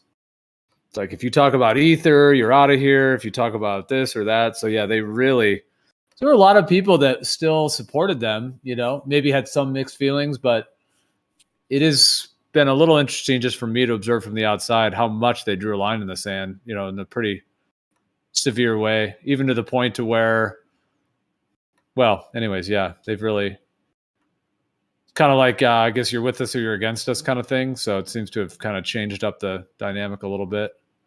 And they always were harsh on Globe Earthers, but. Nathan calls it a debate show, but it's not a debate show at all. See, it doesn't matter if you're a flat earther or a glober or, whatever, yeah? But if you go on there and you're not blowing smoke up Nathan's arse, yeah, you're going to get shot down pretty quick.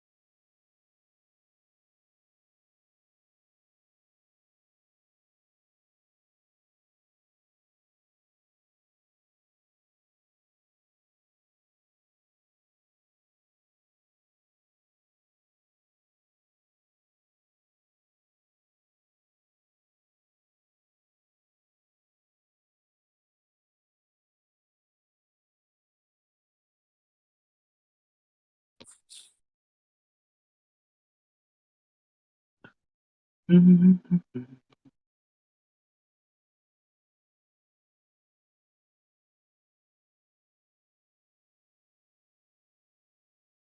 So, what are your thoughts on light, Charlie?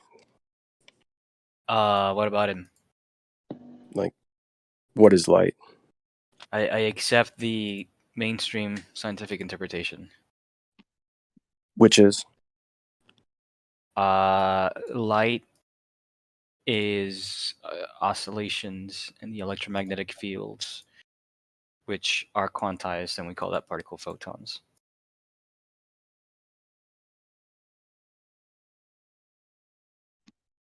So your idea of a photon is a particle, but not in the sense of a particle of like gas or something like that, or anything. Yeah. So to give some more context, right? People say that there's wave particle duality, right? I don't accept that. It's just waves. There's no wave particle duality. Okay. So your understanding is basically that it's different vibrations or perturbations of the electromagnetic field. What would you call the electromagnetic field? What is that comprised of? What is that in which is wiggling? It's fundamental, as far as I'm aware. I would agree with that. So would you say that we don't really have a quantized explanation for that, and which is wiggling. No, it definitely is quantized. But I can't tell you what it's made of, right? In my theory, it's fundamental. That's what it means for it to be fundamental. Gotcha. So you don't have like a composition that would be on a level that we could comprehend or put some sort of name to it in the way that we name like hydrogen, carbon, elements, things like that. No, I mean I have. I mean, what's wrong with calling it the electromagnetic field? No, that's fine. I just want to know what that tends to be comprised of, if there's something that makes up what we call the electromagnetic field. Yeah, it's the electric field and together with the magnetic field. Gotcha. So the conjugate relationship between the electric and, or I don't know what you maybe mean by a conjugate relationship. dielectric and the magnetic. So you said it's both of those things that comprise it. Yeah. What is the relationship between the two of them? Maxwell's equations. Okay, gotcha. Like Maxwell's equations tells you that if you wiggle the electric field, it will wiggle the magnetic field, and vice versa. So what are your thoughts on like the double slit or the quantum eraser or the quantum eraser delayed choice? What are your opinions on the explanations of those? Are you asking me for like my interpretation of quantum mechanics? Just of those tests or experiments, whatever you want to call them. What about them? Knowing the path, I don't know where he was going. Go ahead. Well, a lot of people, that's where they get this wave particle duality, right? So the average person, if you say, what is your interpretation, or what do you garner from something like the double slit, and the average person would say, well, that shows that light is both a wave and a particle. And you said that you don't necessarily agree with that. So yeah, no, I think it very clearly demonstrates that it is a wave and nothing else, right? It is a wave function, and the wave itself will collapse to what seems to you as a point. But it's fundamentally a wave, right? Like Gotcha. you could do something to a wave so that it's point-like, but that doesn't mean it's not a wave. So how does knowing the path or not change? They're doing the same thing in both of the things, but if we know the path or not, it'll change that. Right. You got to stop thinking about it. The trick is to stop thinking about it as like which path it takes, because it makes no sense to ask which path a wave takes, because a wave disperses into multiple paths, right? Into multiple directions, right? Well, how come? Like if you drop a stone in a pond, it goes in all directions, right? There's no single path it goes in. Bro, we do the same thing for every time, but one time we know which path it went through. One time we open the envelope and see the results of which path it went through. That determines what mark it leaves on the board. Nope, you've completely misconstrued the double slit experiment. There's no opening of anything, right? You put a detector in one or both slits, right? And if you have the detector on, then it will interact with the wave, and it will collapse it to one of the two slits. So you think it's a physical detector? My bad. I didn't mean to hijack your whole thing. Go ahead, Napalm. Good.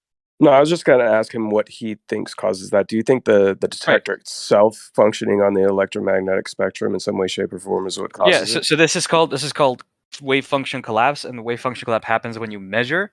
What that means is dependent on your interpretation of quantum mechanics. I believe that measurement is entanglement with the environment. What about when that was a valid argument, and then they went on to do which one, Napalm? You're probably thinking of the quantum eraser delayed choice. Yeah, that was you had a valid argument, and then they did this delayed choice thing, and they found out it wasn't the detector. No, you're completely wrong. You're completely wrong about that. I'm very familiar with the delayed quantum choice experiment. Which was the one that they went and did? You had a valid argument; it was the detectors causing it. They went and did something else that showed that to see if it was the detectors or not. What was the name of that one? No. You're getting confused. You're thinking that because they only do because they erase the information, right? That the wave function sort of returned, right? Where you could basically make it look like the experiment was retroactively causing wave function collapse, right? But no, I don't agree with that. To me, it's all entanglement. I subscribe to the idea that for whenever there's wave function entanglement with another system, then the universe splits. I mean, I don't know that for a fact, right? I just think it's a cool idea to think about, and it does solve a lot of problems. But not everybody subscribes to that. It's not I wouldn't say it's a mainstream scientific idea. So what would you in your thought there? What do you think is the causal nature of that? I know you said it's the interaction, right, with the environment, the environmental interaction. Is that because the thing that is used to detect whether or not it went through one specific slant or down one specific path is also utilizing EM technology, and that's interfering with it? Is that No. kind of The trick is to realize that the thing that's doing the measuring is also a quantum system. It's also in some superposition of states, right? So the way that you got to think about this is you take every possible combination of subsets of each state, right? So, for example, if you want to say, oh, the quote unquote particle is in one state or the other, that's two possible states, right? But the detector itself could be in two possible states, and that's 2 times 2 equals 4 possible total states. So then the universe just splits into 4 for all 4 possible, outcomes. By the way, I like that video that Gleam just posted on Sabine Hossenfeiler. She doesn't buy the whole multi-world or many worlds theory. Her theory is I think is very interesting. She subscribes to what's called superdeterminism, which, I mean, it's sort of simplifying what I'm about to say, but basically, she believes in retrocausality. I mean, she's going to disagree with that statement, but I think it fairly describes what it is that she believes in. Basically, she says that the outcome of experiments depends on the setup of the experiment. Like, they're not statistically independent.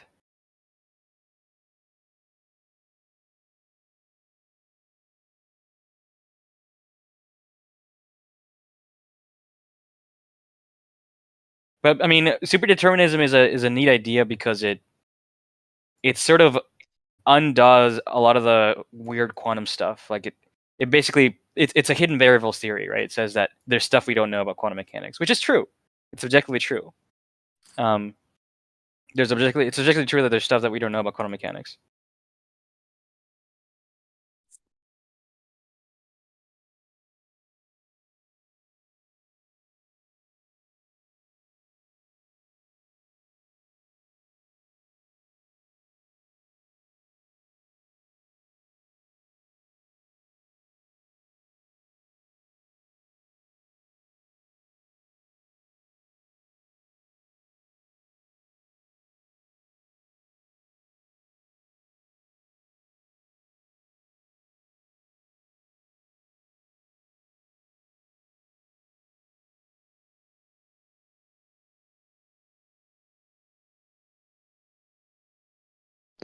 You said entanglement when you were explaining the double slit.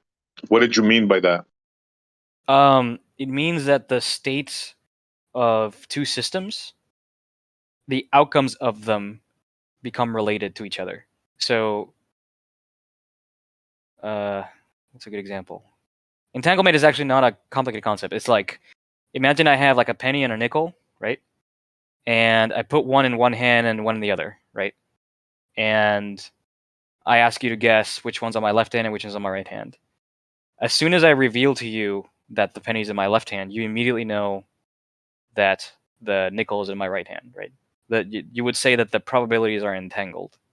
But that's it. It's not a magical or woo concept. Okay, now that we've established, because I know you have different meanings of words, how do you interpret that into what you said about the particle being a wave? I mean, it has nothing to do with What the does entanglement have to do with that? It means that if the particle is a wave of it being in different possible states, right? that wave function becomes entangled with other quantum states that it interacts with.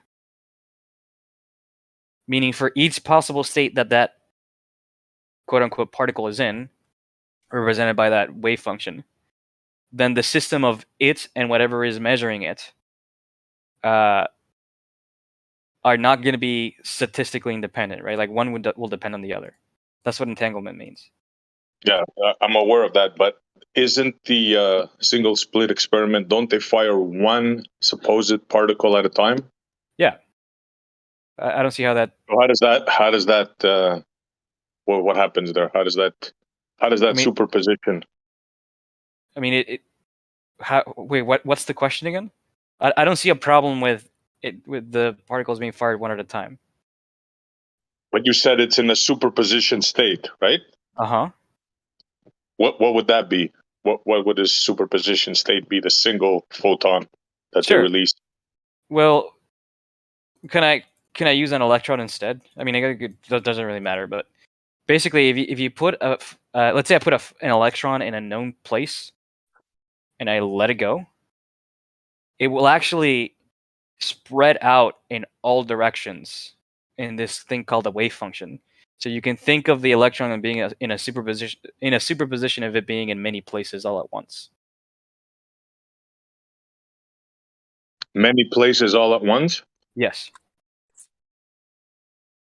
That's what it means for it to be in a superposition. It's in many places all at once. It's sort of.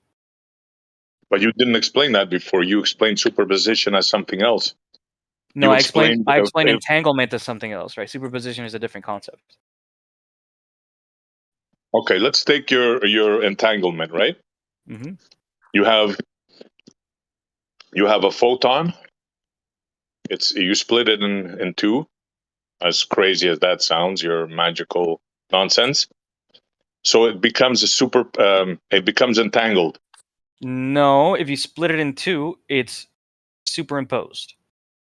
It's still one photon, right? It's just in a superposition of two states. It's one so how do you send one across the universe if it's one photon? What? What do you mean? How do you send one? Where is this coming from? Or you're not aware of the entanglement that? How do you send a photon across the universe? What does that have to do with what you've been asking me? I'm asking you something different now. I'm asking you about entangled particles, right? Sure. When you have an entangled particle, when you look at one, you have two particles that are entangled. They're in superposition. When you look at one, then you know automatically what the other one is, right? Isn't that how it goes? Yeah, that's the entangled. Yeah, so if you have a system, for example, with zero angular momentum, right, and you have two particles, and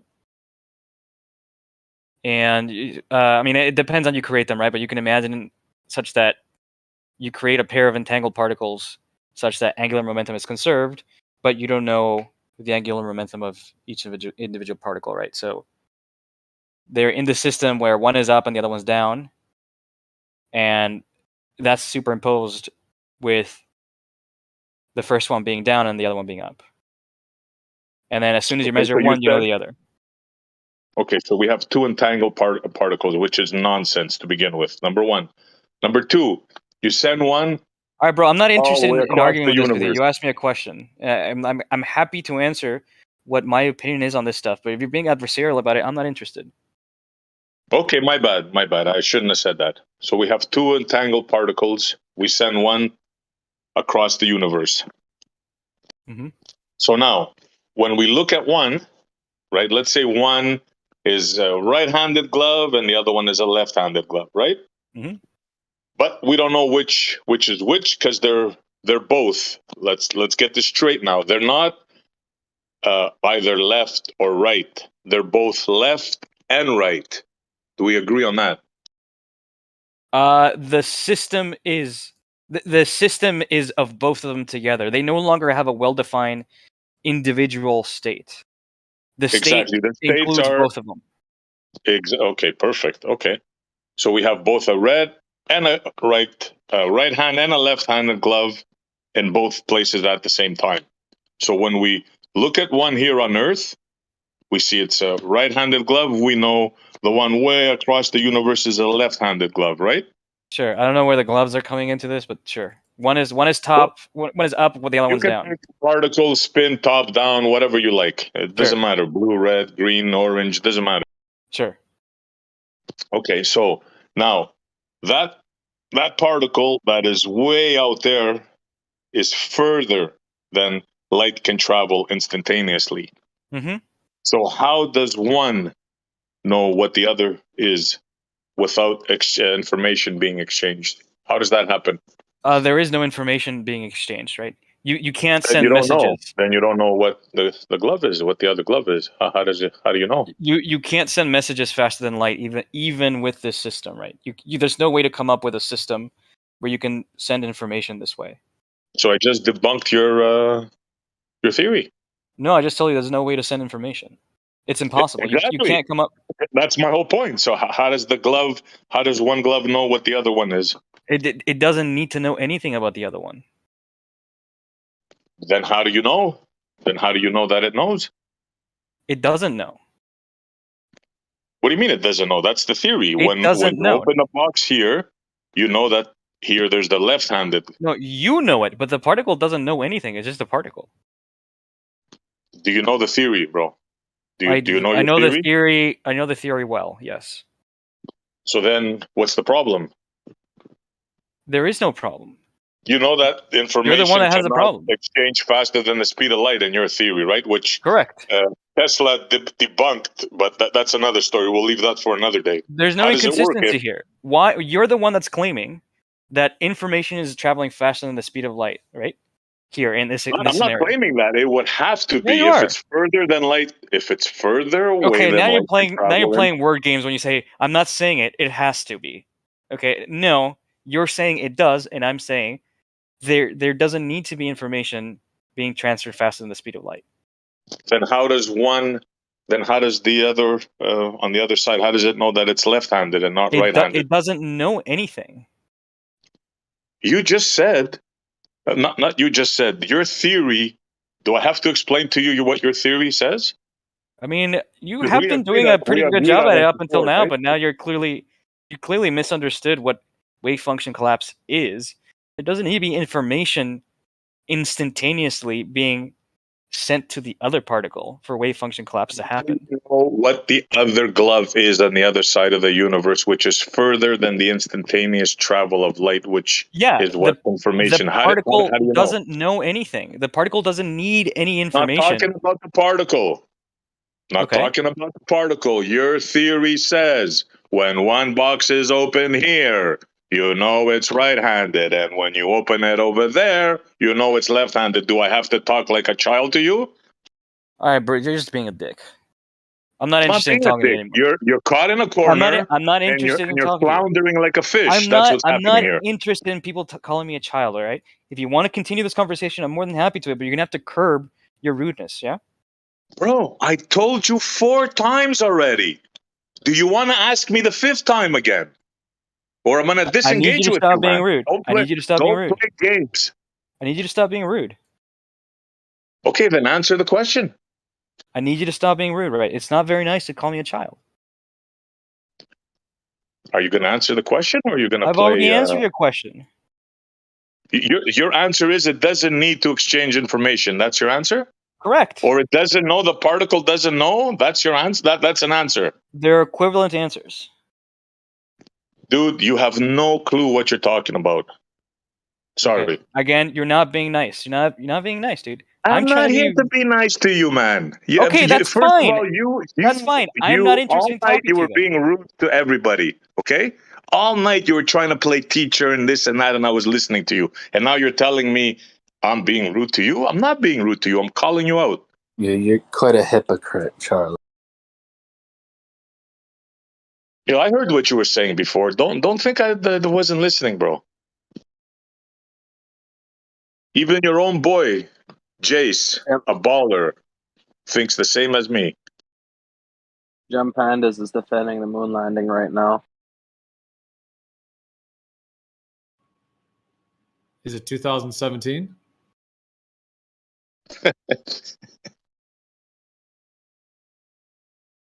Groundbreaking. Kind of evidence do we got against the moon landing here? Where do we start? Are you kidding?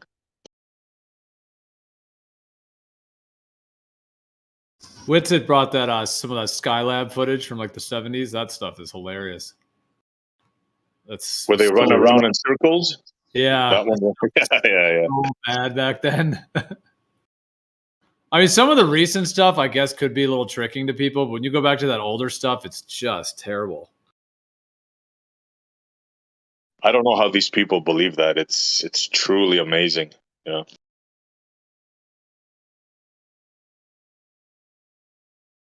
So Charles, you back out? You end of story?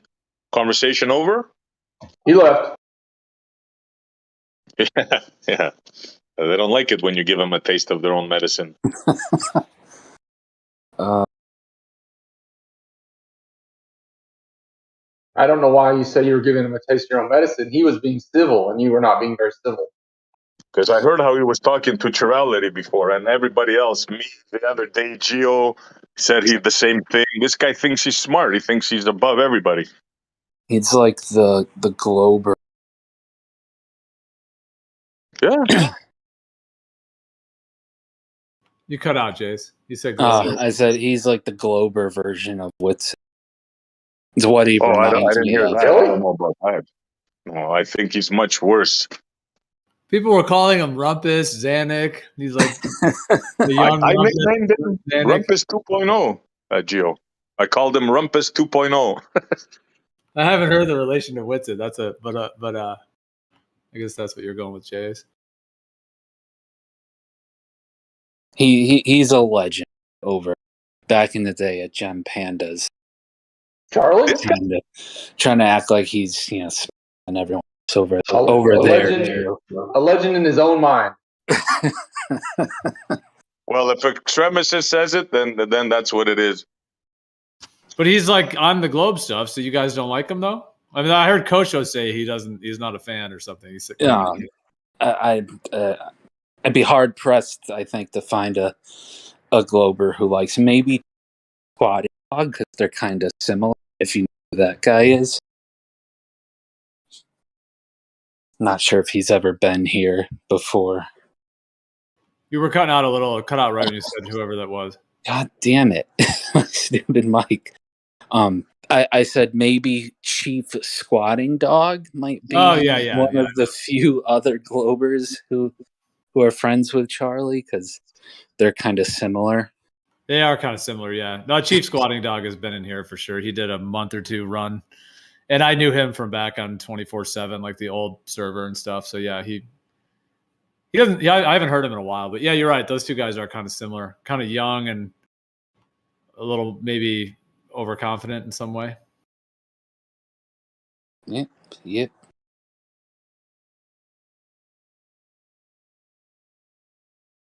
Such a smart ass. He didn't know the first thing about entanglement, or he pretended not to. But then he's telling Jace all this. Do you know this? Do you know that? And okay, dude. All right. Chill. Yeah, I think it's unfair to question people about things that have very specific mathematical definitions that I haven't really heard or used in years. But whatever, he's free to think, and he got some of the things he was asking wrong anyways, but he's free to think whatever he wants. Anyway, that's about as all as I really want to say about him with him not being here.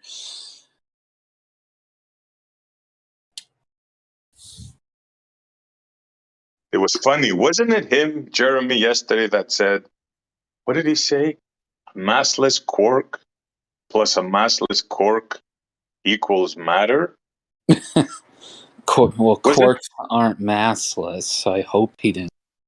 Oh, no, sorry. I think he said volumeless? Is that possible? Something with zero mass plus something with zero mass can equal to something with mass. Yeah. Oh, stop. That's not it. Yeah. Jesus. And I asked him, it's something that's not it, man. It's you got a proton has volume, but a proton's made of a gluon and a quark, both which have no volume. the volume, that's it. Okay, size. Yeah, size. And then I asked him, you mean 0 and 0 equals 1? And he said, yeah, that's it. Yeah. Now you take two things with zero volume. You have to, or you can't just put them together. You have to orbit one around the other one, and then you get volume. I get what he's saying there. I probably couldn't do a better job of trying to explain that concept. It's quite a difficult thing to. The concept of adding zero together and getting more than. It's not really zero. adding zero together. It's the idea that the elementary particles, so things like electrons and quarks and photons and all that, are point-like. Yet the proton, but really when you're measuring like the size of a proton, you're not really properly measuring like just its dimensions. You're more measuring the color and electric charge density shape. So I wouldn't say that it's exactly like a direct comparison. No doubt. What's a proton made of? A gluon and a quark? Yeah, ideally, in the simplistic case, it's 3 quarks. So a proton would be 2 up quarks and a down quark, and those exchange gluons with each other. What is the carrier of the strong nuclear interaction? Okay, so all the ingredients in a proton is quarks and gluons, right? It's the only ingredients for a proton? Yes. Quarks and gluons. Okay. How much volume does the quark have? They're thought to be point-like, as I said before. So is that zero volume? Yeah, zero dimensional. Zero volume, okay. So then we have this other gluon thing that also has zero volume? Yeah, gluons are also all of the elementary particles are all zero dimensional. So you get a whole bunch of stuff with zero volume, put it together, and then you get volume? Yeah, but like I said, you're not really measuring the volume of the proton. You're measuring the charge density volume, which is the charge densities of quarks and gluons are not zero dimensional. Are you saying a proton has no volume? No. Are you What saying you the parts measure? are greater than the whole? No. Holy moly. That's what it sounds like.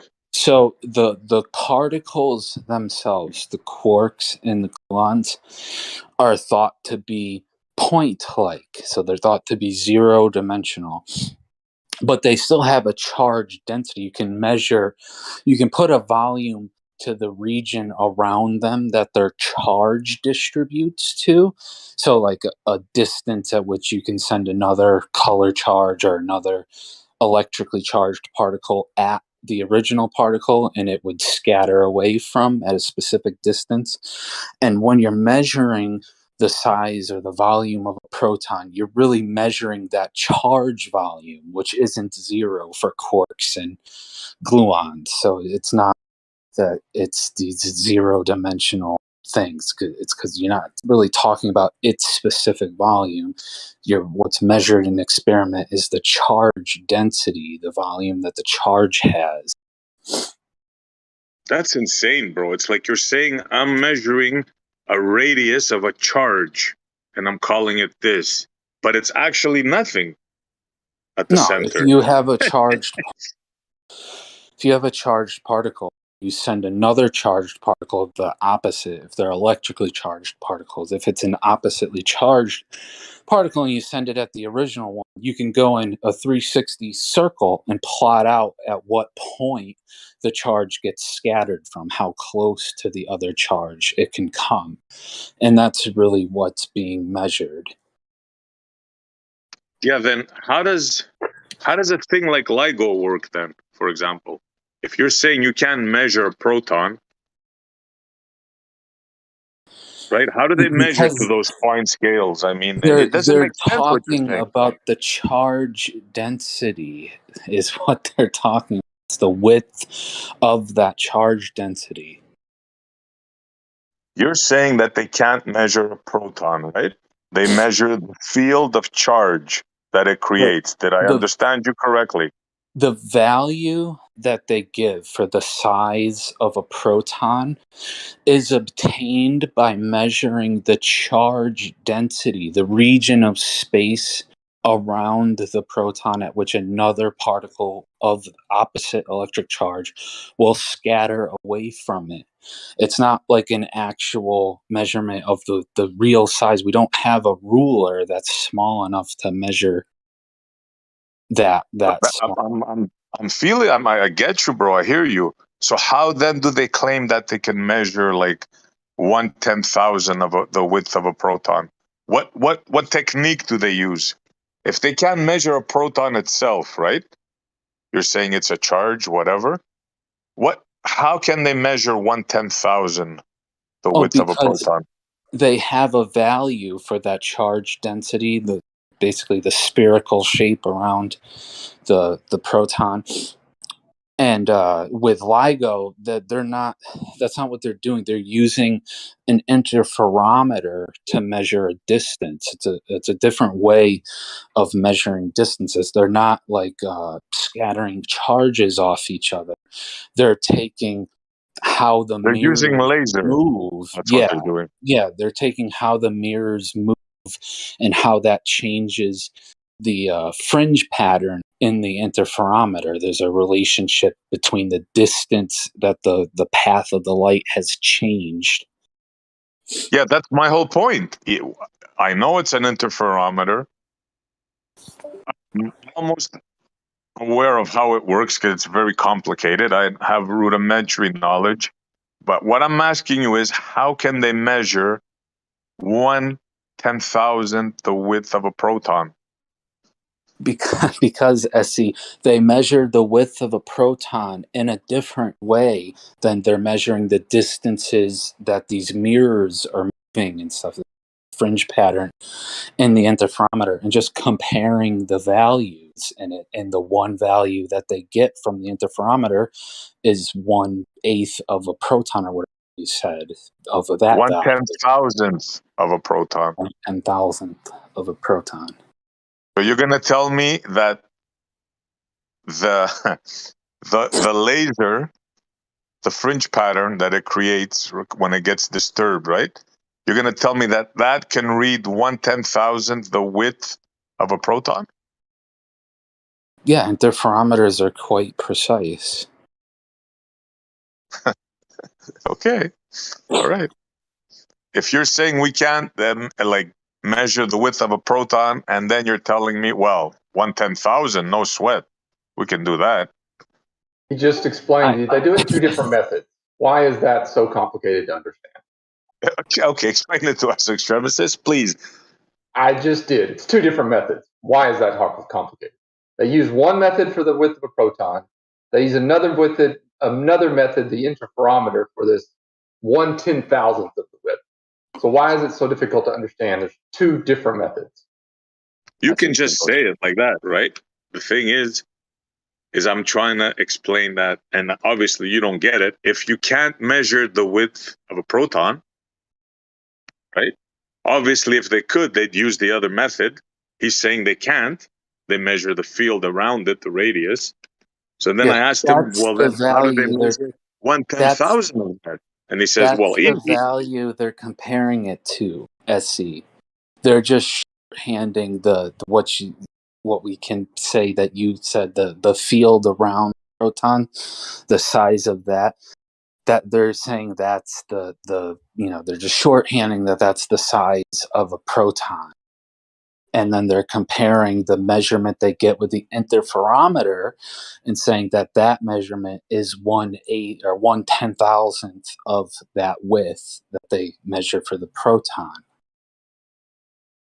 Yeah, that's a fanciful story, especially when they say it comes from millions and millions of light years. I mean, that is so fantastical. Anyways, I just wanted to put it out there. so people could know Well, what we have the ridiculous claims they make. That's all. I have an interferometer can measure down to those scales. We measure density of like electrons and stuff, which is small. Mm-hmm. Yeah. Electrons have density? Charge density. Again, charge. So no volume, no actual density. Yeah, they have a charge. They're electrically charged particles, so they have a charge and a region at a distance that when you send another charged particle at the electron that's of opposite charge, where it will scatter away. So an electron's a particle. Can I just ask what particle means? Oh, Jeremy. Did you say electron was a particle? Sure. Welcome to the QE definition segment of the show, everyone. What's a particle mean? Oh my god, it's so hard to figure out. We're just stumped.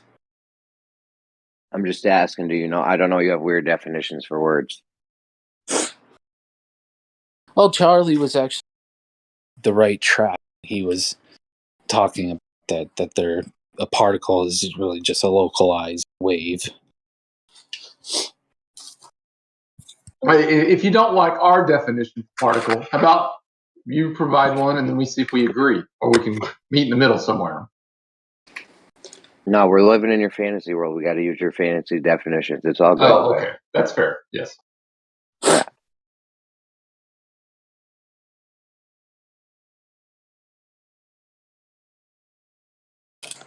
Jeremy, would you say we're living in a material definitions. world and Jace is a material girl? Is that what you were saying?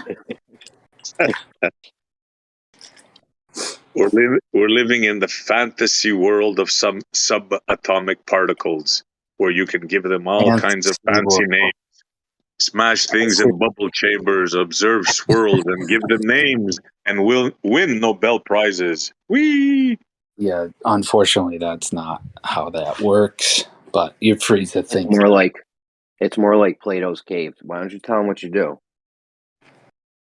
Plato. Oh, yeah. Jeremy doesn't think diffraction is a real thing. Apparently, No, you study particles by looking at their shadow, right? Isn't that what you told me you do? no, never said it. Yeah, you told me you look at the shadow. Bro, why do you think I've been saying Plato's cave to you for like 8 months now? You told me you're just making commands to make yourself feel better. You told me you look at the shadows of fucking particles or electrons or some shit. Find me ever saying. I bet you I could. Shadows. What I did say is that we use synchrotrons to accelerate electrons using magnets to relativistic speeds, which give off X-rays, which we then culminate into a beam and scatter them through a crystal, a solid crystal of biological material, where they diffract and strike either a charge coupled device detector, or you can use just the film and see where the electrons or the photons have hit the film. So the shadow of an electron, basically you have a thing and you see on the plate where the photons hit, so you know where the other thing was, right? So it's shadow, basically? The diffraction pattern. The spots that show up on either the detector or the film, like an image, right? That tells you where the atoms were in the crystal through diffraction. Yeah, you're trying to see where this thing was by hitting the film in the back with photons so you can see where the thing was. Yeah, that's not a shadow. You made a shadow on a wall to see where your finger puppet was. What the fuck, bro? A shadow is when, like, I stick my hand out and block light and there's a dark spot behind that. That's not what I'm talking about. You made a more complicated shadow. we're talking about diffraction, where photons diffract through a crystal lattice and then cause a chemical reaction on a film plate, which then forms an image, or on a charge-coupled device, it exchanges momentum with the electrons on the charge-coupled device, which then cause a photoelectron cascade, which leads to an image on the computer that we can see. None of this is shadows. That's ridiculous. Have you heard of the graviton? I have. Do tell. Could you tell me what a graviton? I wouldn't know where to begin. Absolutely not. Yeah, well, my understanding, right? It's like hypothetical. Go about, as me and Charlie were talking, do a canonical quantization of general relativity. You'll end up with a particle that carries the gravitational force, and it's called the graviton. It's a spin 2 particle, and it has very specific properties, and it's mostly thought of as not really existing because that's not a way of trying to do that kind of task. Was I the only one lost in that one, or I was looking at the dog laughing though at the shadow, so maybe I missed some of it. I don't mean to be like make fun. Honestly, I didn't catch that. Like it went right through me. So what would you say it was a spin 2 particle, right? Yeah, it's a spin 2 particle. It's a boson, so it's an interaction or a force mediating particle. You know, the gravitational force, obviously, its name. So what does spin 2 mean? It's just that it refers to something called the spin statistics theorem, which just talks about whether a particle, if it's an integer spin, so 0, 1, 2, 3, 4, 5, etc., then it's what's called a boson, and those have specific properties, but they're what we think of as the force mediating particles, so like photons, gluons, and the W and Z bosons of the weak interaction. Then particles that are spin 1/2, like electrons and quarks and neutrinos and stuff, those are like the matter particles. They're the particles that make up matter, the matter around us in combinations. So spin integer particles are massless, and spin 1/2 particles have mass. Not necessarily, because like the W, Z, and Higgs bosons have a mass, but most of the fermions all the fermions have a mass, so it's on the right track, but there's just the exception with W, Z, and the Higgs boson. In plain English, speaking of the Higgs, I just happen to have a picture of it on the screen there. This is what all that stuff that he was saying, they're all, in reality, they're squiggly lines and straight lines and dots. Have a look. Dude, it's quite funny. That's what Jace was talking about now. What does that mean to you, SE? When you look at that, what do you see? It's a pile of horse. Not you know crystal diffraction, which was what I was talking about before, which is what I do, my job, my research. That is particle collisions, and it's just a way to represent them to the general public. It's not what physicists say is literally happening, that there's these squiggles going on. Oh, you read the energies that come out of them, and you give it up quark, down quark. What's the other one? Fancy. What's the other one? It's up, down, charm, strange, charm. Bottom. Yeah, but it's not just read the energies. You're reading the cross section, the scattering, the momentum, the velocities. You know, all the properties pertinent to a particle is what you're measuring. Yeah, exactly. But what you're seeing in the bubble chamber is this. No, that's not what you're seeing. So this is not a This isn't representation on of. This is not a computer representation of particles in the bubble chamber. the Higgs boson isn't measured in a particle or in a bubble chamber. You can't measure Higgs bosons in a chamber.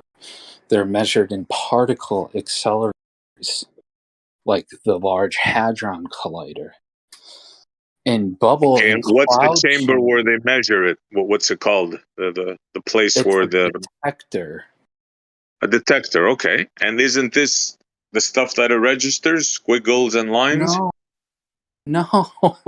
See, So what is this then? What is this? it's a representation for the public to get an idea of what's going. Oh, so you think showing the public this, the public? Oh yeah, I can Yes, understand that. because Oh yeah. most people in the public can understand that a particle is an object that has a path and can strike other particles, bounce off them, and be detected. So you can show those paths with lines in an image like that. Okay, there you go. So these are the paths they take when you smash them together and you say, oh, you see that path over there with this energy? That's that. And that over You there is measure this.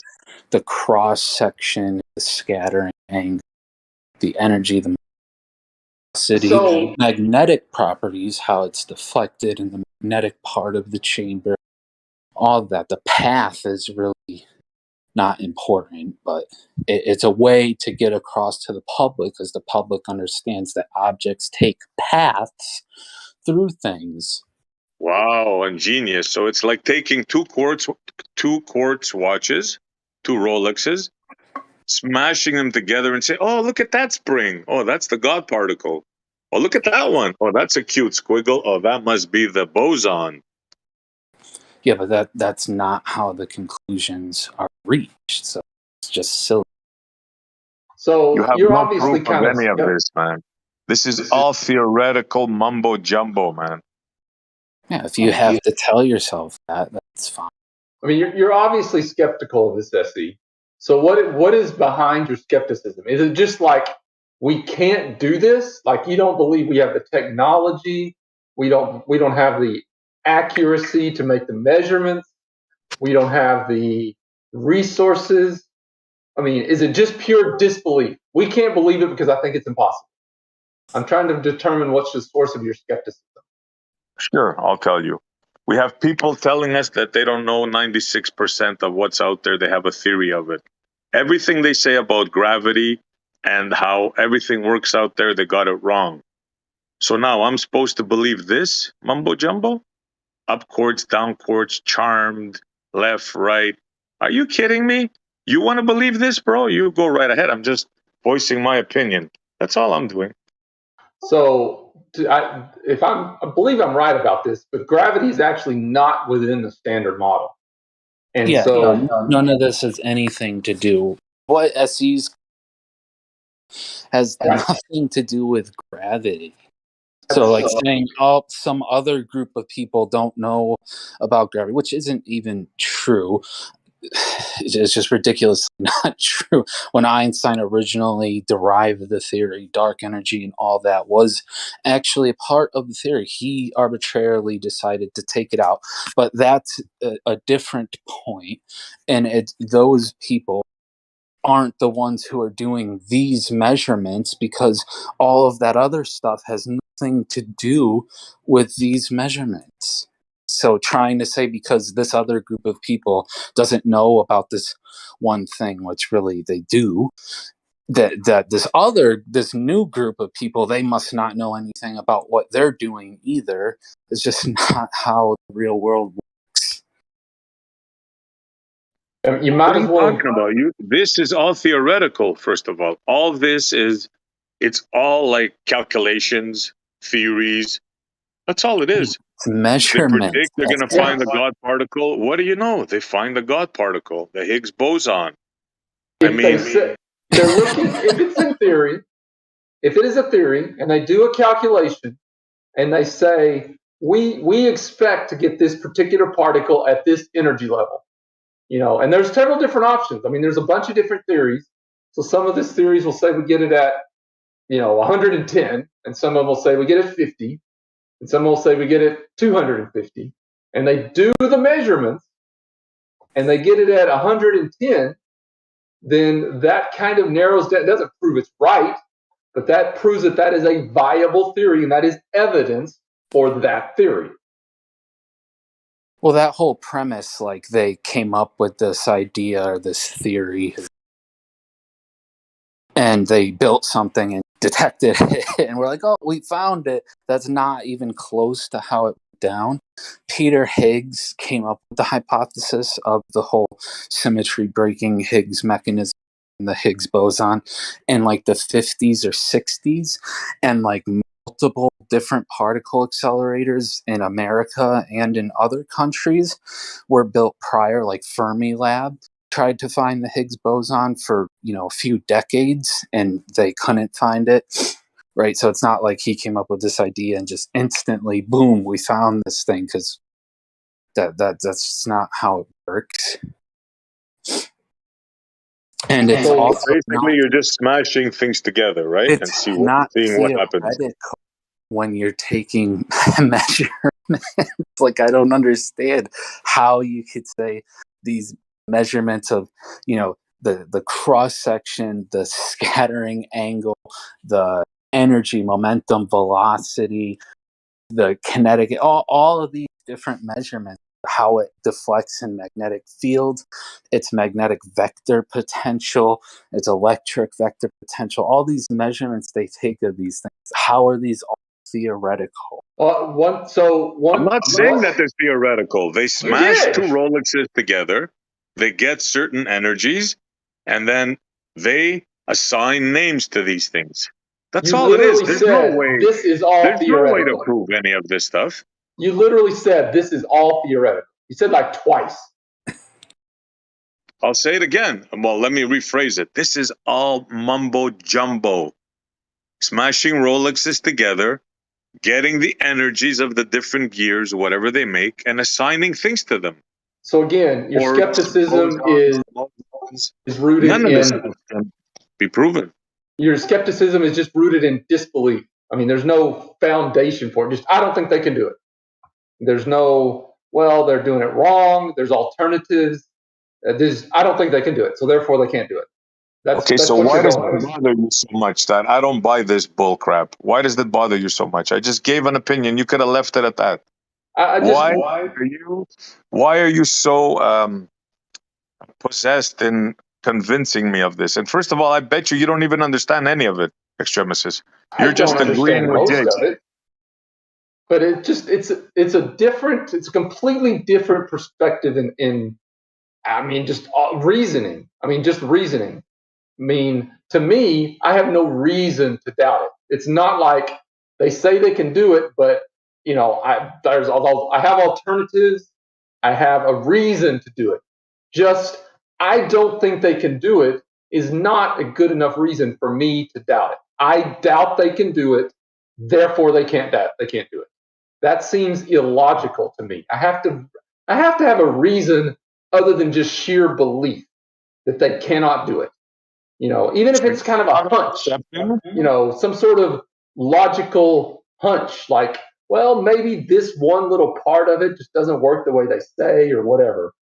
But just they can't do it, so I don't think they can do it. That seems illogical to me. So you're an auto believer, right? Somebody told you they smash watches together and they find the God particle.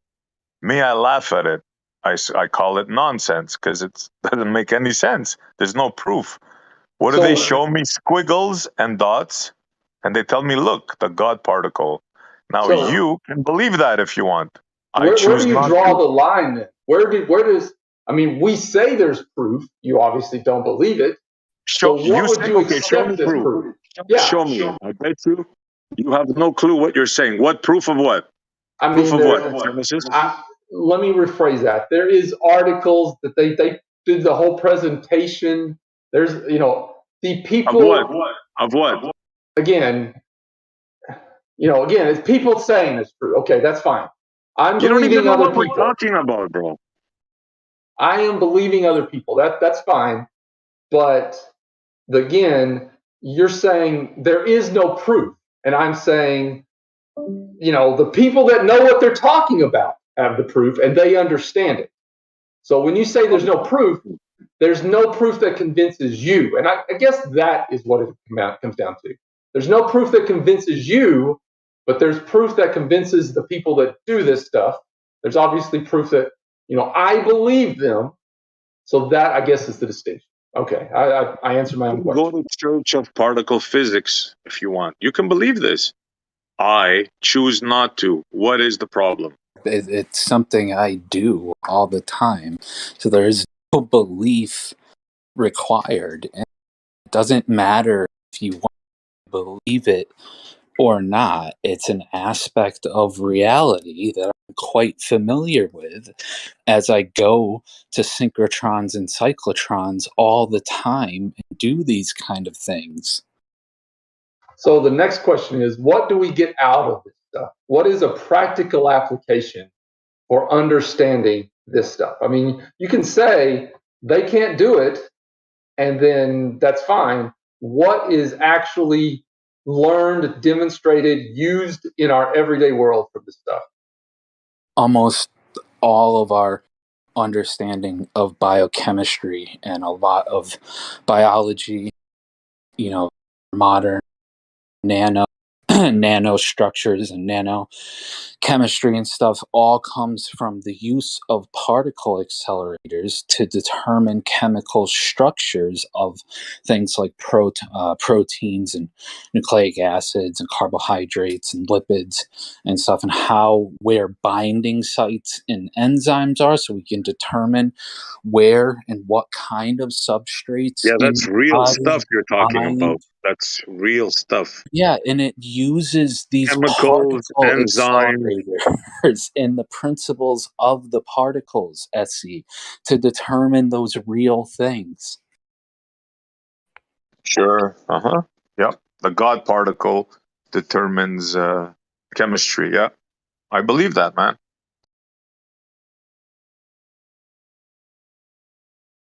There's no way that you can prove any of this stuff. A straw man every Prove. single time. Okay, show me a charmed particle. Show me a charmed no one's particle. claiming that I can grab a charm cork and Of fucking course you show can, it. because it's That's fantasy, bro. ridiculous. So you can't show this thing. It's defined by the measurements and its interaction with other particles, which we can show you those measurements, and we can show you those interactions through measurements that are consistent every time you do the experiment. So you can't show me this particle, but you can show me something interacting with this particle. No, Essie. Any time you say show this particle, it's just a silly. No one has ever said that we can grab these particles and present them to you, to your fucking majesty. That's ridiculous, and that's not what Are you anybody's bending a knee right now? Are you bending a knee? Give me a bucket of tau neutrinos.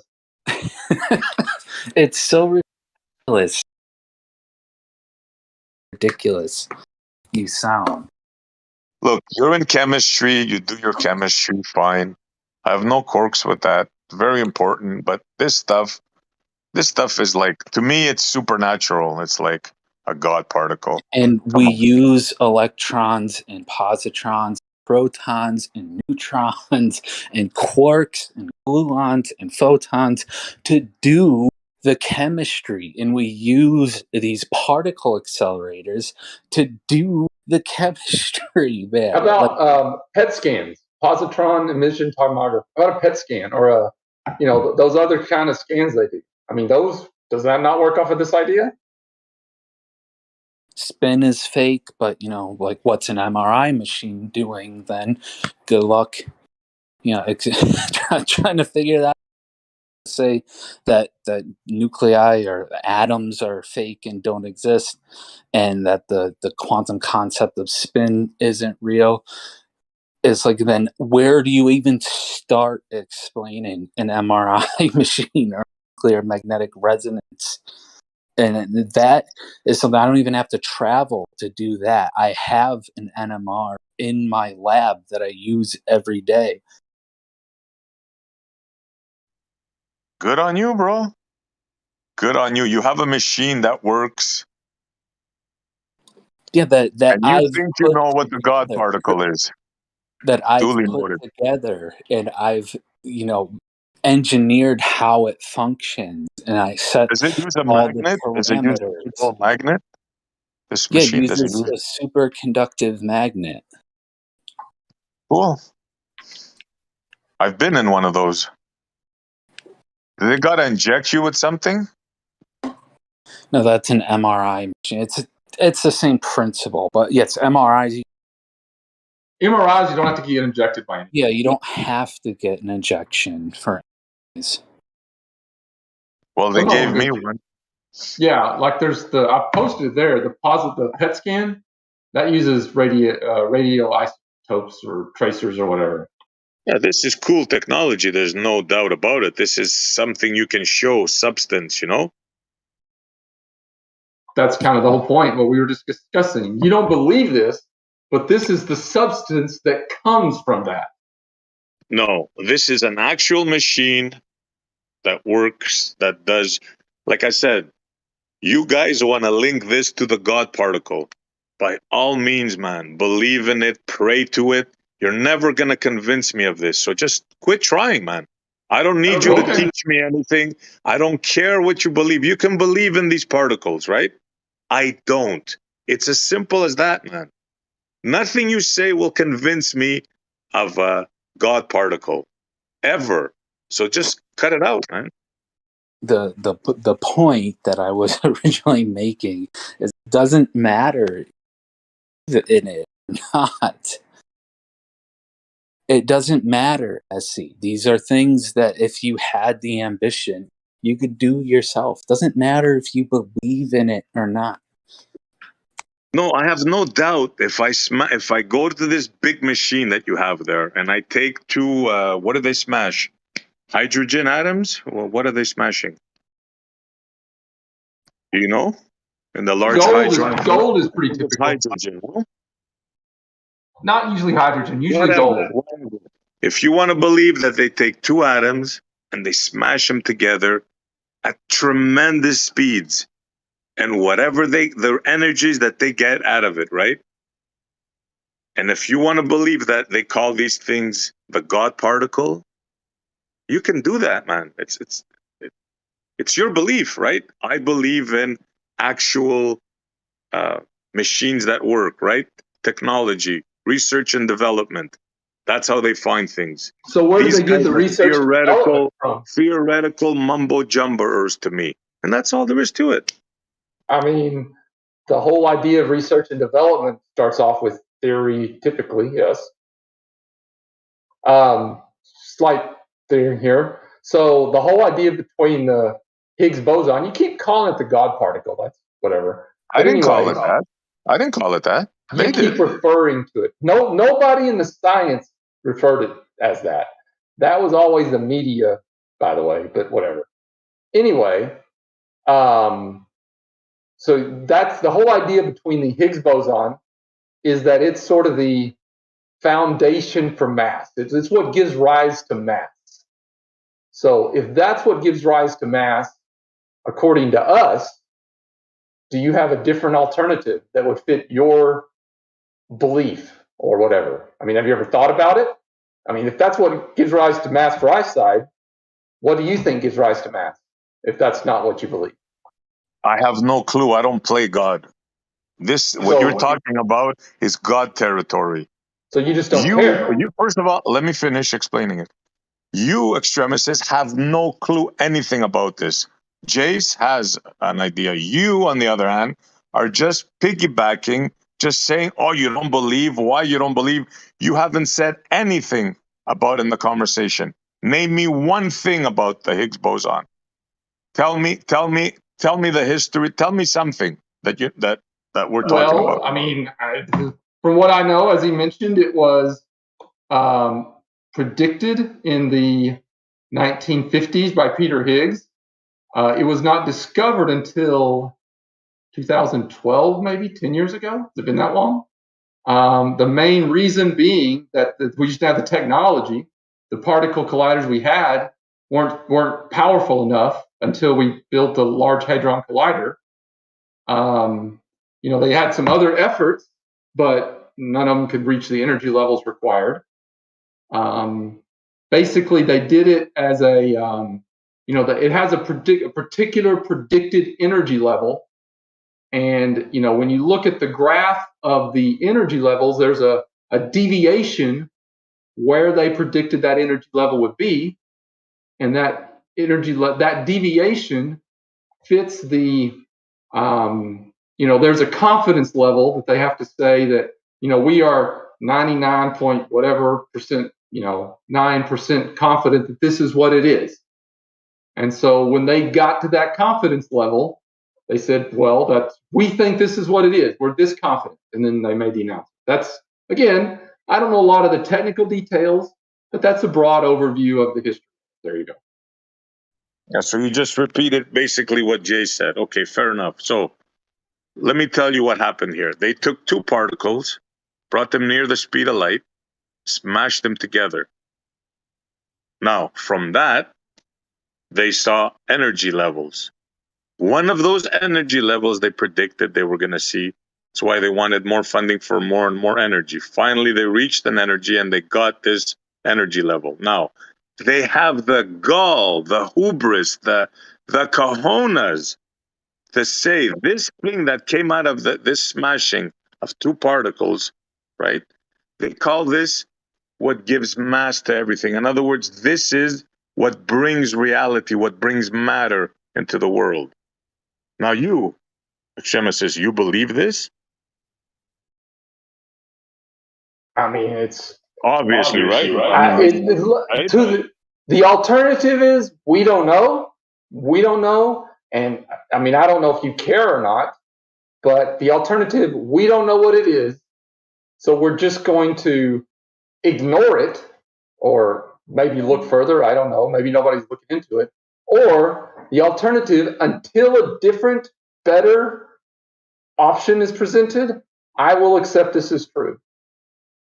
Or you can do what I say and call it complete horse crap and not believe it.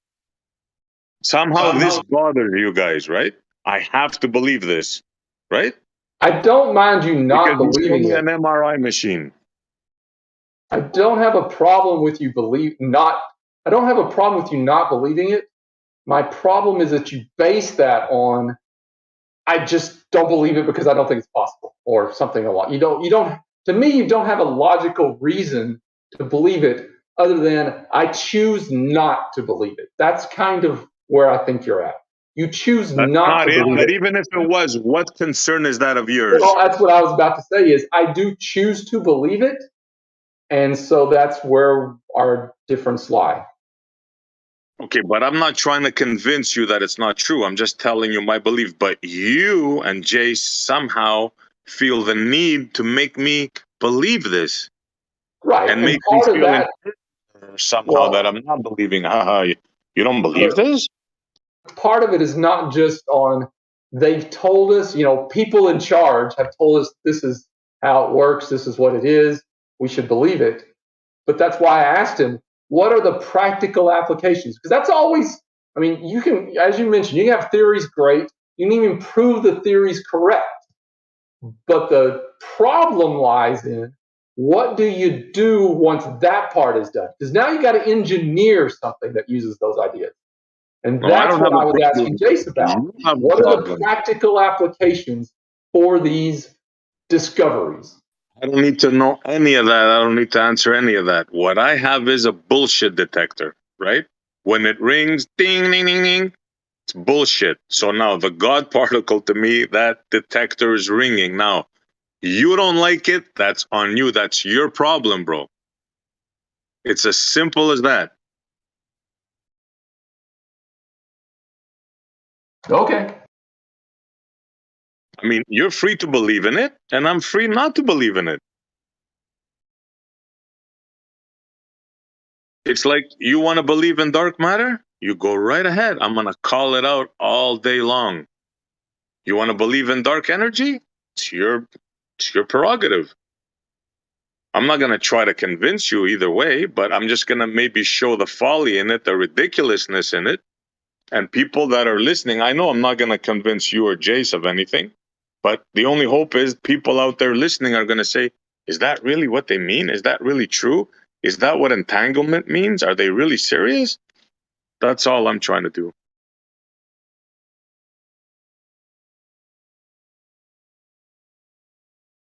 As I know you, Extremis, you're an auto believer. Whatever you read, you'll believe it. That's a guarantee.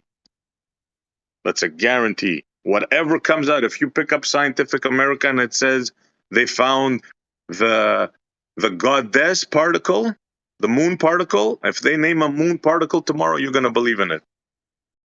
Guarantee you. And Jace will come and explain how much spin it has, how much power it has, how much detection it has. Yeah, that's what you guys do, man. You fall for everything.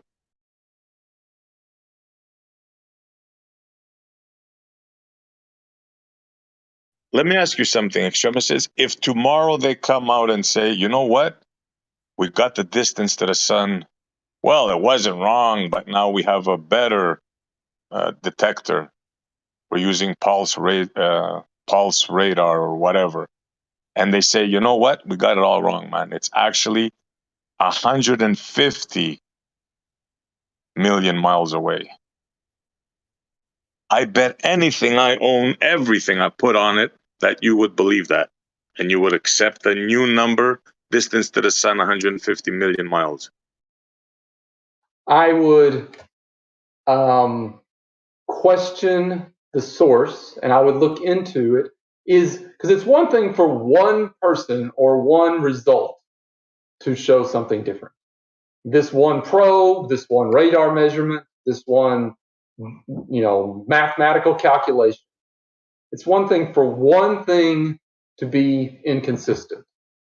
But if you look into, if they came out tomorrow and said, all of our calculations were wrong, all of our probes were wrong, all of our radar ranging, everything was done wrong, then I might actually, if they said everything was wrong, maybe. If they just came out tomorrow and said, our probe was wrong, but the geometry still shows this, and the radar ranging still shows this, then, you'd have to question that, obviously. So it's not just about one result. It's not one thing that tells you this is true. Multiple results over typically some period of time. You know that the distance to the sun was changed about 8 times, I think? Yeah, it has 7 or 8. When was the last time it was changed? Updated. What does that matter? Because technology improves over time. That just goes with the territory. As there was a whole sticks and whatever measurement that we had because we didn't have anything more than sticks and sunlight. We got a little bit better. More technology, telescopes, probes, radar. It's going to change. That makes sense. As technology improves, things change. So you're admitting now that one day the distance to the sun will change. It is possible as technology changes. But the thing is, at this point, again, it's not one thing that we have that shows, in your example, the distance to the sun. Multiple different methods are used. And so if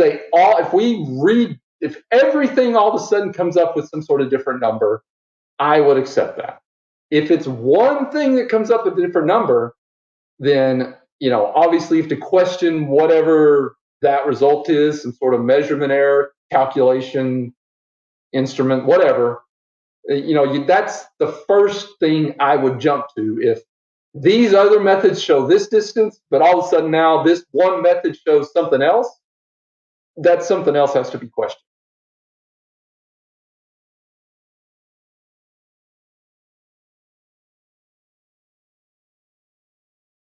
I mean, it's just the nature Here of you go. technology that Have a look. everything is going to change as your technology, as your understanding improves, as your technology improves. The results, you're going to get different numbers, different measurements, different calculations. It's just, I mean, it happens through all of science in all of history. Show me one thing that we thought we knew 1,500 years ago, and we think it's the same thing now. So it went from 3 million miles away, Copernicus. When was Copernicus? I What year can was that? can I Montreal, can I offer him something that the ancients thought of thousands of years ago that's pretty much exactly the same today? Okay. It would be Sure. this sacred geometric number called 108. So the moon thousands of years ago had the size of 21,060 miles, pardon me. If I multiplied by the 108, I would get the distance to it. So if I took the diameter multiplied by 108, I would get the distance to the moon. Funny enough, guess what happens if I take the diameter, 86,411 miles, and multiply it by 108? I get the distance to the sun too, 93 million miles. So just out of curiosity, do you know anything about Aristarchus and the magical sacred 108 number that he used in calculating the distance to the sun, originally at 1 million miles away with a diameter of 9,000 miles? I know nothing. Well, just to let you know, they already had the distance to the moon thousands of years ago by using sacred geometry. Not only that, if you want to go look at Venus and the size of Venus and how it was first calculated, believe it or not, it wasn't Christian Huygens who got rewarded for it. It was Cassini.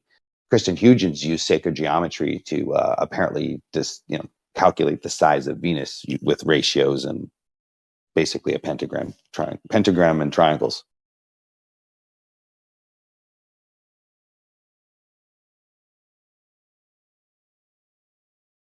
And just So go I look don't it know up, about dude. this So 108 stuff, but they went from 3 million miles data to 104 million, and now, of course, 93.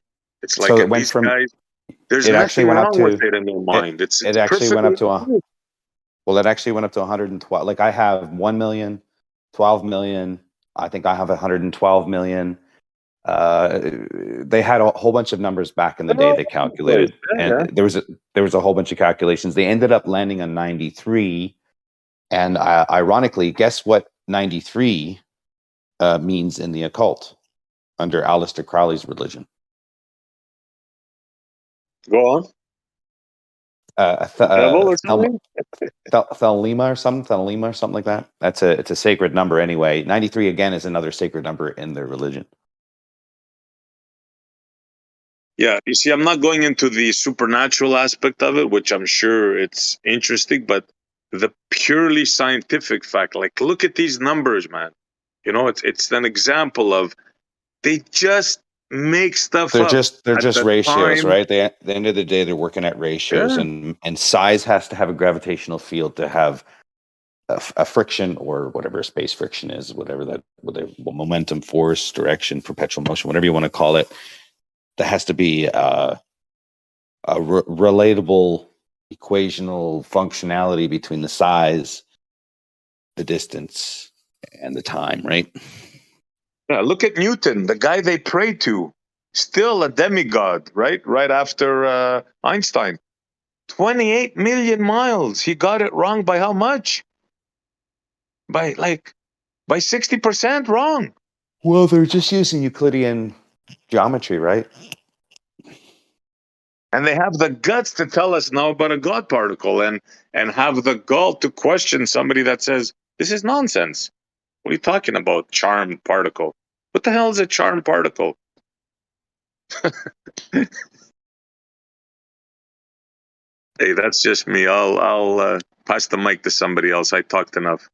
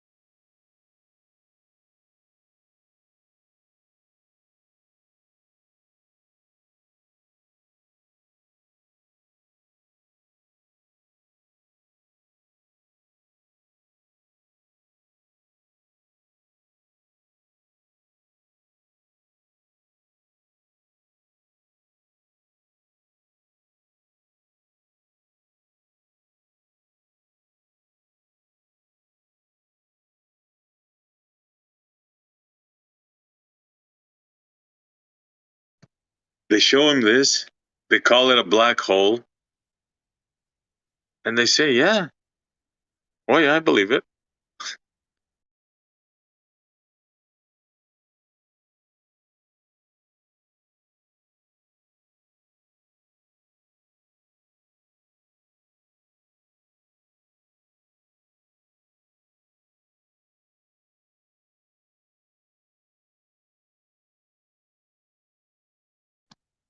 So you're not defending your son, Extremis? The distances? You gave up on that? You white flag? I was not going to engage Flat Earth Data. I do not like to talk when he's around. Also, Data killed the convo? Shame on you, Data. He left, so I can talk again. Oh, okay. So based on your logic about that whole thing, in your idea, Copernicus or whoever was first on your list there should have been right about the distance from the very start of the sun. He should have known 500 years ago, this is the distance to the sun. And that's it. We'd have known the whole time. Did I say that?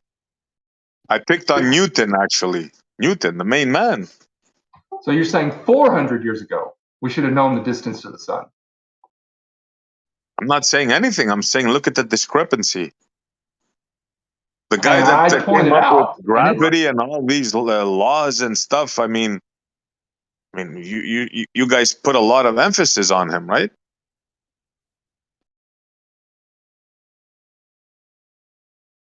I always say if you bring a big lighter back to his day, they'll burn you, they'll freak out, they'll worship you. But yet we attribute so many laws and stuff to this dude.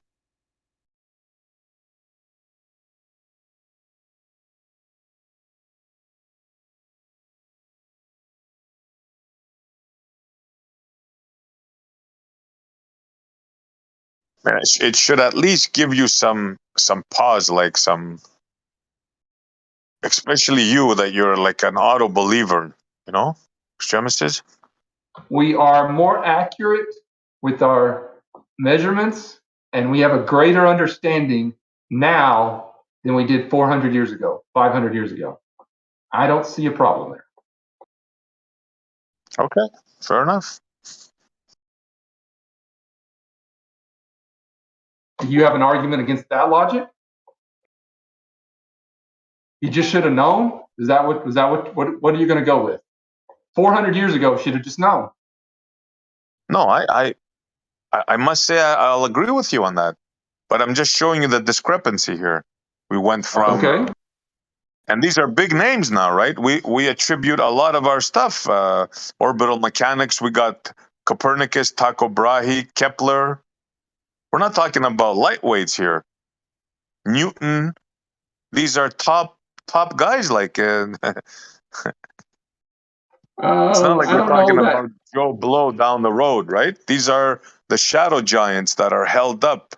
One of them is Gravity Man, right? I don't know this ENCKE guy that's on your list. I don't know who that is. 1869, 150 years ago. You got it fairly close. But again, we've made a lot of progress in our understanding, our technology, and our capability in 150 years. And I mean, that makes sense. You know, I would expect, all of science is based on progression. You don't just know something and then that's it. We're done. That's it. We got it all. It's always built on better understanding, better technology, better measurements, advances in, like I said, everything, technology, instrumentation, but, better margin for error. Our instruments are more accurate. There are, a lot of our designs and the experiments we conduct are much more clever than they used to be too. So, there's progress. That makes sense. Okay, fair enough. So let me ask you a question. From 0 to 100, how confident are you in the current distance to the sun? 93 million miles. and you're saying, 0 being not confident at all, 100 being absolutely confident. Yeah. I'll go with 90, 99, 99. That high, huh?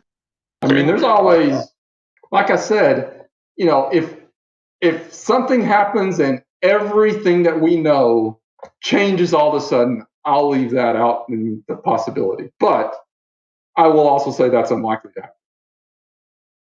So you're 99% confident that the people that tell you they only know 6% of the actual stuff out there, and they attribute 96% to stuff that they have no clue, but they gave it a name, dark matter and dark energy.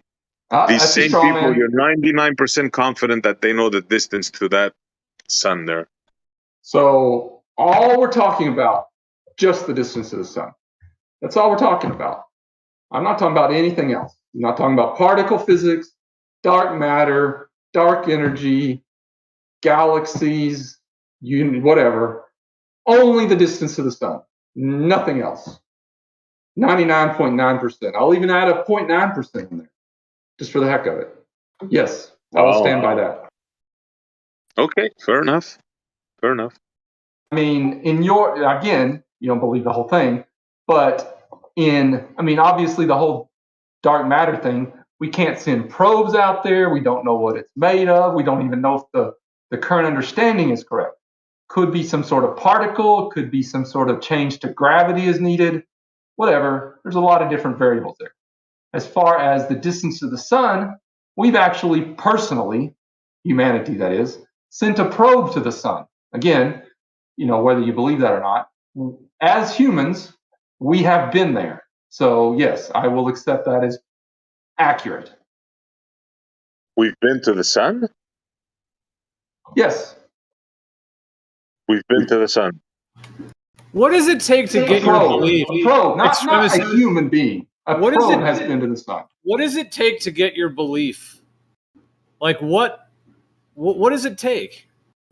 I mean, I'm not saying for me trying to get, I'm saying like what do you require? Like, is it just, do you go with it, believe anything, or like what are your standards for what it takes for you to believe something?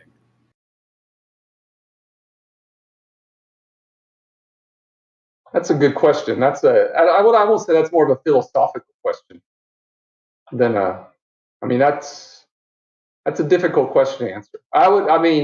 Short answer, I would say reliable sources. Again, what is reliable?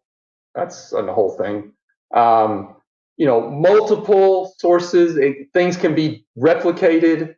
I trust the source. It's not from somebody I wouldn't trust.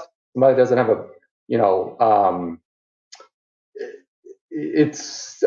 that's just, there's a lot of, my own understanding would help some. Again, most, if not all of this is kind of above my pay grade. I understand some of the math and the geometrical derivations of some of this stuff, but a lot of the physics and stuff is beyond me.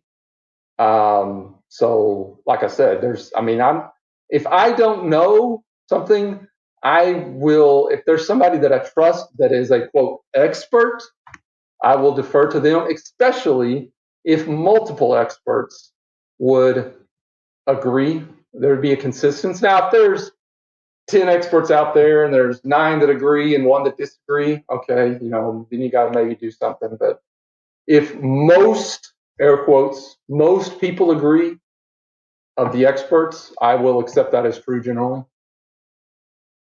I got you.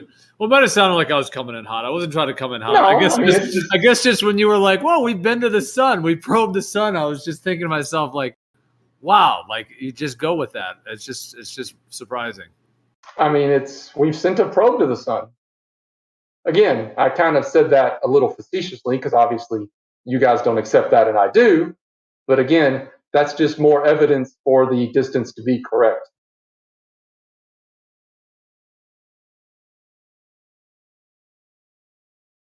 Well, it's kind of like, I know this is unrelated really, but like, when they say like, like a girl who's dating, she's either hard to get or she's easy to get kind of thing.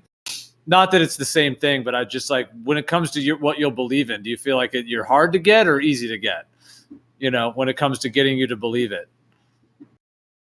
Because it kind of just, I don't know, with the space stuff, it's like some of you guys that are really into it, it's like it just seems like you'll go with anything. Like if they say that they probed into Pluto and they drilled down into the middle of Pluto and they found minerals there and they brought them back and they gave them to the president of Czechoslovakia and now they have them in a museum, like would you just be like, yeah, they did it? Like would you just 2 thumbs up for that? So specific to and 2 toes, astronomy and astrophysics and all of that, I have I guess a passing understanding of that. I mean, when I was 12 years old, I kind of wanted to be an astronomer. And then by the time I was 16, I realized there's a lot more math involved and I didn't want to do that. But, I was very interested in the subject when I was young. And so I kind of followed it. And I mean, a lot of the YouTube subscriptions that I have are, science-based, specific to astronomy and astrophysics and cosmology. Outside of that, I mean, if you're talking about certain other things, I'm probably a little less trustworthy just because, I mean, in biology, I kind of go with it. I mean, I'm not much of a conspiracy theorist in general. There are a few that I will. I mean, one that I agree with and accept is that, and I think it's been mentioned, that the pharmaceutical companies will never cure another disease. I agree with that one absolutely 100%. They will discover treatments. They will never cure anything again. I agree with that one.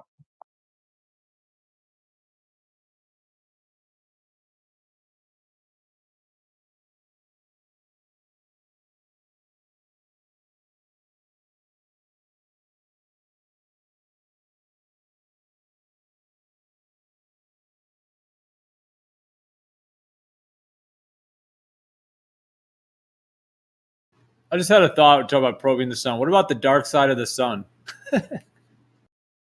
Is there a dark side of the sun? Dark side, yeah. I mean, obviously they would say it's a sphere in space, so there is no dark side. But it's just funny to think about that. The other side of the sun that we never see. No, we don't ever see it. I don't know. How would you? I mean, maybe you can. I don't know if I don't even know if that's true. But even regardless, you can actually see the sunspots, and they will move across the sun. They'll rotate around it, and you can see them come up on the other side. You don't even know if they think we saw the other side of the sun or not? You're not even familiar with that?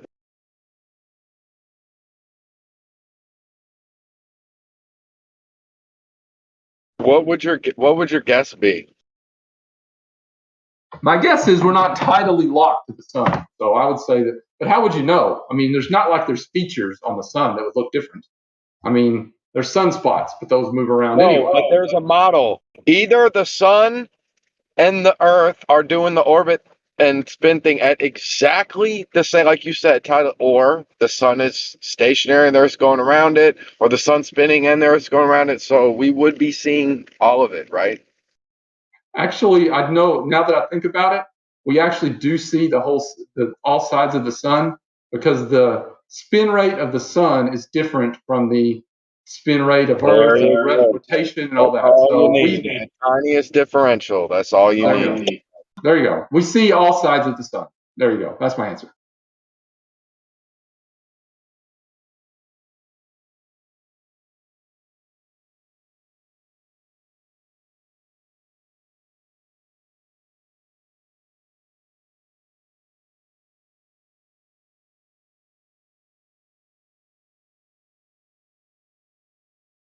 All we need is to send an atomic clock there, orbit the sun, and come back, and then we'll know which one's really moving. Whatever.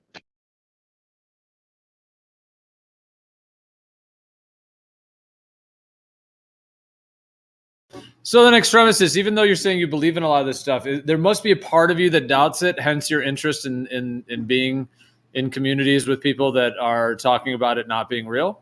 So you must have some curiosity or some kind of draw to it? Curiosity is a good way to put it. Actually,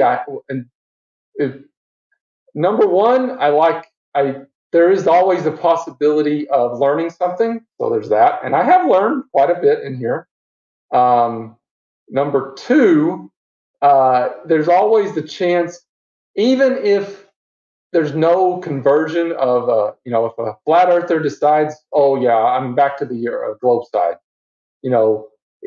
the opportunity or the chance to just explain the globe model in such a way that a flat earther will understand what it says. They don't have to believe it. They just have to understand what it says. Because there's so many different things that flat earthers just don't understand right.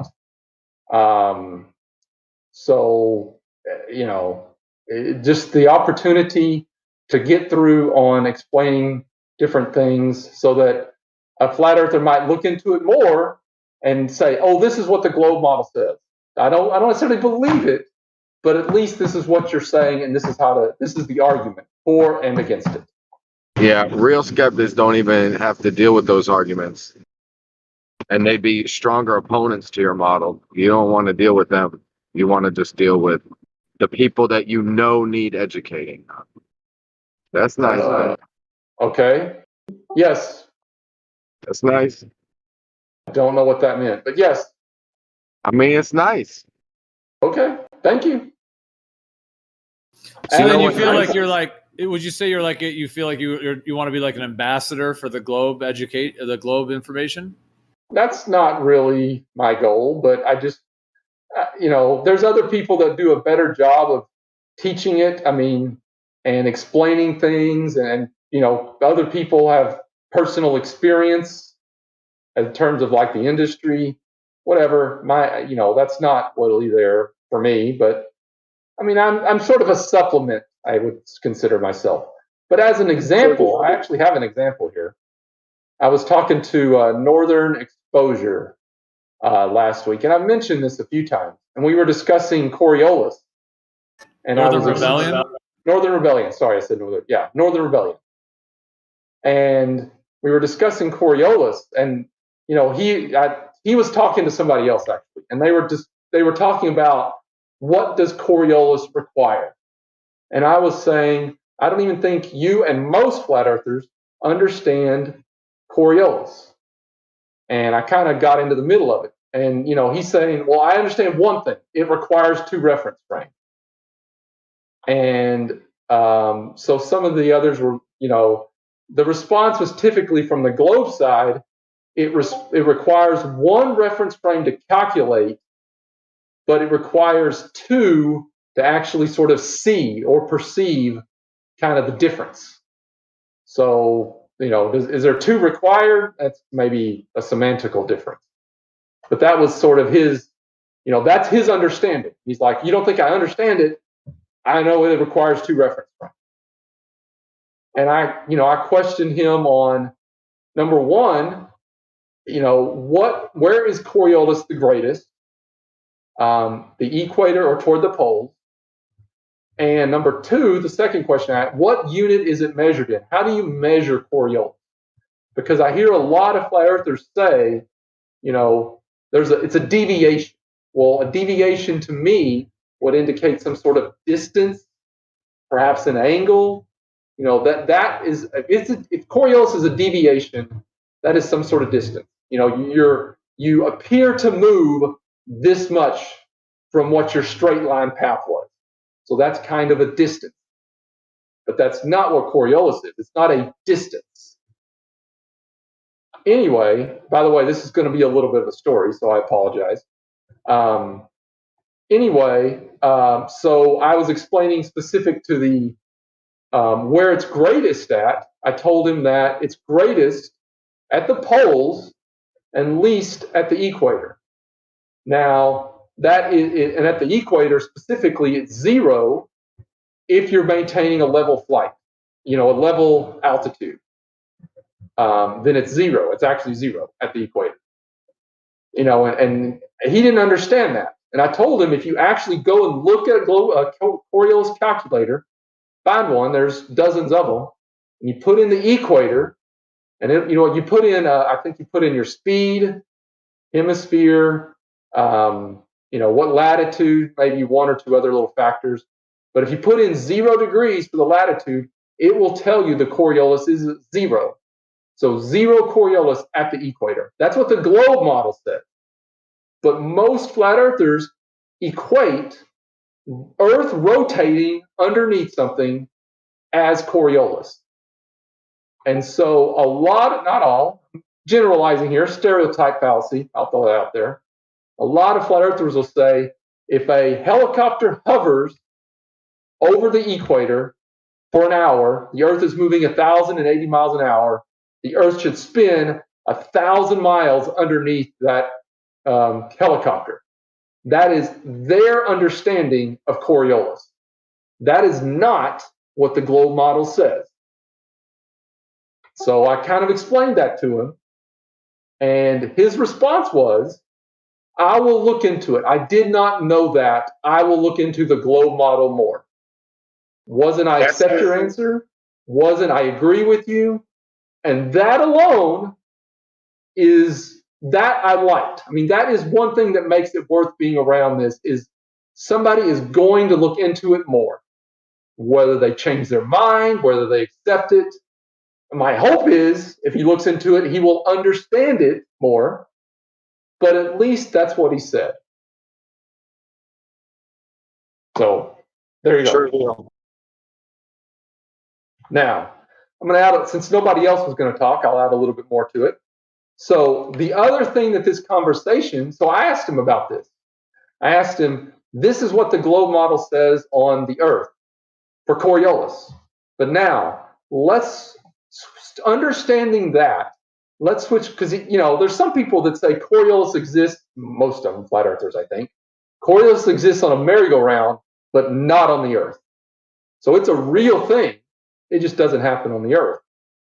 So then I said, well, let's take that to a merry-go-round. Where on a merry-go-round would you think the Coriolis would be greatest as? And I asked him this question. By the way, I asked him this question, and I don't know the answer to it when I asked him. I just asked him just to ask him and maybe think about it. Where on a merry-go-round, and your choices are. It's when. It's not a where. It's a when. It's when It's when you go from extreme to extreme. You're on a merry-go-round, and where on the merry-go-round? In the middle, in the center. Hold on. The middle or the edge. The middle or the edge. When you go from the middle to the edge or the edge to the middle. Yes, that was my question. Is it greatest in the middle? In the center, is it greatest in the middle toward the edge, or is it greatest at the outer edge? Where is Coriolis greatest on a merry-go-round? It's the same. It's the same. You're saying Coriolis is the same across the entire merry-go-round? No, if you go for, oh my gosh. So, okay, what is your answer? Where on a merry-go-round? When you extremify, it's your name. That's what the answer is. When you have the extremesis of the differential. There's a multiple choice question. This is a multiple choice answer. In the center. I don't accept your question. Or at the outer edge. Where is Coriolis greatest? You're not giving enough data. What else? You're not saying where you came from. You're just stationary in the center. Okay, fair enough. I start at the center. No, let me rephrase that. I am on one edge of the merry-go-round, and I roll the ball from one edge. The merry-go-round is now spinning. I'll even give you a number. 5 rotations per minute. Not particularly fast. I don't guess that's very slow. It is 3 meters in diameter. I'll give you that too. I am on one side of the merry-go-round. I roll a bowling ball to the other side. Where is Coriolis greatest? I don't know if that's even a fair example either with the friction involved. Doesn't it have to be like, because you have expected path with the friction involved, you have expected. Doesn't it have to be like tossed across it? Like, see, man, I don't even know. I don't even want to get involved in this, man. The way you there you phrase go. it. Okay, so I'm gonna. all of that being said, and again, I'll come back to this in a minute. Coriolis does, and this goes back to the whole thing about rotating underneath something, because George specifically, I asked him this question, and he said, if you're rolling on the surface, there's no Coriolis. You have to be flying over the surface. See, I'm an idiot. I'm an idiot, and I knew that, dude. And that is stupid, because that is not true. It is kind of true. If you, it's kind of not true. It's And I can show you an example where they have the little ball rolling on a surface of a spinning platform, and it deviates. Yeah. But it is rolling. It is in contact with the surface. So even if you're in contact with the surface, but what I don't accept as fair of that demonstration, which it's cool, is they say deviated from the expected straight path, and it's like whatever. No. Think about when you have an expected straight path. That's the one reference frame, and the other reference frame, it doesn't look in the connect. Here's what I'm claiming, Extremistus. When they're connected, it's not two reference. Well, it's not an inertial and a non-inertial. You get what I'm saying? That's fine. You sidetracked me a little bit here, so I'm going to finish what I was saying. So anyway, I asked him this question, and I didn't know the answer to it, by the way, when I asked him. I asked him, where is Coriolis greatest on a merry-go-round? You know, in the center, in the middle of the edge, or toward the very outer edge? And I didn't know the answer. So I thought about it, and when I first thought about it, I fell into the whole flat earth trap of equating the linear velocity on the edge with Coriolis. So I actually told him at the outer edge. But I thought about that, and I thought, that doesn't seem right. So I looked into it some more. And after about a day of research, what I found out was, because on a merry-go-round, you're on a 2D surface, and your angle, the axis of rotation is the same in the middle on the merry-go-round. And you're always perpendicular to that axis of rotation. Right. You're always on the center. You're right. On a merry-go-round, your angle, your position never changes the angle with respect to the axis of rotation. So the answer to the question of where is Coriolis greater on a merry-go-round is nowhere. It is the same everywhere on that surface. It's kind of obvious from the offset, though. But okay. Anyway, you would notice the most differential at now. He did bring up a good point about friction. You'd have to kind of ignore friction, but if you're rolling the ball across the surface, you can tell it's the same, because as you roll the ball, excluding friction, the speed of the ball never changes. Its angle changes, obviously, as it it goes in an arc, but the speed never changes, ignoring friction. Yeah, but premises, what's not fair about that is you're adding it's like it's not a uniform motion type of thing. You know what I mean? Like you have to have the uniform motion to have the contrasting reference frames, the inertial and the non-inertial. And that's what my understanding is. Well, everything that I just described was, I didn't really bring in reference frames to all that. I don't really, that's just adds more confusion. You gotta have it, man, because you can't have moving forward with the ball and sideways. You're adding. You can't say that you expect a straight path when you're creating an angled path. I mean, in this example of me being on the merry-go-round, I'm only in the one reference frame. I'm only on the merry-go-round. I'm not outside the merry-go-round. Right, but if you're connected in the hamster ball rolling on it, you're not expecting a straight path, because you expect the merry-go-round to move you lateral as you move. That doesn't change what I just said. And again, what I just said was the Coriolis is the same across the entire surface, assuming that the speed doesn't change. I mean, if it's the same speed the whole time, then the Coriolis is the same. Now, going back to the Earth, hold on. Okay. I'm going to go back to the Earth again. So back to a 3D. You don't see the parabola though, and then you're spinning your turntable example. I don't know what that means. Let me go back to this, explain this first. So going back to a 3-dimensional spinning object, as you move up and down, or as you change latitudes on the Earth, your position with respect to the axis of rotation changes. And so there's a particular angle that changes. And because that angle changes, then that's what changes the amount of Coriolis. That's why it's 0 at the equator and greatest at the poles. And if you think about it, that actually makes sense because, according to the globe model, the Coriolis is one direction in the southern hemisphere, the other direction in the northern hemisphere. Well, they got to meet at the equator. So if it switches, it's probably the least where it meets. So that would make sense. But that's why the Coriolis changes on a 3-dimensional surface. Because your angle with respect to the axis of rotation changes as you change latitude. And that right there, that is what lets you calculate your latitude based on the precession of the Foucault pendulum. That angle relationship with the Coriolis force. I'm sure that's part of it. Sure, that very well may be true. That's a great extra variable as compared to the 2D surface.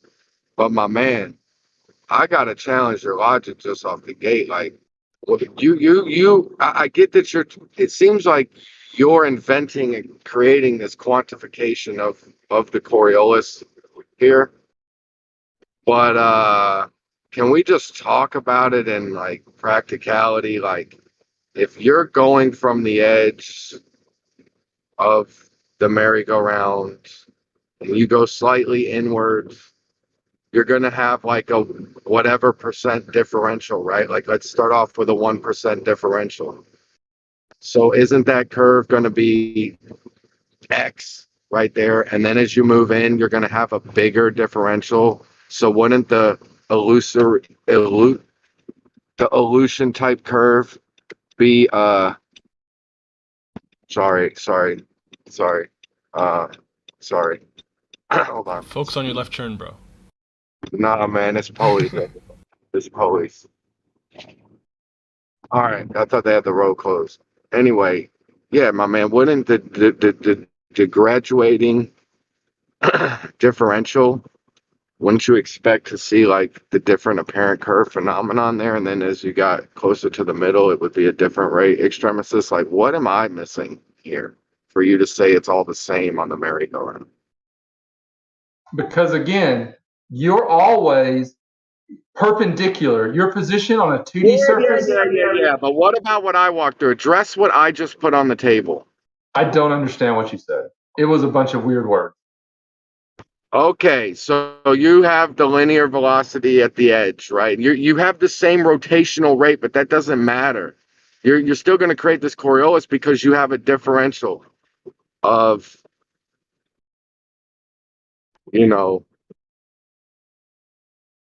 So that's what creates the Coriolis. There is a difference. Create anything as long as it's an optical illusion. It's Coriolis. What creates the source of the Coriolis is the rotation rate stays the same. It's consistent. 5 rounds per minute, once per day, whatever. The linear velocity changes. So the linear velocity changes, the rotational velocity stays the same. So there's a conservation of your momentum that must take place. That's what gives rise to Coriolis. But that's you can have a linear velocity that stays constant and still observe Coriolis. Right, that's what I'm saying. Level 1 is where it stays constant and you observe it that way. Because the thing is, like skirting across. Right. But then you have the extra thing of the differential in the the linear velocities over which you're traveling. That's going to give you an additional effect. And then you would have the sphere effect that you have as well. Like you, extremists seem like you, to me, you're leaving out that middle part or whatever. Maybe I'm missing it, man. You know, but there's too much activity on this boat right here. If the velocity is changing, then you would expect that wouldn't be like, you know, constant effect, like that it would be changing, like you said, Don. I don't know if it would be exponential or what have you, but it definitely wouldn't be equal. Right. Now, maybe he doesn't want to qualify that as Coriolis, but I'm like, if you're at a stationary point, well, if you're at an attached point on the rotating thing, you know what I mean? And you're seeing this thing go far, far off. You know what I mean? It's going to have a changing amount of curve. I would think if you're referencing, the higher the velocity, if you're the less curve you'll triangulating it see. to the bottom, yeah, if you're like matching it from things on, I don't know. It just seems like when his turntable example, when they roll the ball across the thing, it doesn't look like it does a circular path to me. I could be missing that again. I need like a perfect circle. It does like a parabola, right? Yeah, but I guess if you were to like extend it more, then the idea is that it would be doing a perfect circle. Is it going to be a perfect circle? If both speeds are constant, like the ball moving and the turntable turning, then yeah.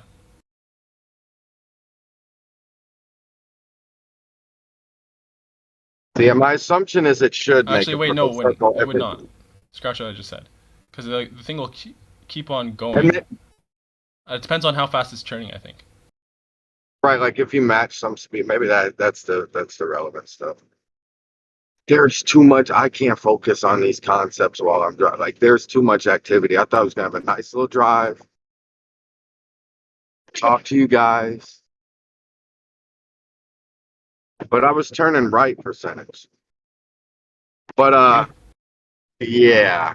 But that's nice. It's nice that you want to, you know, have the people know that, you know, the community of Globers as a whole isn't idiots, extremists, and that their concepts actually, you know, are logically fair.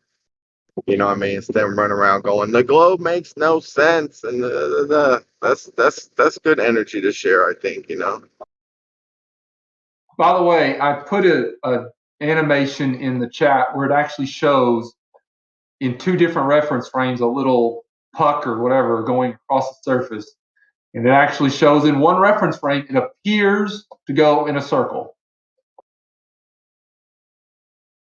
But I would, yeah, I mean, I would bet one of them it does, but does the other one? What does it look like from the other one?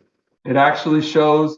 I mean, that's the whole thing. It shows a straight line from the. You know, there's a camera above the table rotating, and then there's a camera rotating with the table, and it shows both reference frames. In one reference frame, it looks like it takes a straight line. In the other, it looks like it takes this curved path. Oh. I mean, to be fair, it looks curved both times. Are you watching the same? I guess when they put the line there, they kind of, you know, but that's only like half its journey, it seems like. No, I mean, if you watch the line, they put the line, it follows the line perfectly straight. I mean, that line is straight. You watch that little black dot, that black dot stays on the line. Not right when it leaves the hand. I mean, okay, there's 3 inches at the first and 3 inches at the end. Otherwise, it's on the white line, please. Okay, can you hear me? I guess the speed doesn't really matter. It just like, you know, dictates how wide the circle is going to be. But if it keeps on spinning, you would assume that it would make a circle regardless. No, that's not making. I don't see a circle. Hold on, and I'll show you why.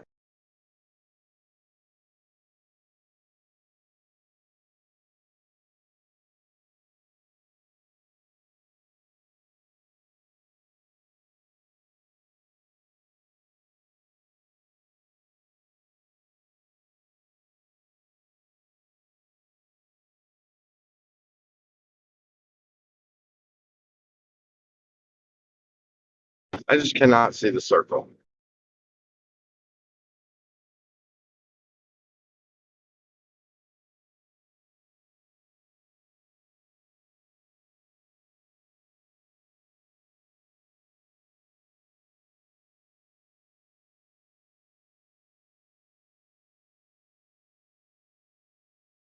Okay, here's the question, Extremistus. If you were inside the ball, what would you see?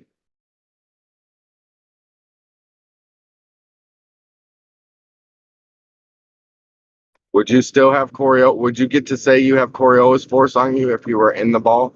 I don't know. That's I don't know. I don't think that deep. For this purpose, there's two reference frames. There's the table, and then there's above the table. There is no other ball reference frame.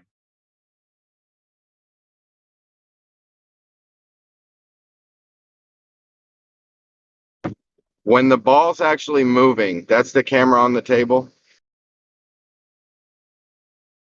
I'm saying the close-up shot.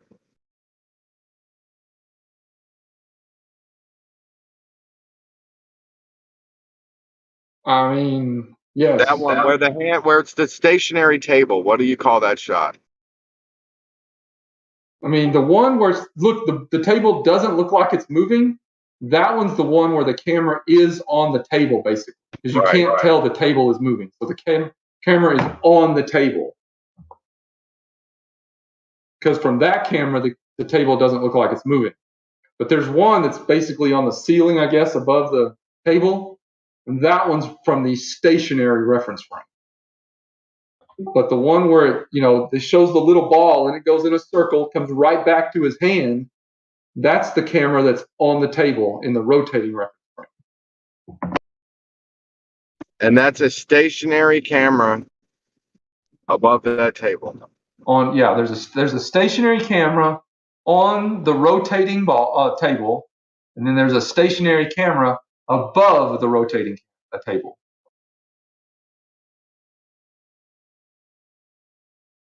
Mm-hmm. And what do you think would happen if they were tossing the ball and the table didn't rotate, but the camera did? Would you still get to call it Coriolis force? Like, that's why I don't like the Coriolis force. Like, the definition is just too long. From the perspective of the camera, if it's rotating, Coriolis force exists. It's like conservation of momentum is really all that really matters. Like, all these other things should be described in pattern. Like this pattern of the spinning table should have a certain phenomenon name. The one of conserving the momentum in apparent optical bit, whatever, and the one on the globe that should have a different name for being at the changing the angle to the rotation, the axis of rotation. Like all that should have its own name, in my opinion.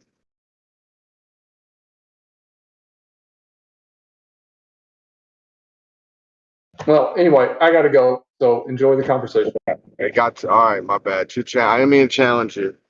Thank you for sharing. That's fine.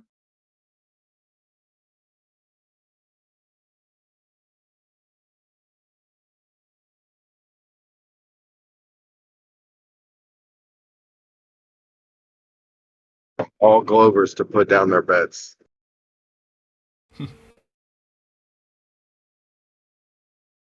All right, catch you guys later. Peace. We're saying good to see you. Yeah, you too, babe.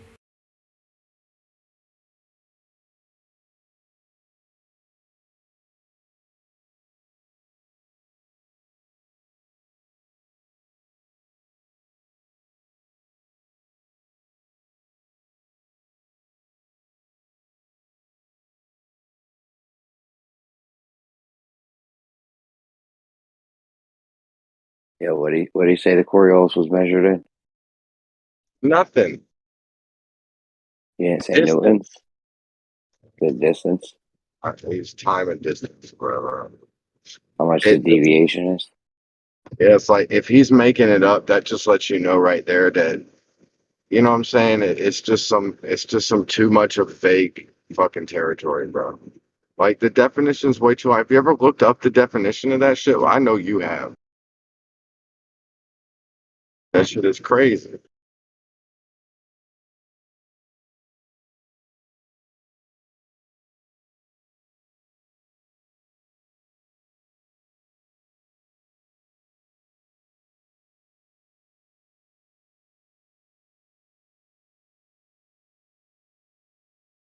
Jeremy, we need to get the Gophers to really lock in their bets with the photon, with this laser thing, with this A or B, Jeremy. I'm telling you, what we were talking about earlier. Yeah.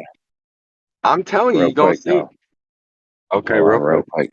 He was wrong about the Coriolis effect on the roundabout or the merry-go-round, because you can get the Coriolis effect by traveling horizontally. You also get it vertically. So if you were to go vertical from the center of the merry-go-round, there would be no Coriolis effect. The same ground would still be underneath you. There's no deviation. However, if you're on the edge, the farther out towards the edge you go, the more the deviation is, because now the tangential speed is involved. Okay. You know what I'm saying? To picture you have a drone, you're at the center of the roundabout, you go up. The center of the roundabout's still underneath you. There was no zero deviation. Now picture you have a drone on the edge, on the edge of it, and you go up. Now there's going to be a massive amount of Coriolis effect. Right. I I guess told him like about if this. you have, I told him about this going vertical thing before. He doesn't fucking listen. He always, I don't know. It's weird. are you saying like if they had the camera above the spinning table and the drone was in the middle of the table and the camera would just come straight up into the camera, so you wouldn't see a deviation. It There's just no would be in the deviation. middle. Right, it wouldn't look like it's traveling across the table. But if it was on the edge and it just No, flew hold straight up, on. the table would start spinning under it, and you'd be like, "Whoa, it's traveling sideways around the Hold on. table." If you are in the non-inertial, if you're in the inertial reference frame or the non-inertial reference frame, hold on, let me think about this. Yeah, if you go up from the middle, there's no Coriolis effect. There's no deviation happen. You're still right above the middle of it. What about at a certain angle, though? Couldn't you kind of be There's like, no angle that's going to make you be off. what if you're looking down at it at this whole setup from like a 45-degree angle, and as it takes off from the middle, as it rises up a little bit, you're gonna see it like, you know what I mean? You're No gonna see matter the what angle you measure it from, the thing didn't deviate. It's still right underneath the same spot. So it doesn't matter where you look at this thing from, there's no deviation. No, that I don't agree with. I don't agree with that. It doesn't deviate. It's in the same spot. No, if you lift off and I'm at an angle, imagine this, you're looking down what can we give as an example? You know, a spinning top with the pole in the middle of the top. And the Okay, how much spinning did it top is, deviate? Tell me how much it deviated from this angle you're viewing it from. I guess I'm It didn't not deviate. trying to, I It don't didn't have, deviate. I'm just saying I'll see the ground spin under it. That's all I'm trying to say. If the ground's not going to spin under it because the grid's going to stay in the same exact spot, the center of the. Oh, okay, right. Only if you're looking perpendicularly down at it. If you're looking at an angle, the ground will spin. Different parts of the ground will be underneath. Don, any direction you're looking at this from, there's going to be no deviation because there's no Coriolis effect because the thing's always going to be above the same spot. I have a different vision, buddy. I'm not delusional. So maybe you're just thinking of some. Maybe the setup that I'm talking about is just not valid or something. But I don't understand what you're saying. But I'm talking about if you looking at a fucking angle, bro, and then something spins up underneath it, you're gonna see the shit in the background. It's basically gonna be the background now. It's gonna be your eyes, the drone, and then the ground underneath, and you're at a 45-degree angle. So the shit behind it is what's underneath it. You get what I'm saying? You're going to qualify the shit behind it as underneath is what I guess is how I'm trying to say. You don't get any more, you're quote unquote underneath, you know, I'm calling the straight line path through your eyes to the thing and then down, not creating an extra like, oh, let's figure out what the direct underneath point is. You get what I'm saying? So, all right, How do you think they do How do you think they figure out Coriolis? they don't. It's stupid. Well, I'm just saying, dude. There's not if you lift up with a drone from the center of the roundabout, there's no deviation. Whereas if you were to lift off from the edge, there would be it would deviate a lot from the point it lifted up off of, right? It all depends, dude, on the observer, the angles, the movement. It's not about the it's not about the observer either. No matter where you look at it from, it's going to be under a different spot. Dude, it's damn sure about the observer, buddy. You see why they got these setups? This is because of the cameras. We're talking about the deviation in reference to the rotating reference frame, though. That's what the deviation is. Right. Well, that's just conservation momentum to me. If you not have an observer looking at it and all this, it's irrelevant.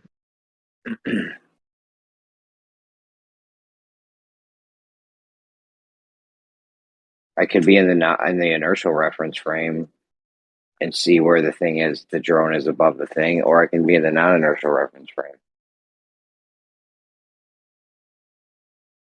The difference is if you're in the inertial frame, it just looks like it went up in a straight line. But if you're in the non-inertial reference frame, it's going to curve.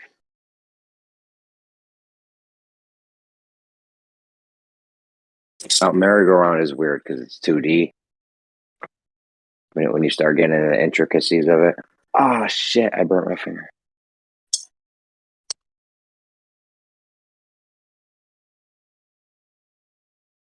Jim, I'm sorry. I appreciate the time. When you say it deviating, I just don't know like what you mean from what. So in relation to the ground, like if you lift the drone up off the edge, it's going to deviate from where it lifted.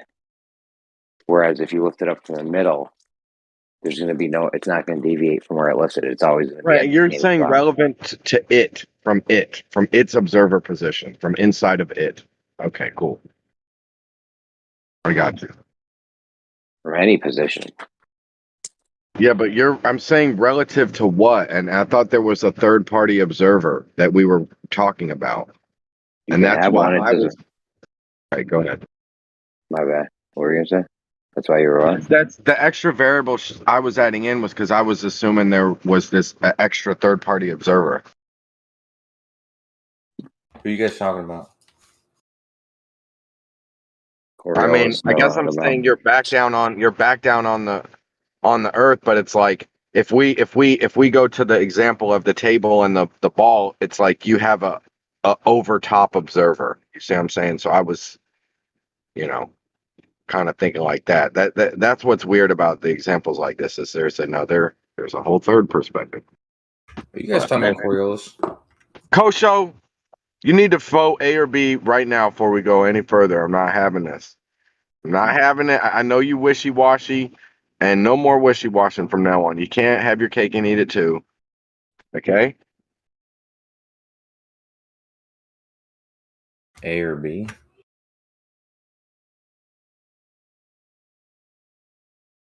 Yeah, weren't you here earlier? You won't remember.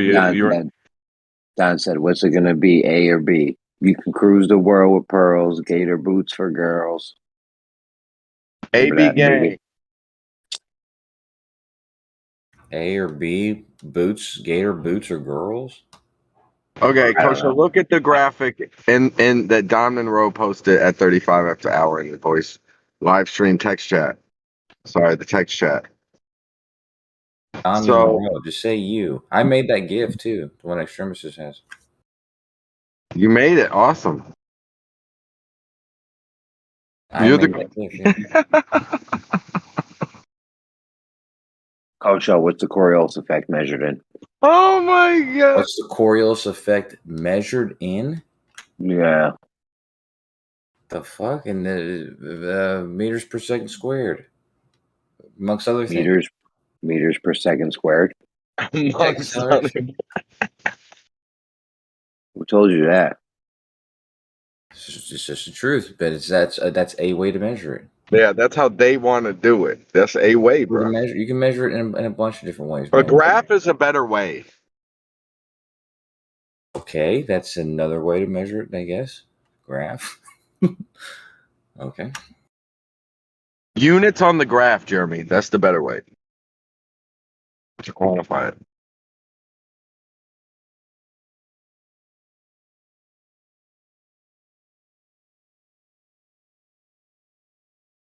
What am I walking into, dude? Can you vote A or B now, please? But A or B of what? What is A or B? So, if If you're about to throw a baseball towards A and B while you're strafing on the purple line, right? If you release the baseball at A, you know the conservation momentum is going to have it not land at A and land at B, correct? Simple, right? We talk about this all the time, Coach. So now you know where I'm going with this, Coach. So I because you do know. know, you I said do this know. all the I know time. exactly where you're going with this. So now if it's a photon, Coach, It's a photon, exactly. so which one, Coach? If you have the laser on and you turn it off, and the last photon is released right at point A, and you have a great distance, however freaking long of a distance you want. Oh, light flares look like straight beam, little, perfect ice beams. You guys ever see them like off the headlights of the cars? Like, it's like perfect beam. They look, they're floating right in front of you, floating through everything. Anyway. Yeah. Okay. So here's the thing, and this is the way I'm going to answer it, and it's probably not going to make anybody happy. Okay. Oh shit! See, Jeremy, he's out. See what I'm saying? He knows there's some bullshit coming. Yeah, because the path is going to be relative. You don't get to add on anything extra, nothing. No extra nothing, Kosho. Like you learned, they had to fucking put your nuts in a vice yesterday to get you to do the double explanation of this, the clocks, the same rate difference. Oh boy, oh boy. You finally bent the knee a little bit, though. I give you props. You did bend it a little bit for Jeremy. You gave Jeremy a slight agreement, and that was noble of you. Yes, it was. But now I don't need all that. Okay, let's just keep it simple. I'll be honest with you, man. I could be wrong. Okay. All right. Having said that, the way I like when you see diagrams of light from different frames, it's going to be doing something different in either frame. So it's not a straight answer. Yeah, it's not just a simple answer of, so like let's say you're on the path of that purple thing, moving with it, the light's going to appear to be moving with it, right? But if you're not on that path, then the light is going to appear to be, continuing straight on. It's going to be But the relative. light, but the light can only hit one spot, no matter how you're looking at it. No, it can hit both spots just at different times. Dude, it doesn't matter where you're observing it from. At the end, the light's gonna end up hitting one spot. Stop trying to play weird games. You're weird. If it's a laser, maybe. If it's a very specific laser, but I mean, Gee, Kosho, are you fucking kidding me? Come on. The beam's gonna spread. Kosho, this is one photon, buddy. Stop wiggling. It's one We got photon. the double slit film. We got the double slit film set up. We're gonna see where the photon hits. Okay, it can only hit one spot, no matter what.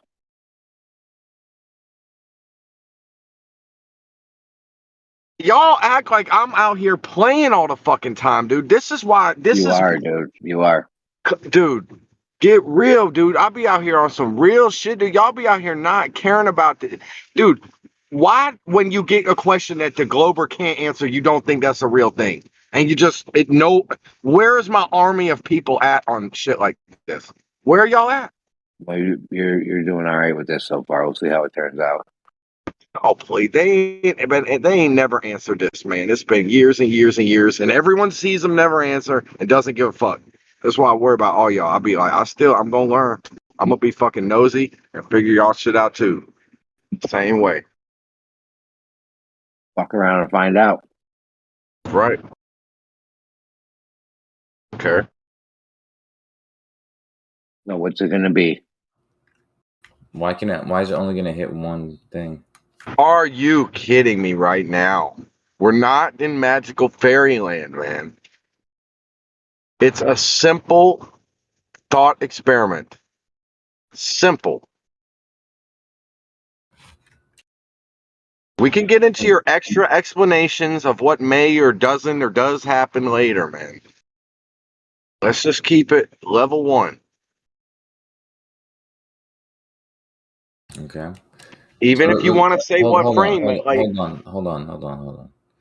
Let's imagine the person is moving sideways at half the speed. no one's moving sideways, just the laser. Everyone's standing still. No, everyone's standing still.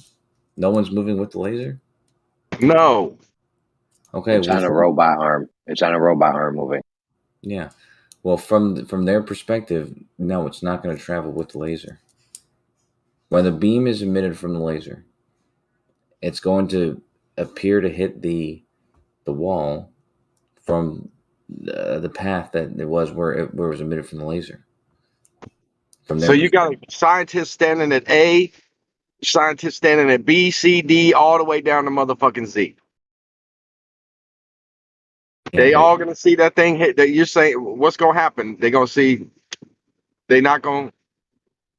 Well, what's gonna happen if you have one photon, and a photon receptor at A through Z, and a scientist standing opposite end all the way across from A to Z? What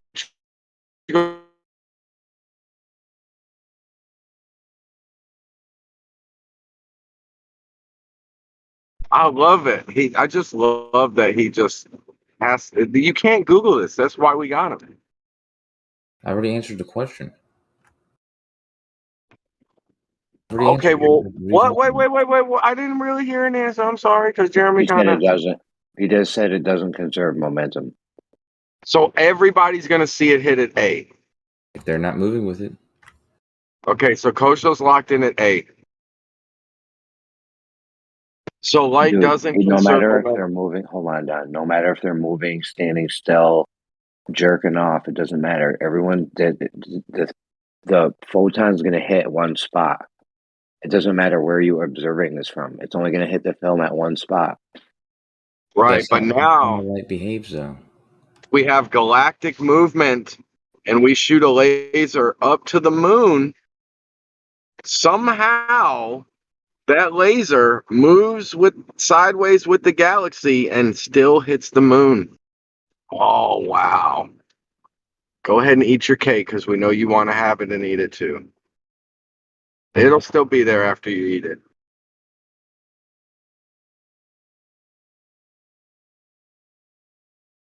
Kosho's vote is A. We got it. A. They all want to vote A.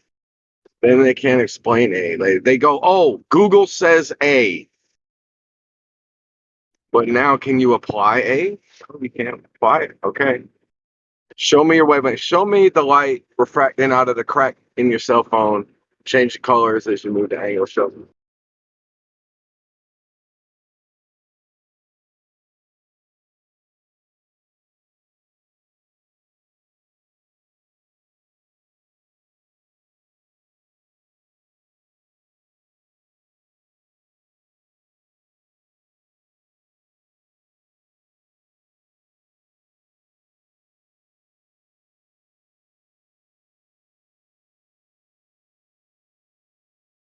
I don't know. Maybe we could all worship the sun together, whether it's flat or round. It doesn't even matter.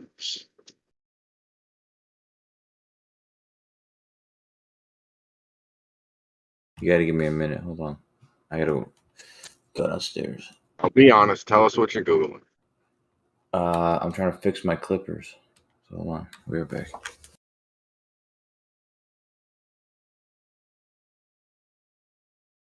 I need to smash this food, bro. I gotta. Kosho thinks that depending on that we have the double slit detector in the background, so we're going to see right where the particle hits, right where the photon hits. But somehow Kosho thinks that it's going to hit different spots depending on where you're looking at. But in the end, there's just going to be one spot on the wall where it hit. Right. He was saying. Yeah, depending on if you're moving with it or not. Like, and I'm like, and I'm saying it's about to be back for 5 minutes. You're robotic. Yeah, it doesn't matter if you're moving, standing on your head, circles. It's going to hit the detector in the back. We're going to see where it hit. It's not going to matter if you were moving or doing jumping jacks or whatever. It's going to hit one spot.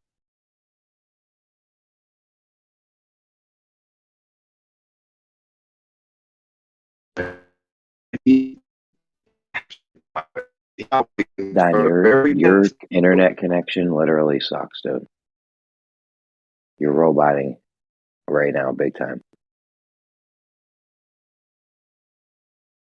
Don't be so harsh, man. Not being harsh, he's roboting. You got 10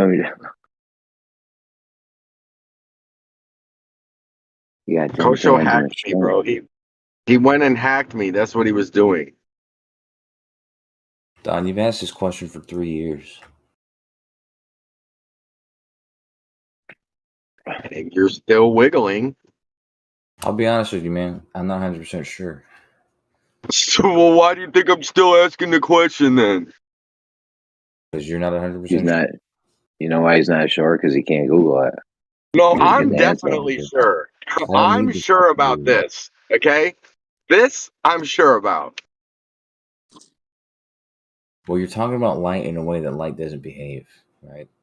No, Because if you emit your light, model if you emit has light, a way. Like, if you emit light, you talk about it in a way it doesn't behave. Not me. emit light, it I'm. spreads. You're adding extra stories and making me fucking fantasy. Cat got your tongue cake and eat it too fucking scenario. Catch 22, motherfucker. Not me. That's you.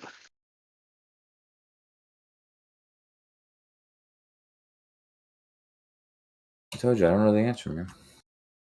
Give you my best answer.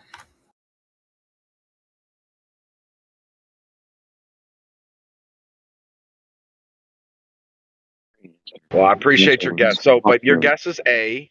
But if you were in the laser, if you were inside the laser moving with it, your guess would be B. His answer is fucking ridiculous.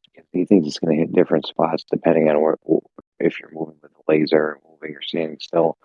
But really, it's just going to hit one spot. It's ridiculous whenever, yeah, honestly. I love how he's making fun of your internet. You should have heard Nate's. You should have heard Nate's answer. Nate said if you're moving at the speed of light, it'll conserve momentum or some shit. I forget. Yeah, I don't think that it's fair to talk about the photon as a single object.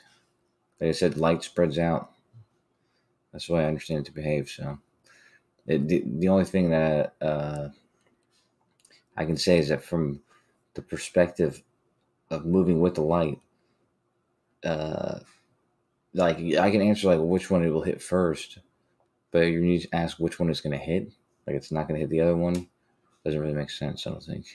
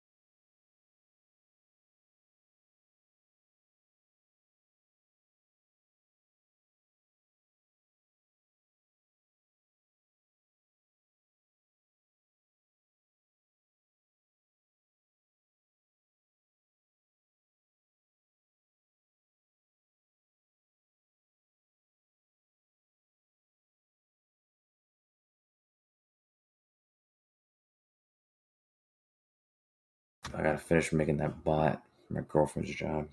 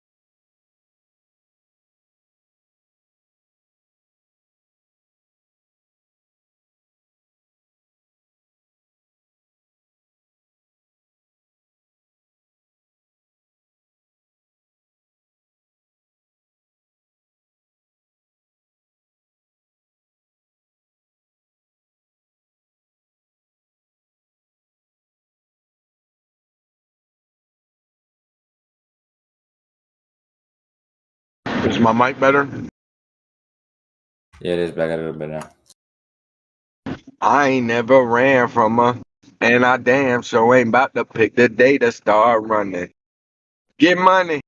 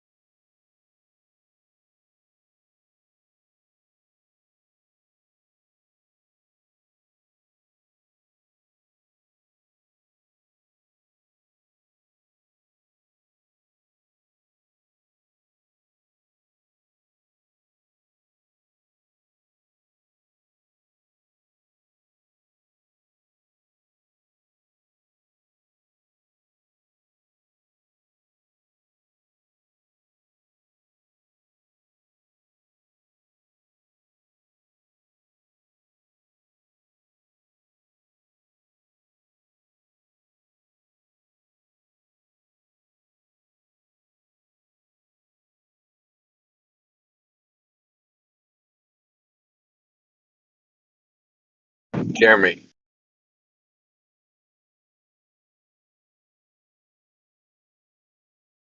What's up, Don?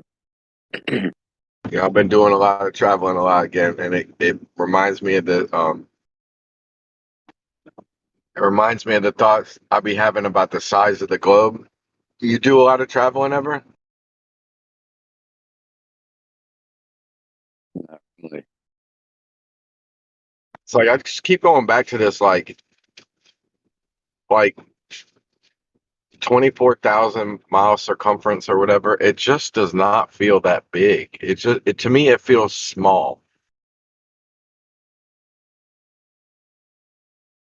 Like, I'm not saying it feels so small that we should be able to see curvature or anything like that.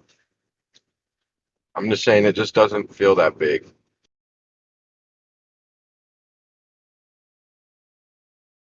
The whole Earth. Yeah. Depends on how you're moving. Yeah, maybe if you're in a plane, it might feel small. You ever drive from New York to Florida? And you kind of can feel it even just small under your feet. I don't know. Like getting New York to, but 24,000 miles, you know, you could drive 1,000 miles in a day. Easy. And, you know, so 12 days, you're around the earth from pole to pole. You could be, boom. That ain't shit, really. Like,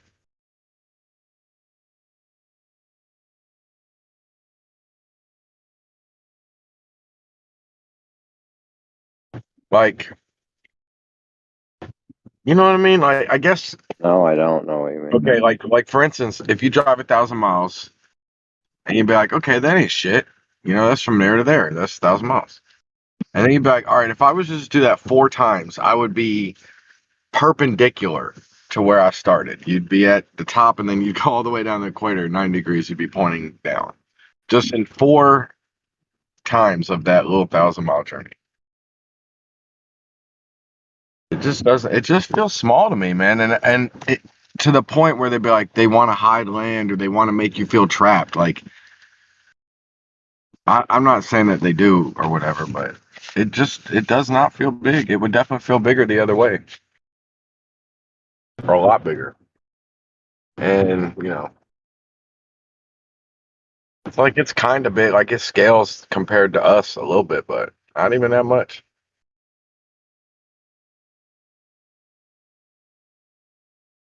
One day, fly around that shit in a day, man. You know what I mean?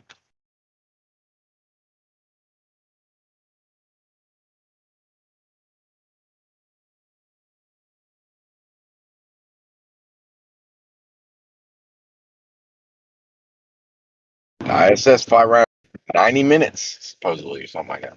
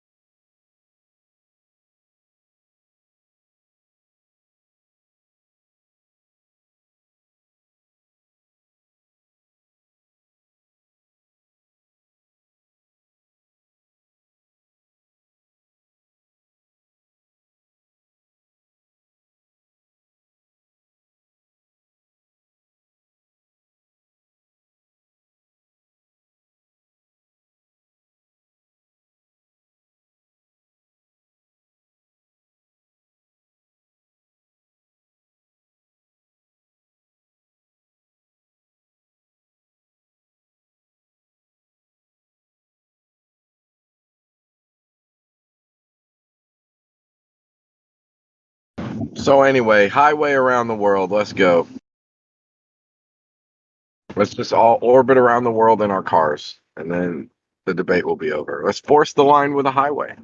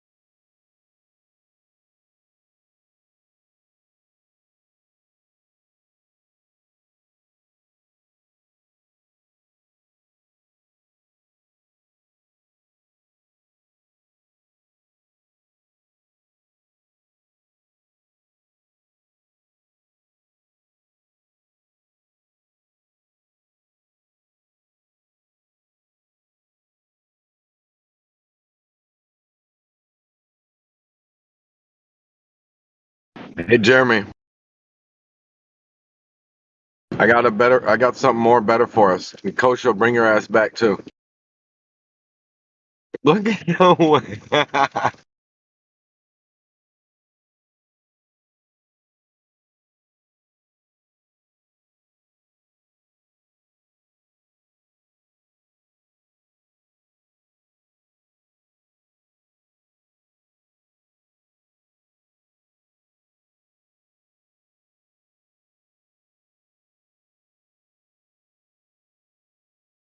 Coach, I'm gonna expose more of your cake. Okay, you ready?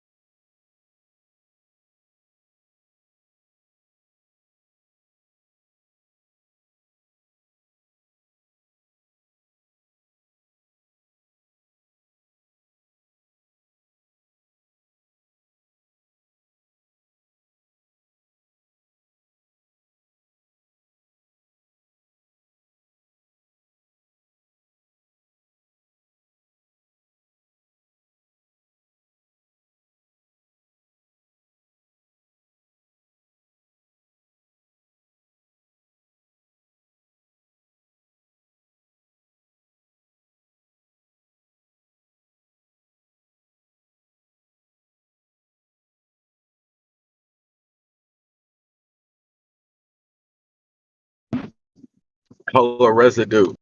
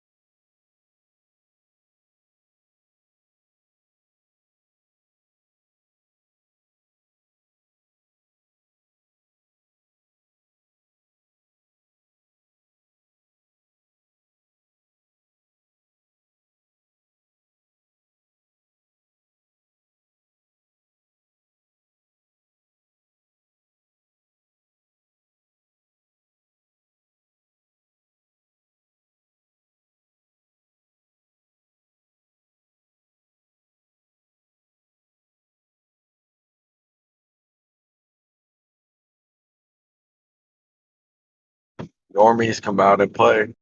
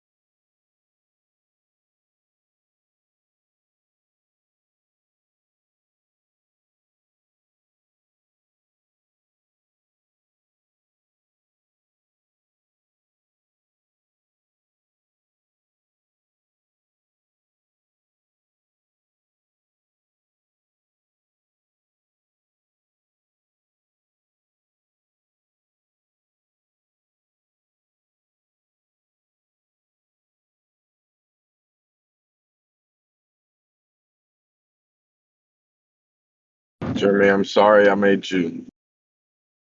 Holler at me when you come back.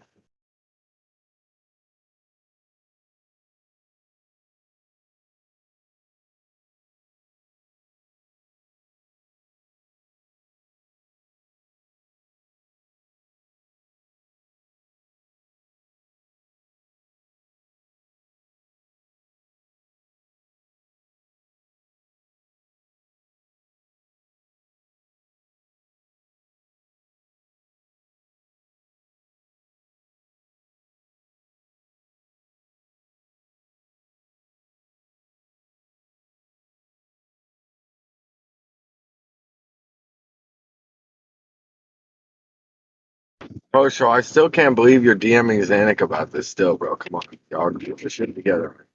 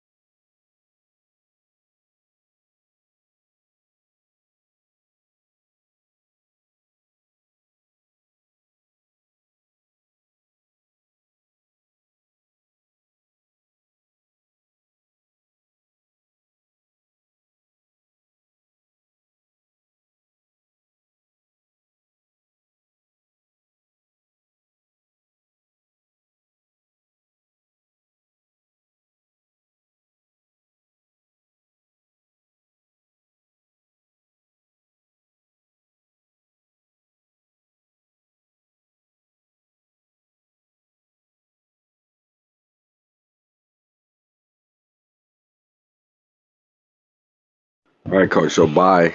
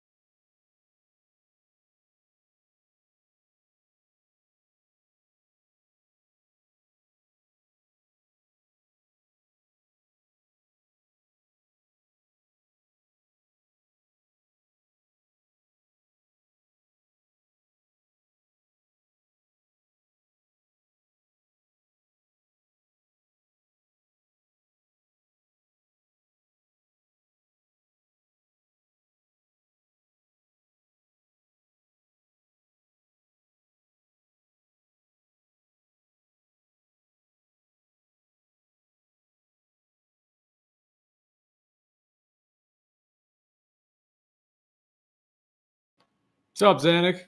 Eggshells?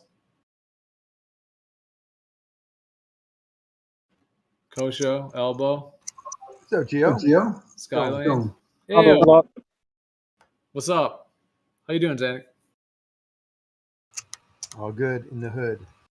Hey, you get a lot of rain down there? It's drying up now, or what? Oh yeah, it's back to beautiful California weather again. But we were doused for weeks. Wouldn't go Yeah. away. Me too. And a little snow. A little snow. It's supposed to be clear for a while now. I don't know. Maybe this will be it.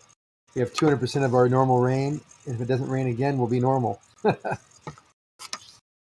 Let the summer start. I'm ready for it.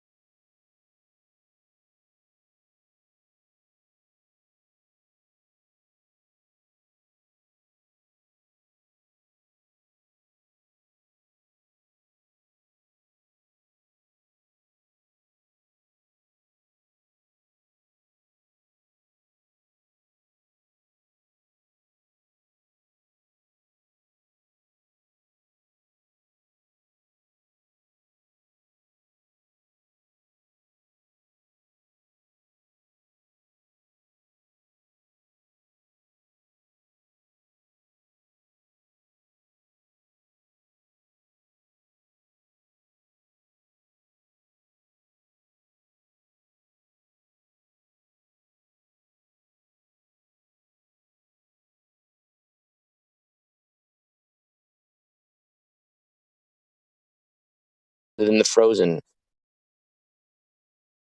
So that's significant at 33. Yeah, it's illumination. And it can be illuminated at the 33rd degree once it goes from a solid to a liquid. It's more fluid, you know?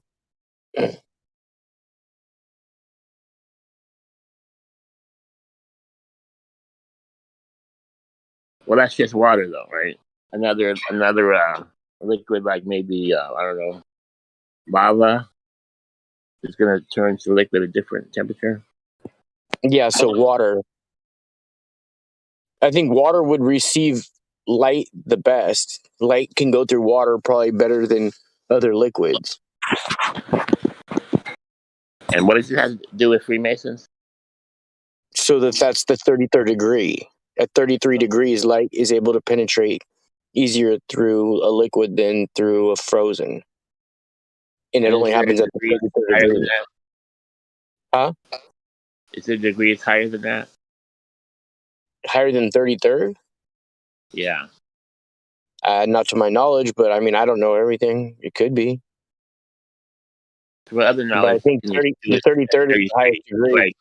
Like levitate, shit like that, telekinesis. Well, the 33rd degree is like the highest that they go in Freemasonry. 33rd. I mean, do you get like an American Express black card? Probably more than that, bro. You know what I mean?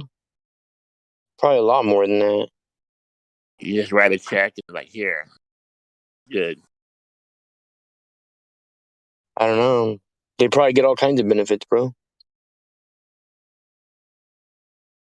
You can access your Social Security money from the Federal Reserve. Oh no, bro. I don't know any of that stuff, but I do know one thing though. This believe in God. What? Do Freemasons believe in God? I don't know. I mean, I don't know I don't know. You could say definitively if any one person you could say definitively believes in one thing or not. Because if they say they do, then it's just their word. You know what I mean? I don't think you could ever actually measure somebody's belief and like have it something be tangible where you could weigh it against something else and be like, oh yeah, that. You know what I mean? No, bro, because Christians believe in Christ, bro. That's the point of being Christian. I mean, that's a really general statement, though. You'd be a phony Christian if you didn't believe, right? You wouldn't really be a Christian. You'd be like a phony.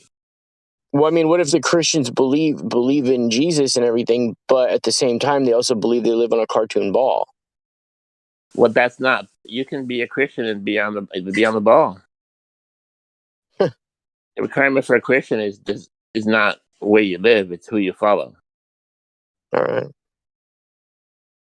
Are you trying to say a real Christian can't I mean, be a I don't Christian? know. I don't consider myself a Christian. I don't really like that terminology, but I mean, I know a lot of people use it as a general terminology for someone who follows Christ. Yeah, it's no big deal. It's just generalizing. Yeah. There's so many Christians that think that we live on a globe, though. It's just disheartening, bro. You know? Yeah, but that's different. That's different from religion. Christians believe in Christ. They believe in God. Period. There's a few that don't. Yeah, but you don't count those. You generalize. I just know that from what I've seen, most churches that call themselves Christian churches have like a sun logo or a globe logo in their name, you know. But let's be fair and honest. Christ didn't teach you that you weren't on a globe, that you had to be flat. He didn't teach that, did he? No, I don't think he taught that we live on a globe at all. And I think anything that he did teach where it's actually said flat earth or anything like that has been extracted from the Bible that they give us. Right, so how can you blame Christians? I'm not blaming Christians. Did Christ say the earth was flat? Was he in the temple be like, it's flat, man? Pythagoras is bullshit. don't think Christ said anything about the shape of the earth, did he? They probably thought the local area was flat. That probably makes sense, but it was not. Doesn't appear in the Bible. So how the hell do we know? I mean, the Bible does have flat verses, but you have to interpret them that way. Jesus didn't specifically say you're not on a spinning globe; you're on a flat stationary plane. Well, Maybe he said on the verse. the earth doesn't move. He said the earth is unmovable. It's set in its foundation. Okay, so it's unmovable. So that debunks the globe. So now, if Christians didn't see that one tiny verse, if Christians give that one verse, they're not Christians, right? Is that your point? I don't know. I mean, there's no specific point. I'm just saying there's so many verses in the Bible that even in the Bible that they give to everybody that with the 66 books that indicate that we live on a stationary, non-moving plane, and that everything above us, all the lights in the sky above us, were set there by the Creator for us to tell time, dates, seasons. So you're saying Jesus was a flat earther, then, is what you're saying? I'm not saying anything specifically. I'm just saying that if Jesus was teaching these people things, and he told Nicodemus that how can you try to understand heavenly things when you can't even understand earthly things? The very foundation which we stand on. If people are in deluge about that and they really think we live on a ball, then they trying to understand spiritual things would be way, way out of their pay grade. But is a flat earth spiritual, or is it a physical earthly thing? I think it's everything, bro. It's if you deleted it, where would we stand? Well, I mean, you can say it's a spiritual thing, but then you have to say what part of it is spiritual, because obviously a flat plane is where we live on. It's a physical thing, Well, I mean, the Bible says that He created us from the dirt, from the ground, right? So in a sense, that's spiritual. And then when we die, we go back our bodies go back to the dirt, right? So in a sense, that's spiritual. And electricity comes from the ground. You can ground electricity. It comes right from the ground. That's spiritual. Electricity's not spiritual, bro. Well, I think of electricity and spirituality is the same thing. It's all metaphysical. It's along the same lines. Sounds like a lot of faith there. I think spiritual is that which is beyond the physical, which is beyond we can see, measure, touch, taste. Like the electricity. Spiritual world and the physical world, right? Yeah. Spiritual world is God. When you pray to God, you have an effect, a spiritual effect. We have an experience a personal experience could be a spiritual effect, but you can also say, well, it's a physical thing if you have feel love or anger. That's a physical thing, but spiritual thing could be like the understanding of wisdom, the divine intervention of miracles. I wouldn't say electricity or earth is spiritual. Well, I think spirituality is electricity. So spirits, I think, are traveling as electrical. So it's like with people, nobody could ever tell you really where electricity comes from, how it's formed. They could tell you like how to harness it, how strongly it goes through one thing, how to power something else, but it's pretty much still a mystery, And they use like EMF readers and stuff like that they call them ghost hunters, and so like the electrical is like the spiritual. You know what I mean? Because there's no other really way to put it. It's something that's metaphysical. You know what I mean?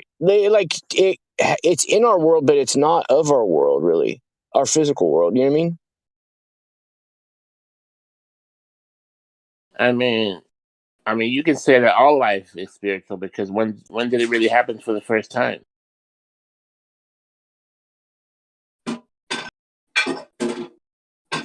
But in general, you say life is a physical thing. It's life. We can see your heart beating, your blood pumping. We see you moving, you're thinking. I mean, you can't see somebody thinking, though. That's something that's like Well, metaphysical. consciousness could be rooted in the spiritual. That could be a thing. Conscious, right? Being aware that you're Yeah. aware that you're thinking. I am. I know that I am.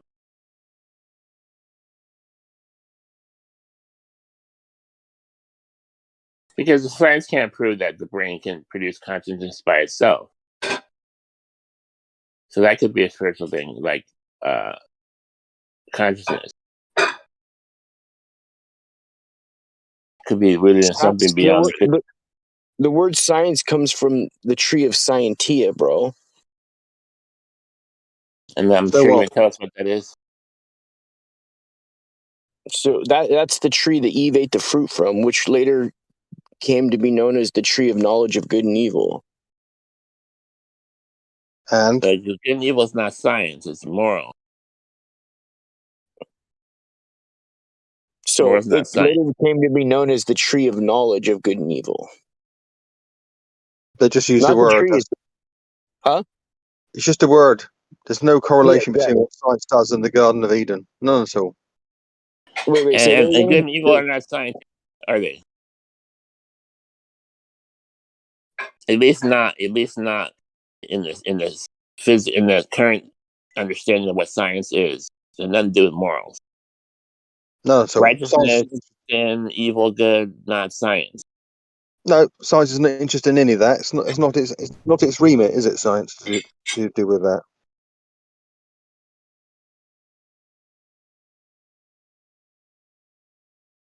Science is not a moral framework, nor does it propose to set one up.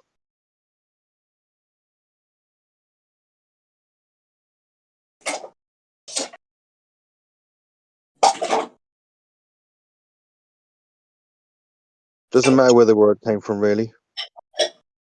It's a label.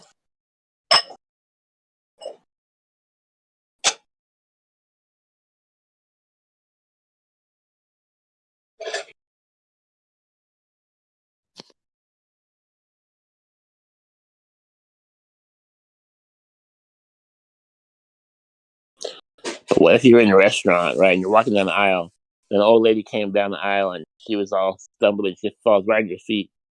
She's like, "Oh, help me, Sonny, help me." She falls over and she has her canes on the ground and shit. And what do you do? What if you just like punt her head? Like, wouldn't that be evil? Well, I'd help her up, obviously. Anybody who's sane and has got compassion would help her up, wouldn't they? Right, but what if someone instead decides to punt her in the head? Bam. Wouldn't that be evil? Well, yes, it would be insane. It would be insane. It would be an insane response to the situation. That'd be considered a bad person. Yes. Well, so you can also call that evil. You can call, yes. It's just a descriptive term. That's all. Of you're characterizing someone using that word. Yes.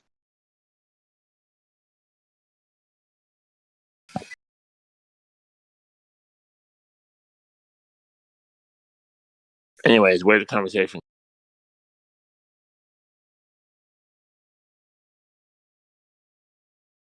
You know anything about Freemasons?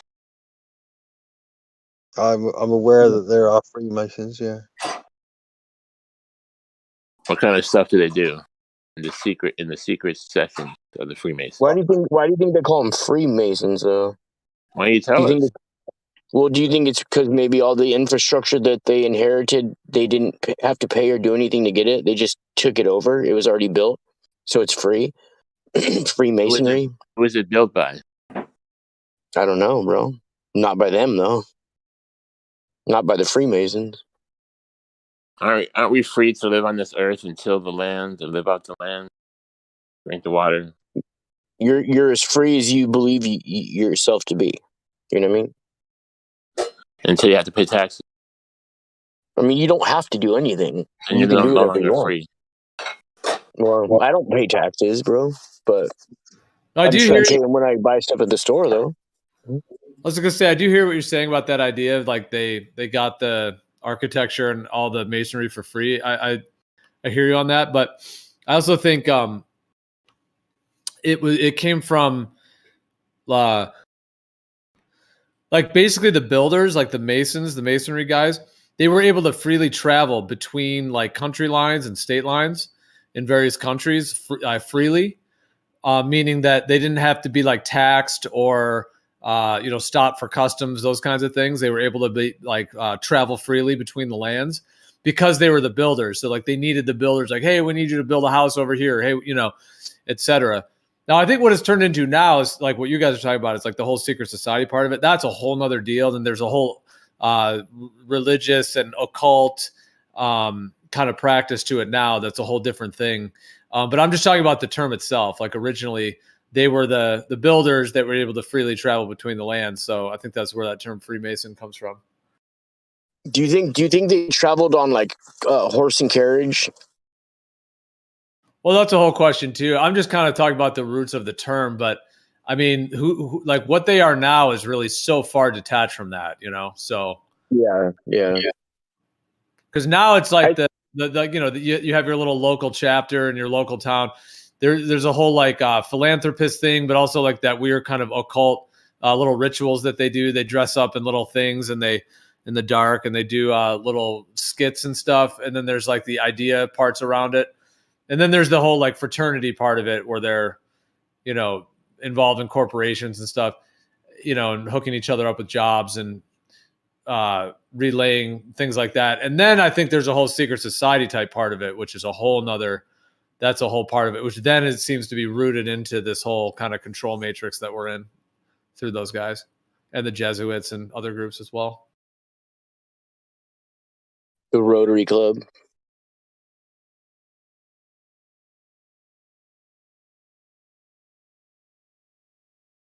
The Fraternal Order of Police.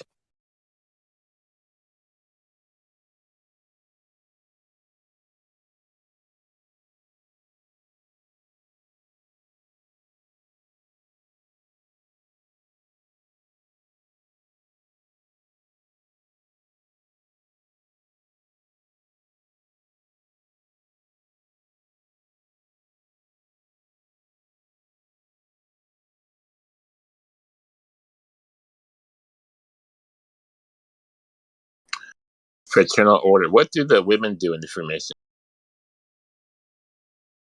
Oh, you're talking about the Order of the Eastern Order of the Eastern Star, Job's Daughters, or the Rainbow Girls?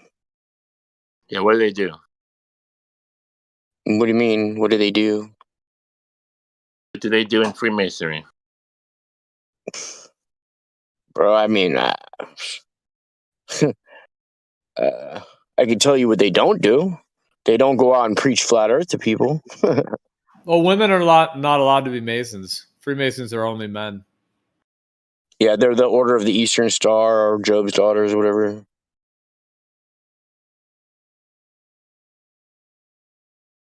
That's like a whole fraternity thing. They get them to go in or sorority. I'm sorry, not fraternity. Women and Freemasons have stuff to do. They do like you're saying, like groups. They form groups and do shit. Yeah, they probably are. They're promoting dinosaurs, astronauts in the heliocentric sphere. In some way, shape, or form. You know what I mean? How do you portray Freemasons as bad or evil or liars? Is that what you're doing? And if so, what do you think? If that's how you interpret what I'm saying, then I will not deny that. Yeah, but where do you get that from? Where do I get that? Actually, those words didn't come out of my mouth. That was in which you stated right now. Dinosaurs and the other things you said. Well, I'm saying they're proponents of these things like dinosaurs, astronauts, globes. Is that because we see like the astronauts like doing Freemason signs and shit like that?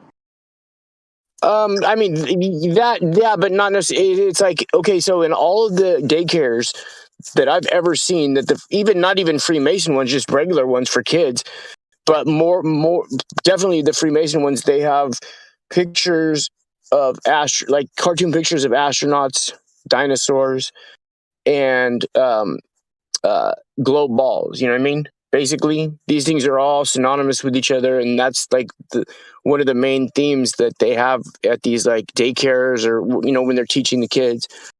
I won't call it Sunday school, but it would be like the equivalent of it.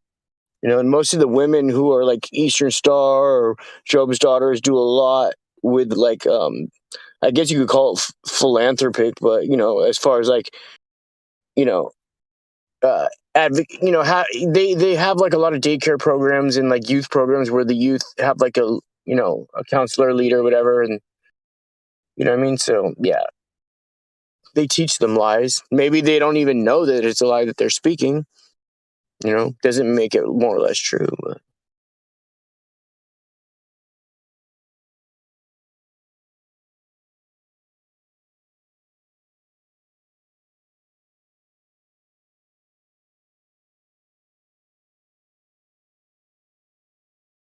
Remember that movie, Pay It Forward, with a kid? Like the first scene of the movie, like some guy like wrecks his car, like yeah, rainstorm, and the dude just hands over his keys, like, here you go, take my car. Yeah, Pay Kevin it forward. Spacey's in it. That's fucking awesome. Wouldn't that be awesome if we all did that shit? Yeah, Kevin Spacey, right? I'm not sure, but okay. I think so. But the kid that died, Yeah. the little kid, I forget his name too. Yeah, wasn't that kid in the Sixth Sense or Artificial Yes, the Intelligence? kid that sees dead people. Yeah. Another good movie. Yeah, he was also in Artificial Intelligence too, I think, or AI.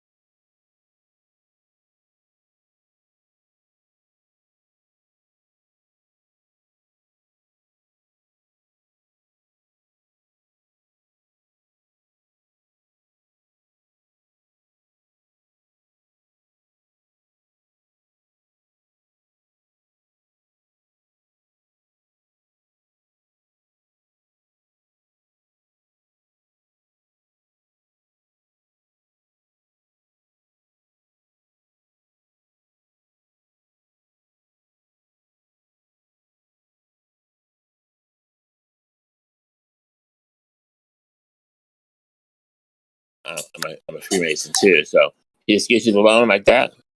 Wait, did you say you're a Freemason?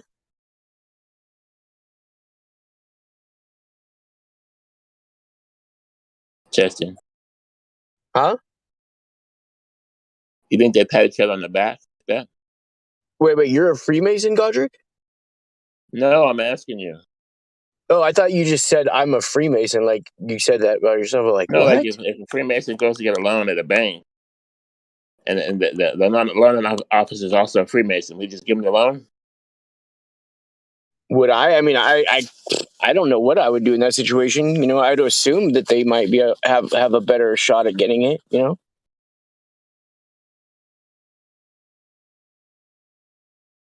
I would never be a Freemason, so I wouldn't be in that position to give anybody a loan like that.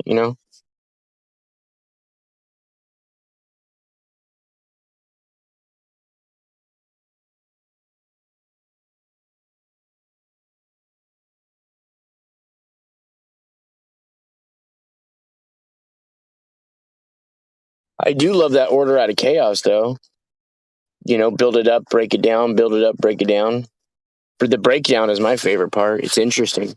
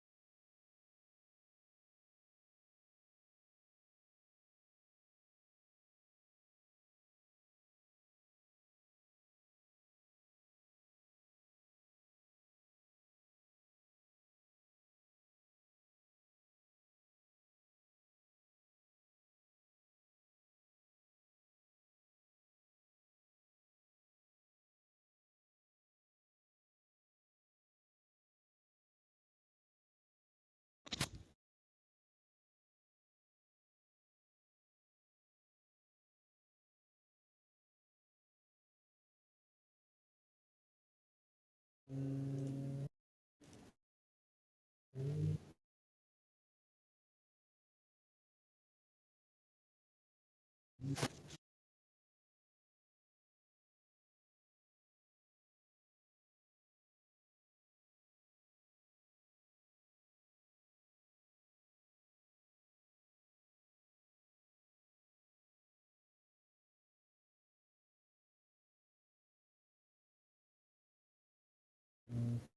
what's up, dog?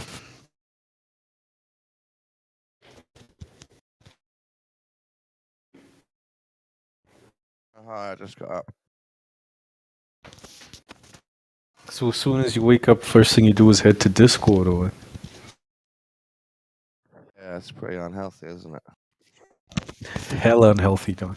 Very, very unhealthy. Like, why don't you go stretch, jog, pray, you know?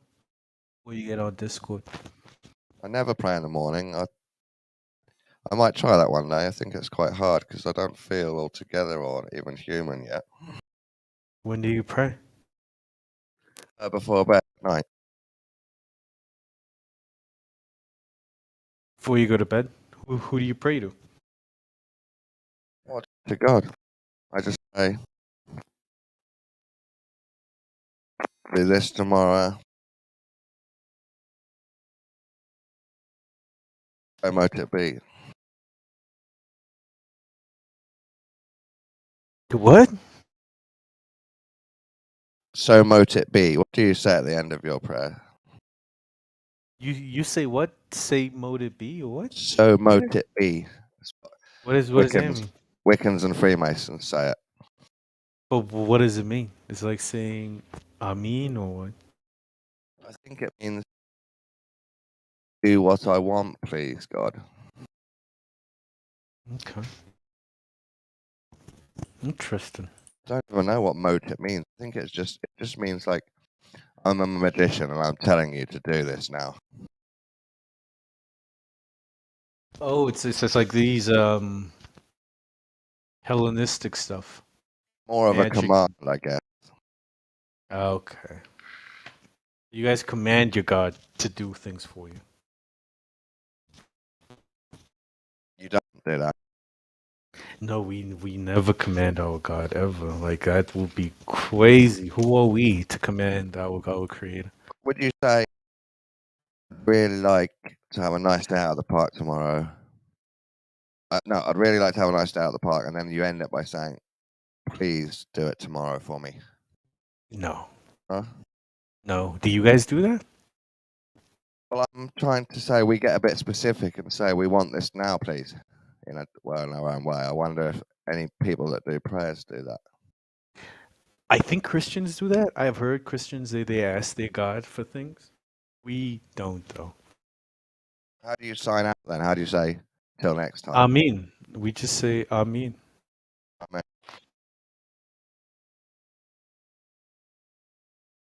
I think so mote it be, let my will be done, or something that's just the same as Amen. Okay. Saying please hear me, I guess. Okay.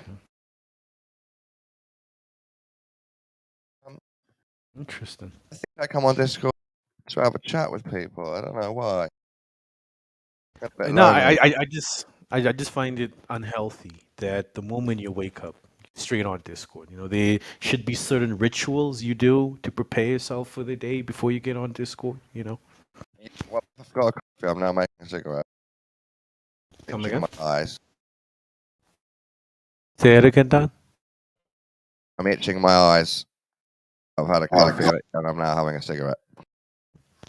So are you saying that you should wake up, you should go over to your globe, you should give it a spin, you know, Exactly. blow Yeah. some air on it and say, thank you, Jesuit Freemasons, for bringing me this deception.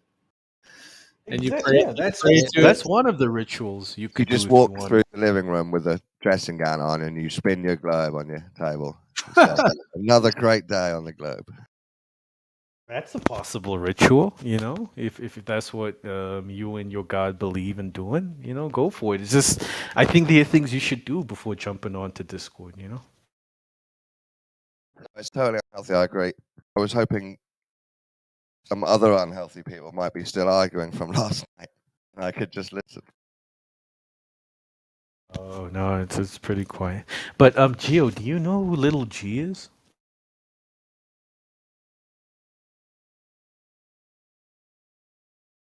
Or do you, Don, know who that Little G person is? Because they're in a lot of servers and they just sit there with their mics on. He's in 2 servers right now. He's in this one and another server with his mic on. I think he's got 2 stock accounts, 2 monitors, 2 Discord tabs. It might be an AI recording the conversation happening. That's what I think, yeah. I think because it's 2 different accounts. I'm looking at the numbers at the end of the accounts. It's 2 different accounts with the same name, same profile, created And on the why same would they day. want to And they're record the in. conversation? Why would they want to do that? Well, let's kick him They, out. I don't know. I don't know. But this account, I think the last 2 weeks, they've just been in these 2 specific servers. This one in Gems. They just sit there with their mics on. They never talk, never type, nothing. They just there. You can't prove that it's AI or a shill kind of spy, can you? You can assume and then just ban anyone. That's what I would do. I don't know. That's what I'm asking. Do any of you know who it is? Have any of you spoken to this account before? 'Cause they haven't typed anything in this server ever. I've looked at their chat history.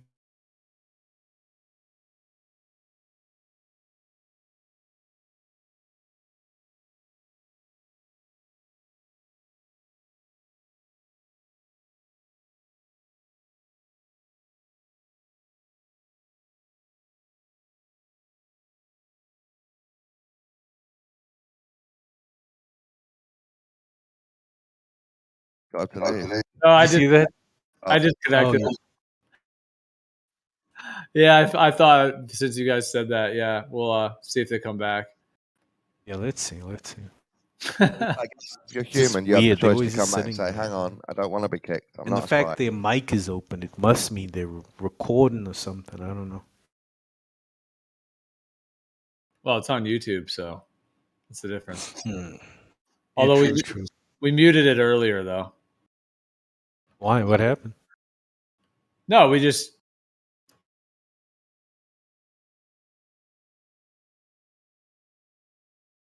it on, but no, earlier we did it. I think actually just because it was kind of quiet, and then Zanet came in, and then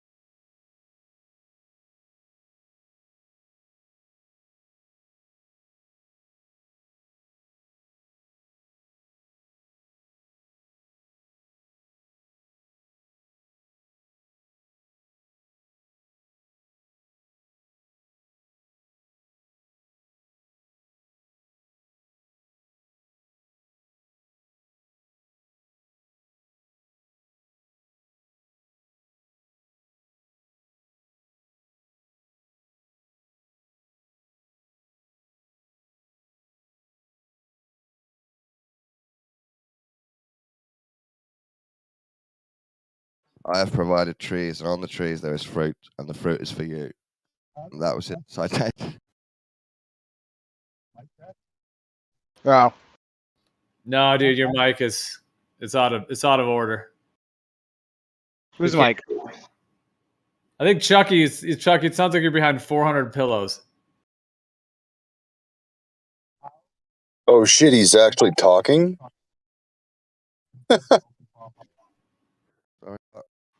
His debunking has been debunked. Dang.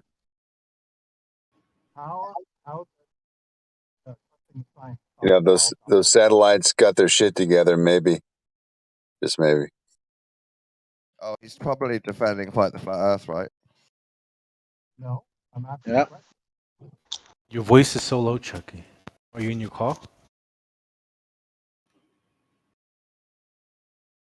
Yeah, it's just not happening, Chucky. You can't hear you at all.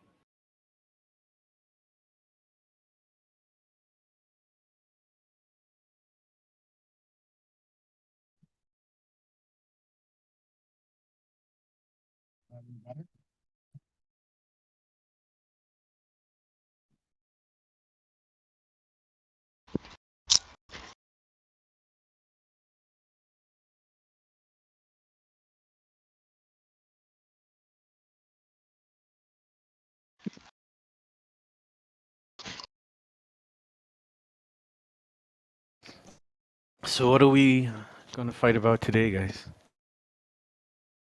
Hey, did you guys hear about the new Johnson & Johnson jab? No. No? No. Oh. Yeah, no, my friend got it. He was in a study, and yeah, he said it's great. It took his breath away.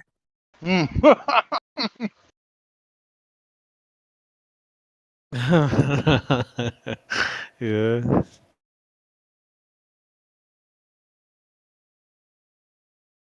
Cue that song. Y'all got rickrolled.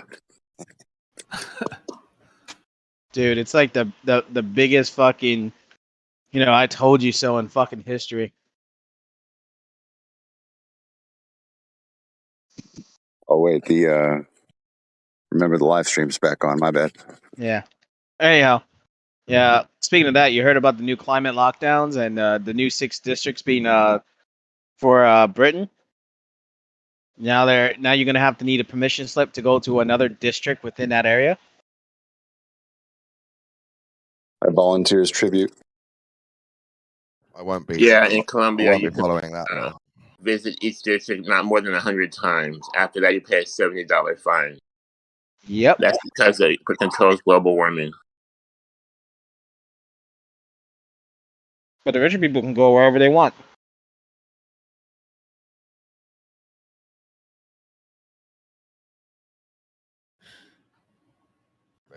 They won't be able to find out if I've been waxed or not, so I'll just go where I want. Don, They if take it your license plate. Go ahead, Godfrey. They monitor your license plate so they know where your car is by the scanners. Yeah, because you got to register your car. Oh, yeah, they'll try, but I'm saying they won't be able to fully know very easily on the street. Like a policeman won't know.